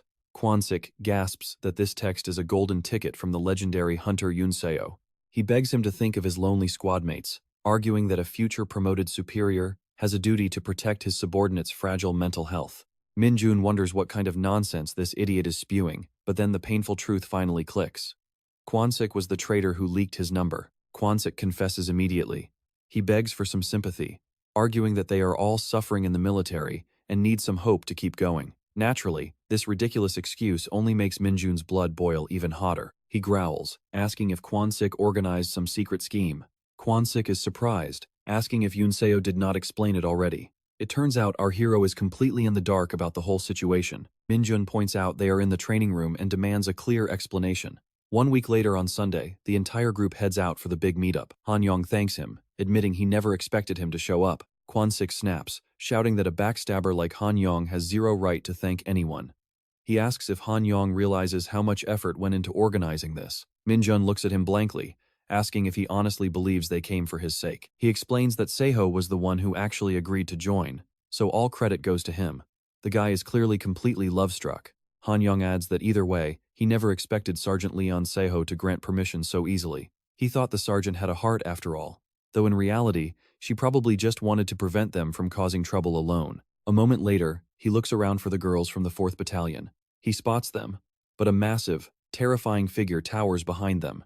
Everyone gasps as they realize it is Seoho's father. One look at the scary giant, and they wonder if he's a gangster. Kwon-sik even blurts out, wondering what a gangster is doing here, but Seo quickly hushes them, telling everyone to behave as he heads toward the commander. Suddenly, Dongjin recognizes him as the commander of the 107th Division from television. Seo tells his father to cut it out, reminding him that he promised to only drop him off at the entrance. He begs him to leave, but the commander insists on greeting his fellow hunters first, promising to vanish in a second. She tries to argue, but her father's eyes lock onto Minjun. He marches over, stopping right in front of him, and asks if he is the legendary Wonjin he has heard about. Later at the park, Choi Mari gets incredibly excited. She grabs Minjun's arm, dragging him along. The other desperate guys get fired up too, calling the girls over and bragging about their perfect plan for the day. The girls squeal with excitement, leaving only the 2 quiet muscleheads behind. Sebayol admits she hates crowded places like this, and Seo agrees, saying he doesn't either. She asks if he is actually serious, and he replies that he would much rather spend his weekend lifting heavy weights alone. That confession earns instant respect, and she eagerly asks how much he can curl. After that, the group hits the roller coaster together. They get the girls to try on animal ear headbands, ride another coaster in pairs, and the gym duo even ends up in an arm wrestling match. Soon they stop at a shooting booth advertising 10 shots for 10,000 won. Kwon-sik steps up, but only manages to win a cheap consolation prize. Han Young mocks him, asking how he calls himself a soldier with aim like that, then tells him to learn from a master. The girls are impressed by his great stance, but he also ends up with just a consolation prize. Kwon-sik reminds him about their bet that the worst shooter would pay, while Han Young insists the toy gun must be broken.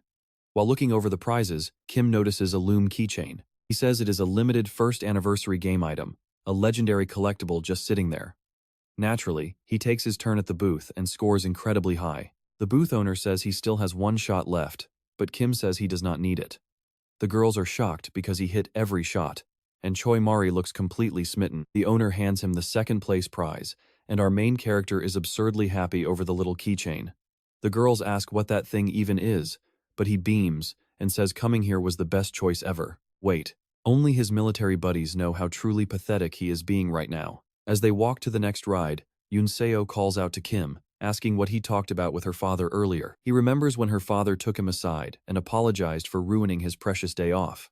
Kim says it is totally fine and asks what he wanted to talk about. Then the colonel suddenly grips his shoulder hard.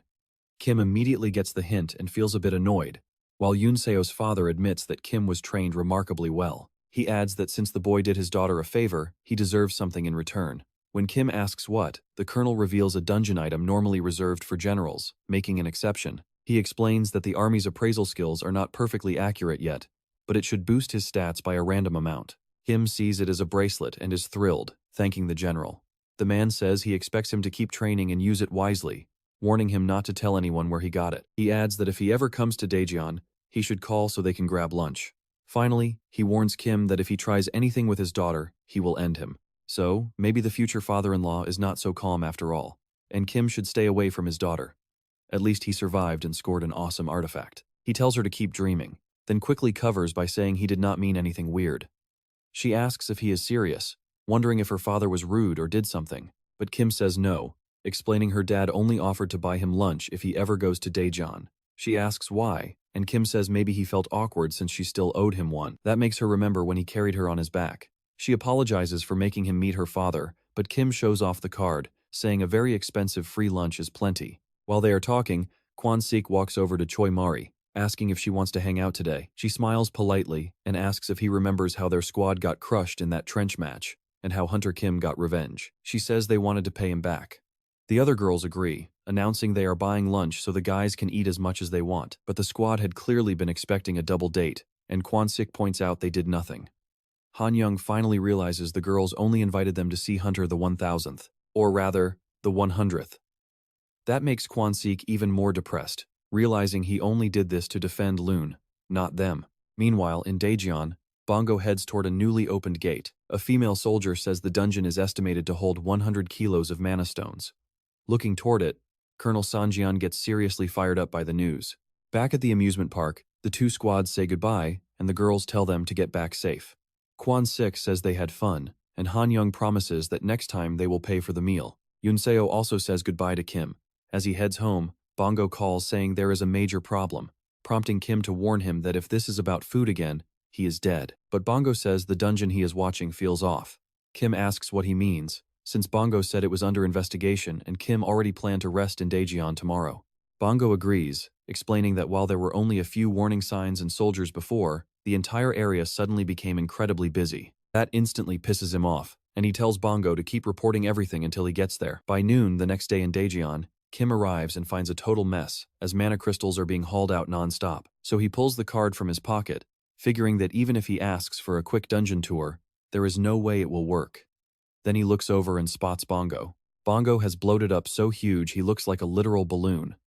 Kim asks what on earth happened to him, and Bongo says he was busy doing observation duty until now. Kim decides not to even question it, asking if Bongo really said there were 100 kilos of mana stones. Bongo confirms that is the rumor, though he has no idea how much that actually is. Kim explains that is easily 100 times more than he would find in a standard guard dungeon, leaving Bongo totally shocked. He warns that this kind of energy is crazy, and the military is already weaponizing it. Right then, the portal starts cracking. Kim asks if this is the strange energy Bongo mentioned, and Bongo confirms it is. He cannot identify the aura and does not sense any monsters inside, but the creepy energy remains. Kim says it makes sense. Bongo cannot understand it, as he has only felt it once before. Bongo asks if he knows what it is, and Kim says yes before running straight into the portal. Suddenly, a bunch of tentacles burst out, causing the soldiers to panic. An officer orders them to drop the stones and run, but a soldier shouts that his squad is still inside. As the officer yells to retreat and obey orders, Kim warns this means it is a fake dungeon. The officer at the front demands to know who this kid is and tells him to get out. Kim introduces himself as a soldier from the 104th Division, 2nd Battalion, 2nd Company. He says he is going to reopen the dungeon from the inside and tells them to notify the 104th. The soldier is stunned and warns him not to go. Seeing this, an officer asks what the kid thinks he is doing, but Kim jumps in anyway and vanishes. Instantly, the portal closes as tentacles seal the entire entrance. With everyone outside, assuming they are completely screwed, Kim finds himself in a totally different dungeon. He spots 5 trapped soldiers and asks if anyone else is there, prompting Seong to ask who he is. Kim introduces himself, saying he just happened to be passing by. He quickly adds that the situation is bad and promises he will explain everything later. He asks if anyone is hurt, telling them to check their bodies and gear. They put down their weapons to inspect everything, and when Kim asks if this is all they brought, one replies they are only a transport team. This is all they were given, and the inspection team already left. Kim cannot believe anyone would send a transport team in alone. Realizing something is seriously wrong here, he tells them to grab their gear, explaining that they are currently inside a fake dungeon. They ask what that means, and Kim warns them it is extremely rare. He tells them to stop sweating it. He is getting them out of this dump himself. They ask how he knows the path, but his only answer is to follow. To escape, they must carve a path to the center. But Daesong hesitates, asking if they only need to take down one boss here. Kim smiles. They have already started the hunt. Suddenly, slimy creepers crawl up behind him. Before the guys can even panic, our main character bolts forward. One down. He tells them to stay back. The squad realizes that if this really is Kim, then he is the legendary rookie who climbed to sergeant faster than anyone in history. They watch in awe as the unbeatable monster of the Hunter Corps keeps shredding. Meanwhile, outside, Colonel Peyton Setho arrives, searching for Sanjin. He storms over. He grabs the guy by his collar, demanding to know what he is doing. Sanjin stammers that he was just collecting the mana stones they found. But the general barks back. Whoever gave him permission to do that? He reminds Sanjin that the only order was to investigate, not to send soldiers in without an assault team just to secure loot. The general gets angrier. They only spent 2 lousy weeks investigating. Sanjin deployed troops without any approval. The furious general asks if he is ready to take responsibility, or did he really risk lives just to beef up his military record? He warns Sanjin that either way, he is losing that uniform. On top of that, if even a single soldier dies in there, he is going straight to prison. So he better start praying everyone survives. Back inside, Kim decimates the entire wave, but surprisingly, he snaps at his team. He told them he would handle it. Why are they interfering? One soldier mutters that they just wanted to help.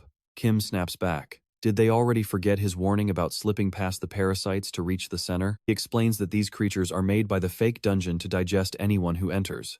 Worse, once they get near the core in the center, these things will spawn like crazy, so they must save their energy. If anyone gets hurt here, they are completely done for. Hearing this, the soldiers think he sounds like a true hero. Too bad Kim does not actually care about their safety. Not at all.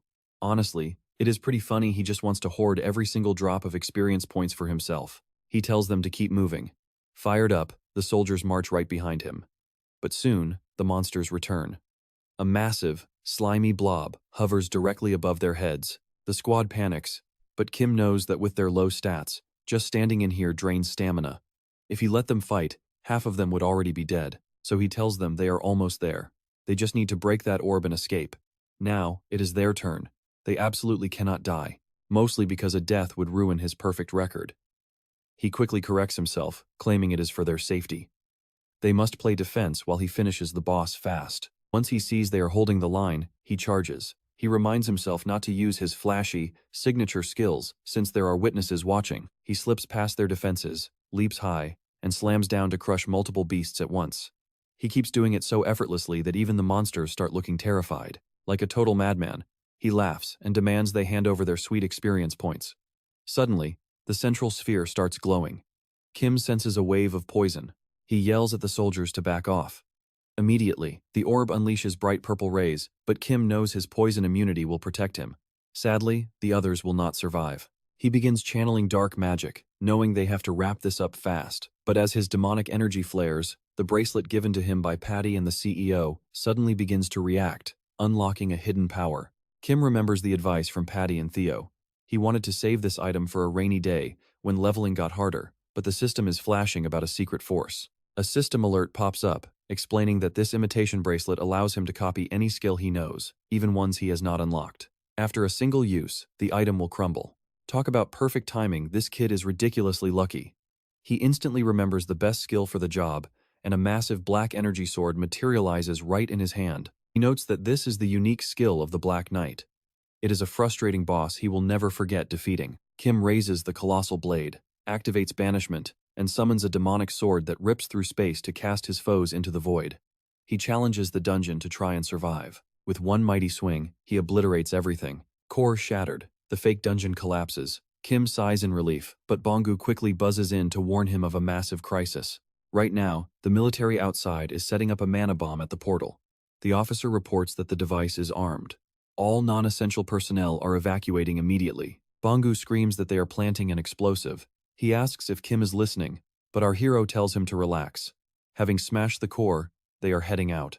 Outside, the squad meets the division commander and hands over the detonator. He hopes this bomb forces the portal open, but worries it might trigger a dangerous chain reaction instead. Then he remembers that Kim is still trapped inside. The latest report confirms the young sergeant is in there with his men. Commander Song snaps, demanding to know why on earth the kid entered a restricted zone. The officer explains that Kim rushed in immediately after identifying his unit. Song asks if they contacted the 104th Division, and the officer nods. The commander of Kim's 2nd Battalion is already rushing over.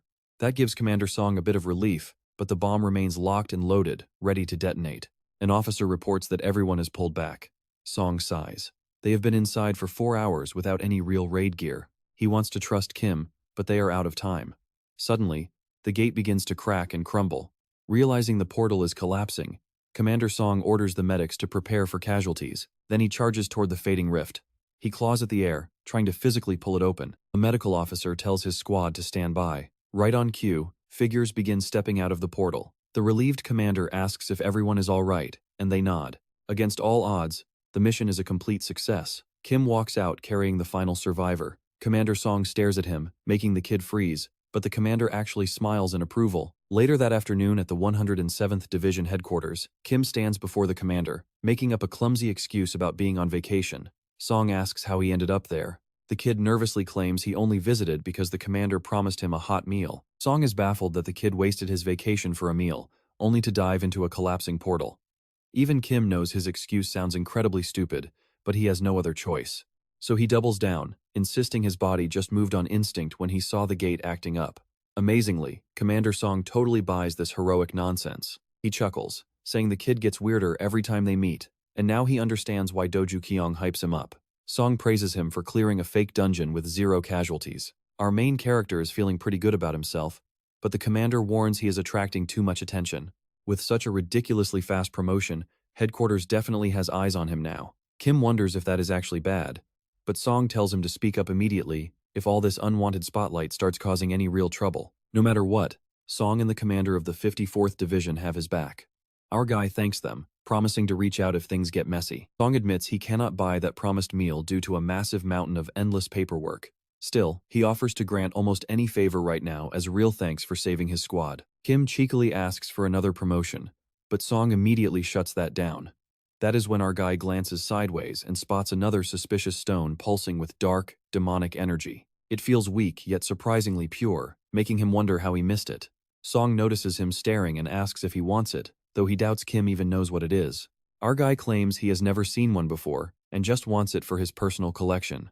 Song sighs, calling it a pretty weird and desperate hobby. Song hesitates before explaining it is actually a restricted dungeon byproduct that should never leave the facility. Plus, his house was recently robbed, leaving him with only this one stone. He angrily mutters about hunting down the jerk who stole Coda right in front of his face. Even so, he hands the stone over, saying it is still unidentified but completely harmless. Kim accepts it with a grin. Song realizes he keeps getting tangled up with this weird kid, but strangely, he does not actually mind. Suddenly remembering something, Song asks what is going on between him and his daughter. Our guy replies they are just fellow hunters, nothing more. Song highly approves. Song tells Kim to enjoy his hard-earned vacation and dismisses him, asking him to send the battalion commander inside on his way out. Kim agrees, and later that night, he meets up with Bongu. Bongu absolutely devours the food, making ridiculously loud, appreciative noises. Kim complains about the obnoxious sound, but still manages to focus and start absorbing the energy from his new stone. His dark energy surges once more, making him wonder if he is hitting a wall. Perhaps the stones are losing their punch because his power is already so high. Right on cue, the system alerts him that his dark energy has peaked, unlocking a brand new skill, Demonic Energy Whip. Talk about an awesome upgrade. Meanwhile, over at the Hunter Force headquarters, a furious lieutenant general is screaming about how such a massive disaster was allowed to happen. The officer desperately apologizes, but he is warned that the 107th Division will face an immediate audit. He adds that the man should count his blessings, that an audit is his only punishment. He snaps that he could have easily stripped him of his rank, ordering him to send Lee Sanjin straight to headquarters tomorrow. The man nods quickly, but suddenly, a high-ranking visitor walks in, making the angry general freeze. The guest calmly tells the general to pipe down since his yelling is shaking the entire hallway. The general instantly bows, apologizing to his superior. The newcomer sits, mentioning he read the report, leaving Gyeonggan deeply worried.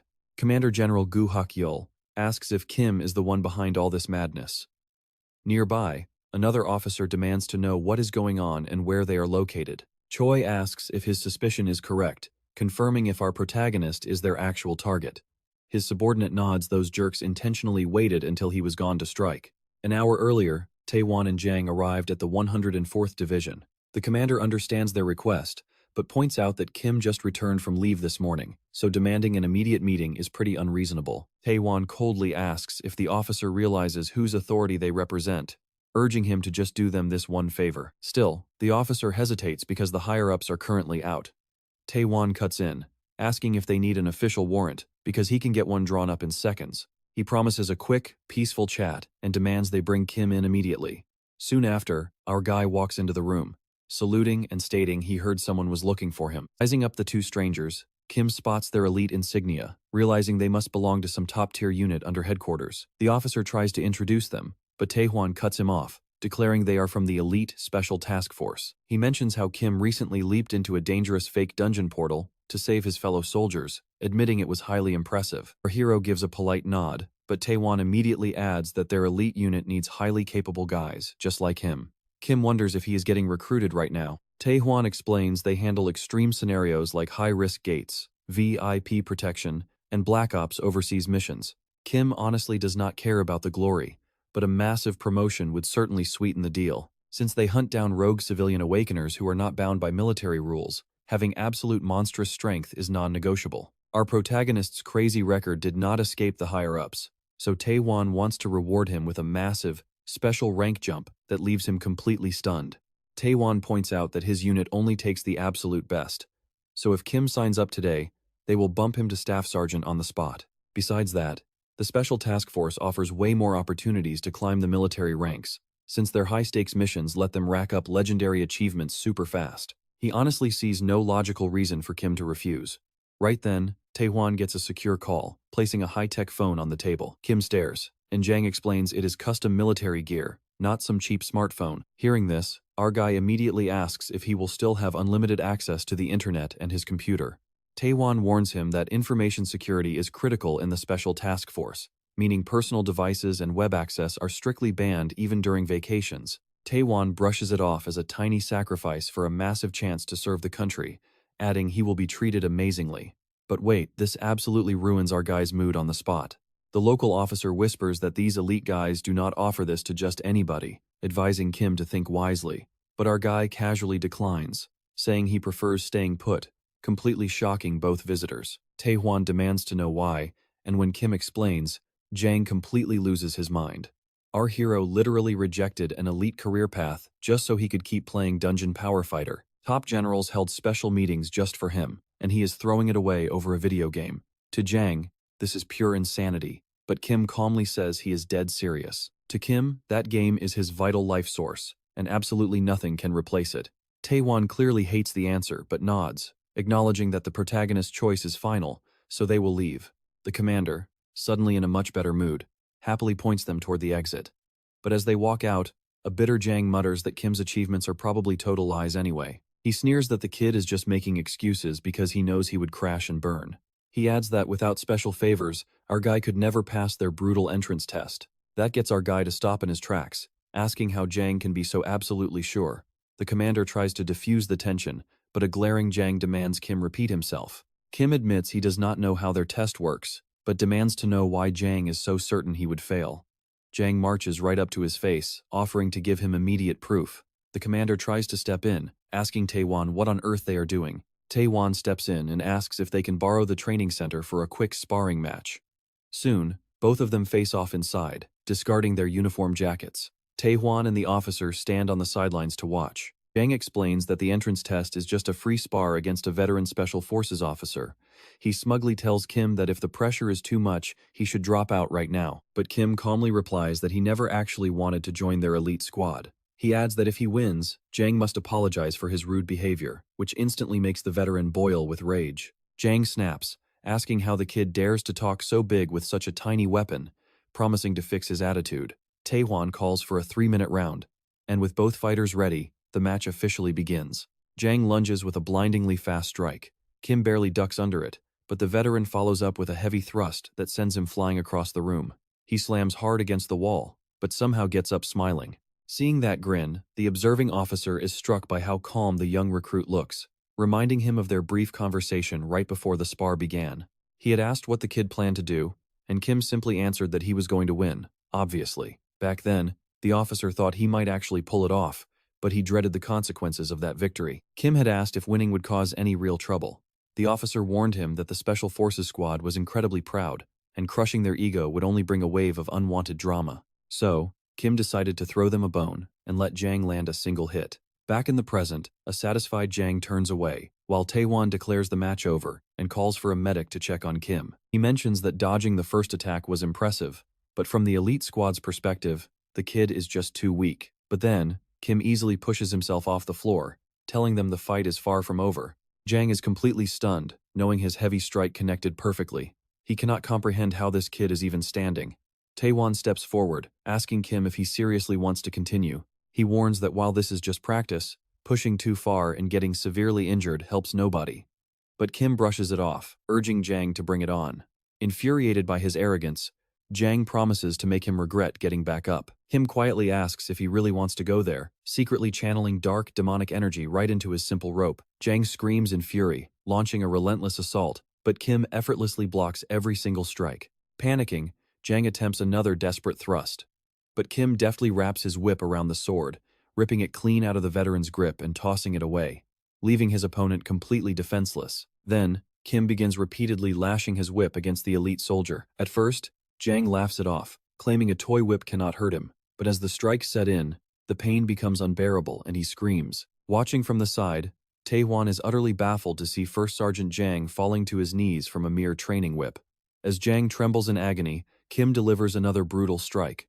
The whip strikes Jang straight in the chest, ignoring his pathetic pleas for mercy. Kim swings again, admitting that, while the Special Forces hunters are indeed skilled, Jang has clearly never tasted a demonically charged whip before. Kim casually asks how that feels, noting with a smirk that even monstrous, thick-skinned orc warriors immediately drop to their knees after tasting just one blow from his weapon. He warns the veteran to stop acting so high and mighty, just because he knows how to fight. Sensing real danger, Taewon finally rushes forward, shouting at Kim to stop the match immediately. Just then, Kim brings the whip down, narrowly missing Jang's crotch. Overwhelmed by absolute terror, Jang blacks out on the spot, realizing Kim missed on purpose. Taewon quickly runs over to check on his friend. He recalls how Jang did not even flinch when surrounded by a horde of aggressive orcs, yet now he has fainted from sheer agony. Taewon cannot fathom how a basic training whip could pack such devastating force, but he cannot let this slide. Taewon declares that a subordinate's actions reflect on their superior, offering to apologize on Jang's behalf. Looking down, Kim quietly wonders if he went a bit too far with the dark magic. Kim says it is fine, admitting he acted a bit recklessly and apologizing in return. Afterward, Taewon hands him a contact slip, telling him to call if he ever changes his mind. The observing officer asks if they are leaving so soon and if they need the infirmary first. Taewon declines, insisting they must depart immediately. Holding the slip, Kim wonders if that was actually a decent way to resolve things. Back in the present, the commander bursts out laughing, delighted by the report. He asks where Kim is at the moment, and the officer explains that the kid has already returned to his solo training routine. His superior promises to personally inform the division commander that Kim rejected the elite squad's offer, confident that the big boss is going to be absolutely thrilled by the news. He notes that while Kim rejected the elite force for now, those scouts will only desire him more. They will not give up easily. The officer asks if they should take measures to keep him secured, but his superior reassures him that the division commander already anticipated this whole scenario. He explains that they simply need to sit back and see what kind of special offer the division commander has cooked up for Sergeant Kim. Commander Hong is deeply intrigued by what the kid pulled off, laughing that those arrogant Special Forces scouts must be absolutely fuming. He admits that if Kim actually wanted to leave for the elite force, no military benefits could stop him. That is why he has been so cautious, but this event changes everything. He declares that it is finally time for them to make a move, wanting to show their appreciation to Kim in a big way. With a smile, he picks up his phone to ask if a certain special project is fully prepared. Hearing that everything is set, he excitedly orders them to bring all the files to his desk. Later in the barracks, the soldiers notice Kim wearing a brand new uniform and ask what is happening. Commander Hong steps in to announce that Kim is officially the new commander of their squad, telling everyone to fall in line. Haewon asks if Hanho is getting promoted, and Commander Hong replies not quite yet, though he is aiming for staff sergeant soon. Since he has enough points anyway, he is stepping down to hand his squad leadership over to Kim. Haewon agrees instantly, and Gwang-sik adds that nobody else could possibly replace him. That is when Dongjin speaks up with a question. Kim nods for him to go ahead. Dongjin asks if the rumors are true about a single soldier from the 104th Division solo clearing a fake dungeon while he was away on leave. Gwang-sik proudly confirms the legend. He explains that the entire hunter community in the city has been gossiping about it. Kim calmly admits it was him, mentioning he just happened to be in the area and decided to handle it. The rest of the squad is completely amazed, asking if he sustained any injuries, but Kim assures them he is perfectly fine. Gwang-sik wonders if this feat earned him the squad leader promotion, or perhaps some other reward. Kim nods, sending the room into a frenzy. A few days later, the team is inside the goblin dungeon, slicing through waves of aggressive monsters. Gwang-sik still cannot believe Kim received an elite squad scouting offer so early.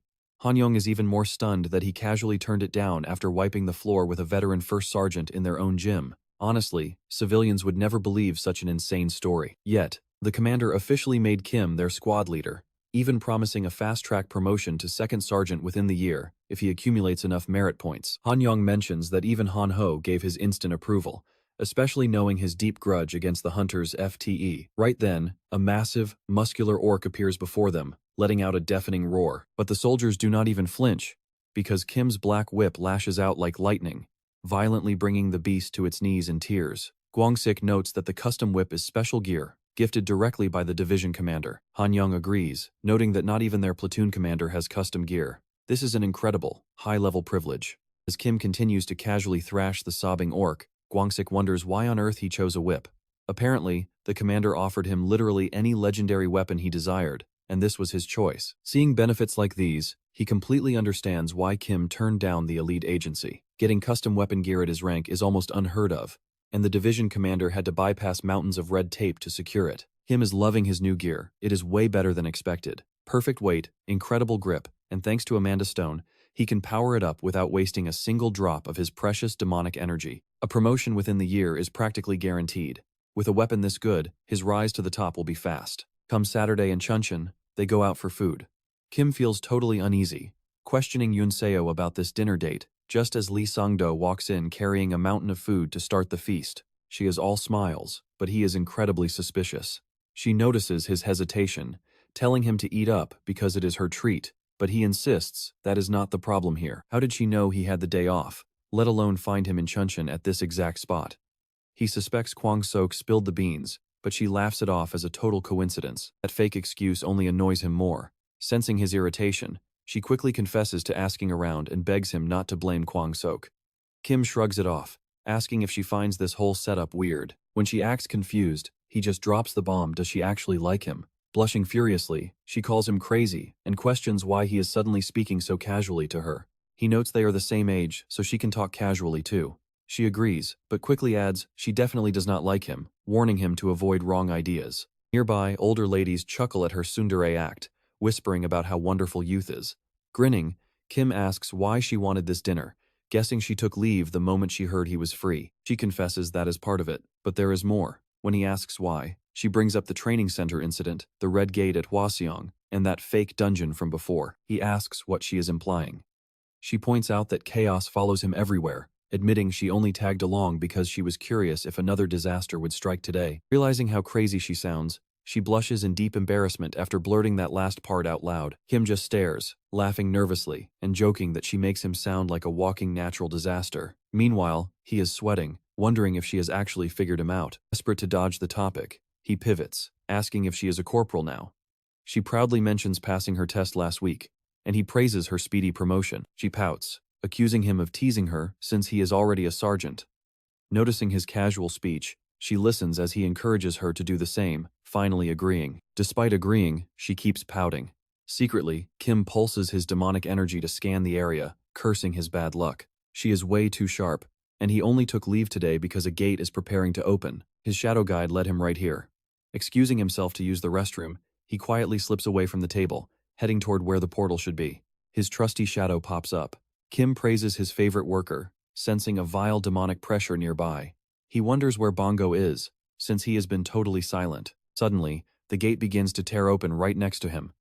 Fortunately, the winter cold keeps the streets completely empty. The portal materializes right in the middle of a quiet residential zone. Kim wonders why these gates have zero shame, appearing where so many families live. With no other choice, he decides to wrap this up instantly to protect the civilians and secure his next promotion. He approaches the rift, preparing to fight as something begins to emerge.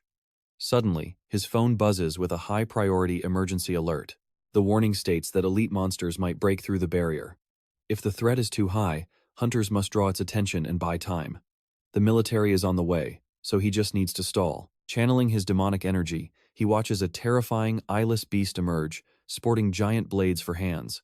It lets out a deafening roar, and Kim recognizes it as a hunker. The beast lunges, but Kim ducks effortlessly, mocking its speed. Still, he notes the insane demonic energy flowing through its razor-sharp arms, which look highly lethal. Backing away, Kim keeps his distance from those deadly arms. He prepares to fire his black arrow, but the beast strikes first, launching its chained blade directly at his face. The blade barely grazes him. He wonders what kind of cheap trick this is, but the monster instantly begins reeling him in using the chain. Pulled straight toward the beast, Kim barely evades a follow-up swipe. He retaliates with a heavy, demonic energy punch. But as he backs off, he sees the monster is still standing. The target is weakened, requiring one final blow. Suddenly, Yoon Seo charges out of nowhere, wielding a street sign like a club. The monster notices her and swings its blade. Kim catches the chain mid-swing to block the blow, demanding to know what she is doing here. As the beast struggles, she yells at him for running off mid-dinner without a weapon. He asks how she tracked him down, and she throws the sign at the monster, yelling that she saw the alert. Kim leaps forward, catching the sign mid-air. He quickly coats it in demonic energy, jokingly asking if she paid for their dinner first. He slams the heavy sign down onto the eyeless monster, crushing it into the pavement while secretly absorbing its raw energy. Once the dust clears, she gasps, shocked that he just solo-killed a lethal hunker. Kim chuckles, saying a certain someone helped a bit, though honestly, the fight would have been simpler without the distraction. She insists that is not the point, pointing out that this mutant hunker had chain blades. They need to talk right now, but her warning is cut short as more portals open up. Spotting 5 more beasts, she tells Kim they must retreat to the reinforcement line. Agreeing, he urges her to run ahead and meet up with the incoming soldiers. She stares, asking if he has lost his mind trying to take them all on solo. The monsters roar, but he completely ignores her warnings. Getting into stance, he cloaks himself in pure demonic energy and charges, determined to secure his promotion. Meanwhile, in a distant realm, a hooded woman whispers incantations inside a temple. Standing at the center of an intricate magic circle, she clasps her hands together in prayer. Lowering her hood reveals a stunning redhead who whispers for Lord Minode to wait. Far away near Nagasaki, a helicopter flies toward a remote island where 2 officials await. The helicopter lands gracefully before them, and 2 high-ranking military commanders step out to greet the waiting staff. Masaru from the Japanese Hunters Association introduces himself, while the Korean general introduces himself as Seo Kyung, the head of Korea's hunter forces, who praises Masaru's excellent command of Korean. Masaru bows, guiding the general toward a massive portal. Reviewing the details, Seo Kyung agrees the tactical setup looks incredibly solid. It is surprisingly thorough for such short notice. Masaru credits this to their elite troop training, earning another nod of appreciation from the general. Suk Woo-jin notes that the Japanese Association has every right to worry. This anomalous gate surfaced on a remote island, making it extremely difficult to track and let alone clear safely. Even so, he doubts they requested a joint operation simply due to a lack of power. He bluntly asks what Masaru is truly after. Masaru pauses, before noting that Sukwu Jin must already know how Japan handles dungeons. Between their government-run association and the private guild system, they have plenty of manpower on the ground for now. Still, with abnormal dungeons popping up way more often lately, he believes they need a much better training pipeline. Sukwu Jin quietly processes that as the other man keeps speaking, Masaru gets straight to the point. He is highly interested in Korea's training system, hoping this joint operation would build that bridge. That admission immediately cheers Sukwu Jin right up. He figures this is exactly why General Gu Hokchul sent him, even putting that absolute bastard on the expedition roster. Now, he wants to leave a stellar impression. That has to be it.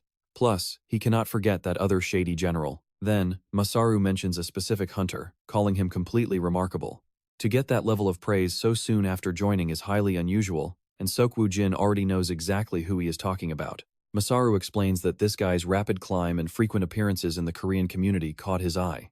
Based on the reports he was given, the wild rumors actually seemed to be true. He wonders aloud how anyone could possibly grow that powerful so quickly. Incredible. Sukwu Jin starts sweating, desperately trying to come up with a believable excuse, but Masaru simply shrugs, saying he is excited to watch Sergeant Seok-woo Jin perform in this upcoming raid. Meanwhile, Kim is already deep in the dungeon, standing face to face with a massive ogre. A soldier drops to his knees, screaming for him to watch out as the monster swings. Before the blow lands, another fighter leaps in to block the strike, barely saving our protagonist, who has not even budged. Suddenly, the blonde guy dives in, shamelessly stealing the spotlight and the opening. Honestly, they seem to be tripping over each other more than helping. The ogre gets pushed back, but it is barely scratched and totally furious. The masked man grunts, admitting the beast is tougher than he thought. The blonde guy agrees, but a girl from the back yells for them to step aside as she draws her weapon. The ogre charges at full speed, raising its heavy club to flatten her. She just watches calmly before lunging forward, slicing the beast into absolute ribbons with one clean, blinding swing of her blade. Blood sprays across the cavern. She sheathes her blade in a flawless hero pose. That is Suzuki Mio from the Japanese Hunters Association.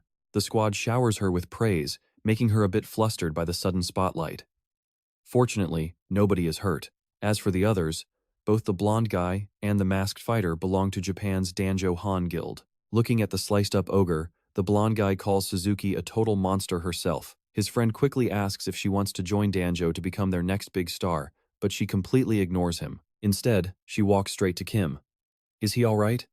He is completely baffled by the concern. She lectures him for looking distracted, warning that since he wanted cooperation, he cannot let people get hurt. She adds that if he is scared, he should stick to the back or just stay out of the fight entirely. Our main character just blinks, calmly nodding and complimenting her highly impressive Korean. He simply turns on her heel and walks away.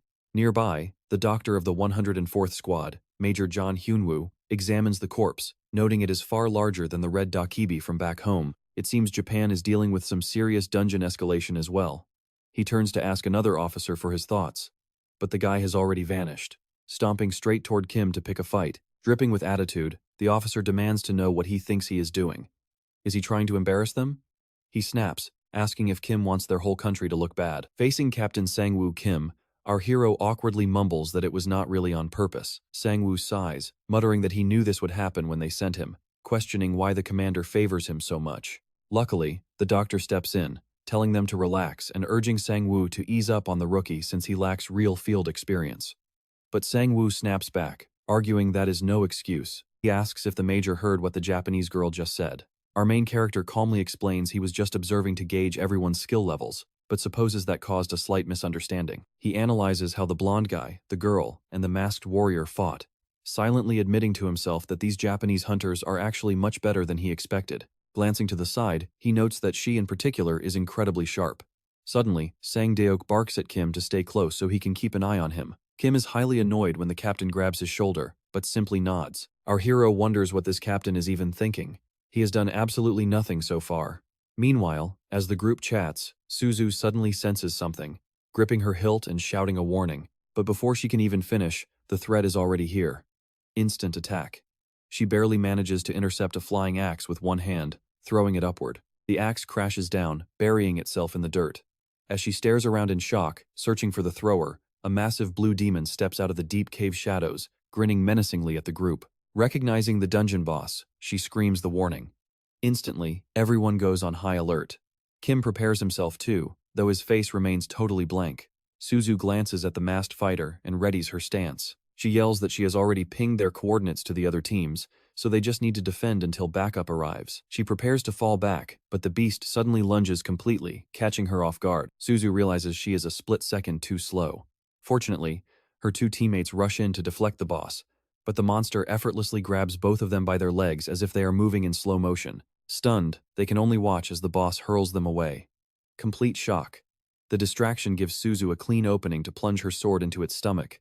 But the giant beast does not even flinch. It absorbs the blow completely, her blade failing to pierce its hide. As the boss smiles at her efforts, an officer chimes in about the mana sword, a weapon designed to channel and amplify a hunter's raw magical energy for maximum destruction. The glowing aura around her blade proves its immense power, showing her weapon is on a completely different level from the standard gear the soldiers carry. Kim looks oddly pleased, as if he is learning something useful. Right then, that officer charges forward with his own activated mana blade. He brags about being the lead sword instructor for the elite squad of the 104th Division, but the monster merely raises a foot to stomp his face, blasting him backward. Suzuki leaps in, slicing deep into its leg to save him. She commands the captain to retreat while she buys them some time, ordering him to round up the squad and run. But Kim is already a step ahead, rapidly moving everyone to a safe spot. She blinks in pure confusion, wondering how he even pulled off that rescue so fast.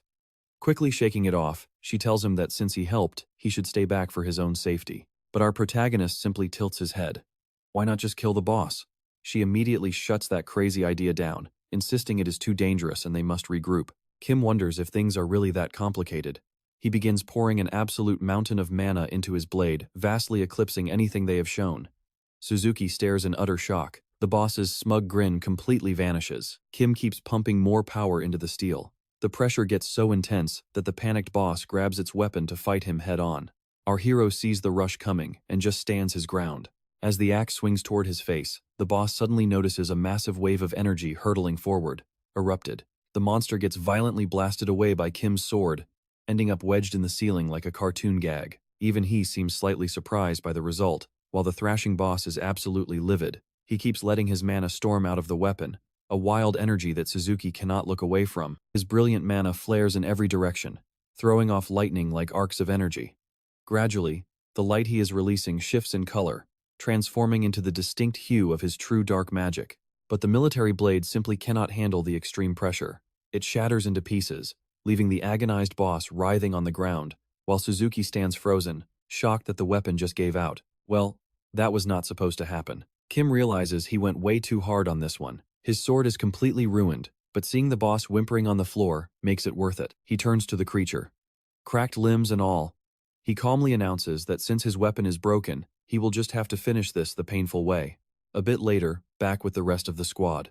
Everyone is actually relaxing. They cannot even remember the last peaceful break they had. The redhead points out they owe it all to Kim and John. Ever since the rule of no work exemptions got passed, everyone has been treated like absolute pack mules. The guy grumbles that they should honestly just rest while they still have the chance. Watch out. A fellow soldier warns him there is a snitch lurking around, but the kid quickly claims he is totally innocent. He points out that since he got assigned to the squad, he has been stuck here instead of going to QQC. What choice does he even have? The guy became an absolute monster of a sergeant just 1 month after his promotion, so everyone obeys. The whining continues, but another guy admits there is a point. Even so, he thinks Kim completely turned the platoon mood around, and honestly, everyone has gotten a lot stronger because of his training. The redhead shrugs it off and prays that Kim stays in Japan for as long as possible. Honestly, it would be a dream come true if he only returned after the redhead finally discharged. But then he spots Lee Dongjin, just walking nearby. The redhead runs right over to introduce himself, asking why on earth a mere corporal is working this incredibly hard. The kid has no idea how to answer. Then the redhead asks if there is any gossip about the 1100th sergeant who calls himself Kim's #1 fan, and Lee Dongjin nods. Apparently, they cleared the route. Kim literally whipped the boss to death right in front of a girl. She could not believe her own eyes. Lee Dongjin admits he does not know the full story, but Kim soloed the boss and left everyone stunned. Since the mission is already over, the guys ask if Kim is returning today. Lee Dongjin explains they finished early, so the team got a break. Kim is staying in Japan for 1 day and returns tomorrow, which makes everyone completely lose their minds. A vacation in Japan for just 1 day? The guys joke that he should take a whole year off so he never comes back, but the bald guy is dying to know what Kim is actually doing. Obviously, none of them can guess his crazy plans. They joke that he is probably solo clearing dungeons. Everyone starts to laugh.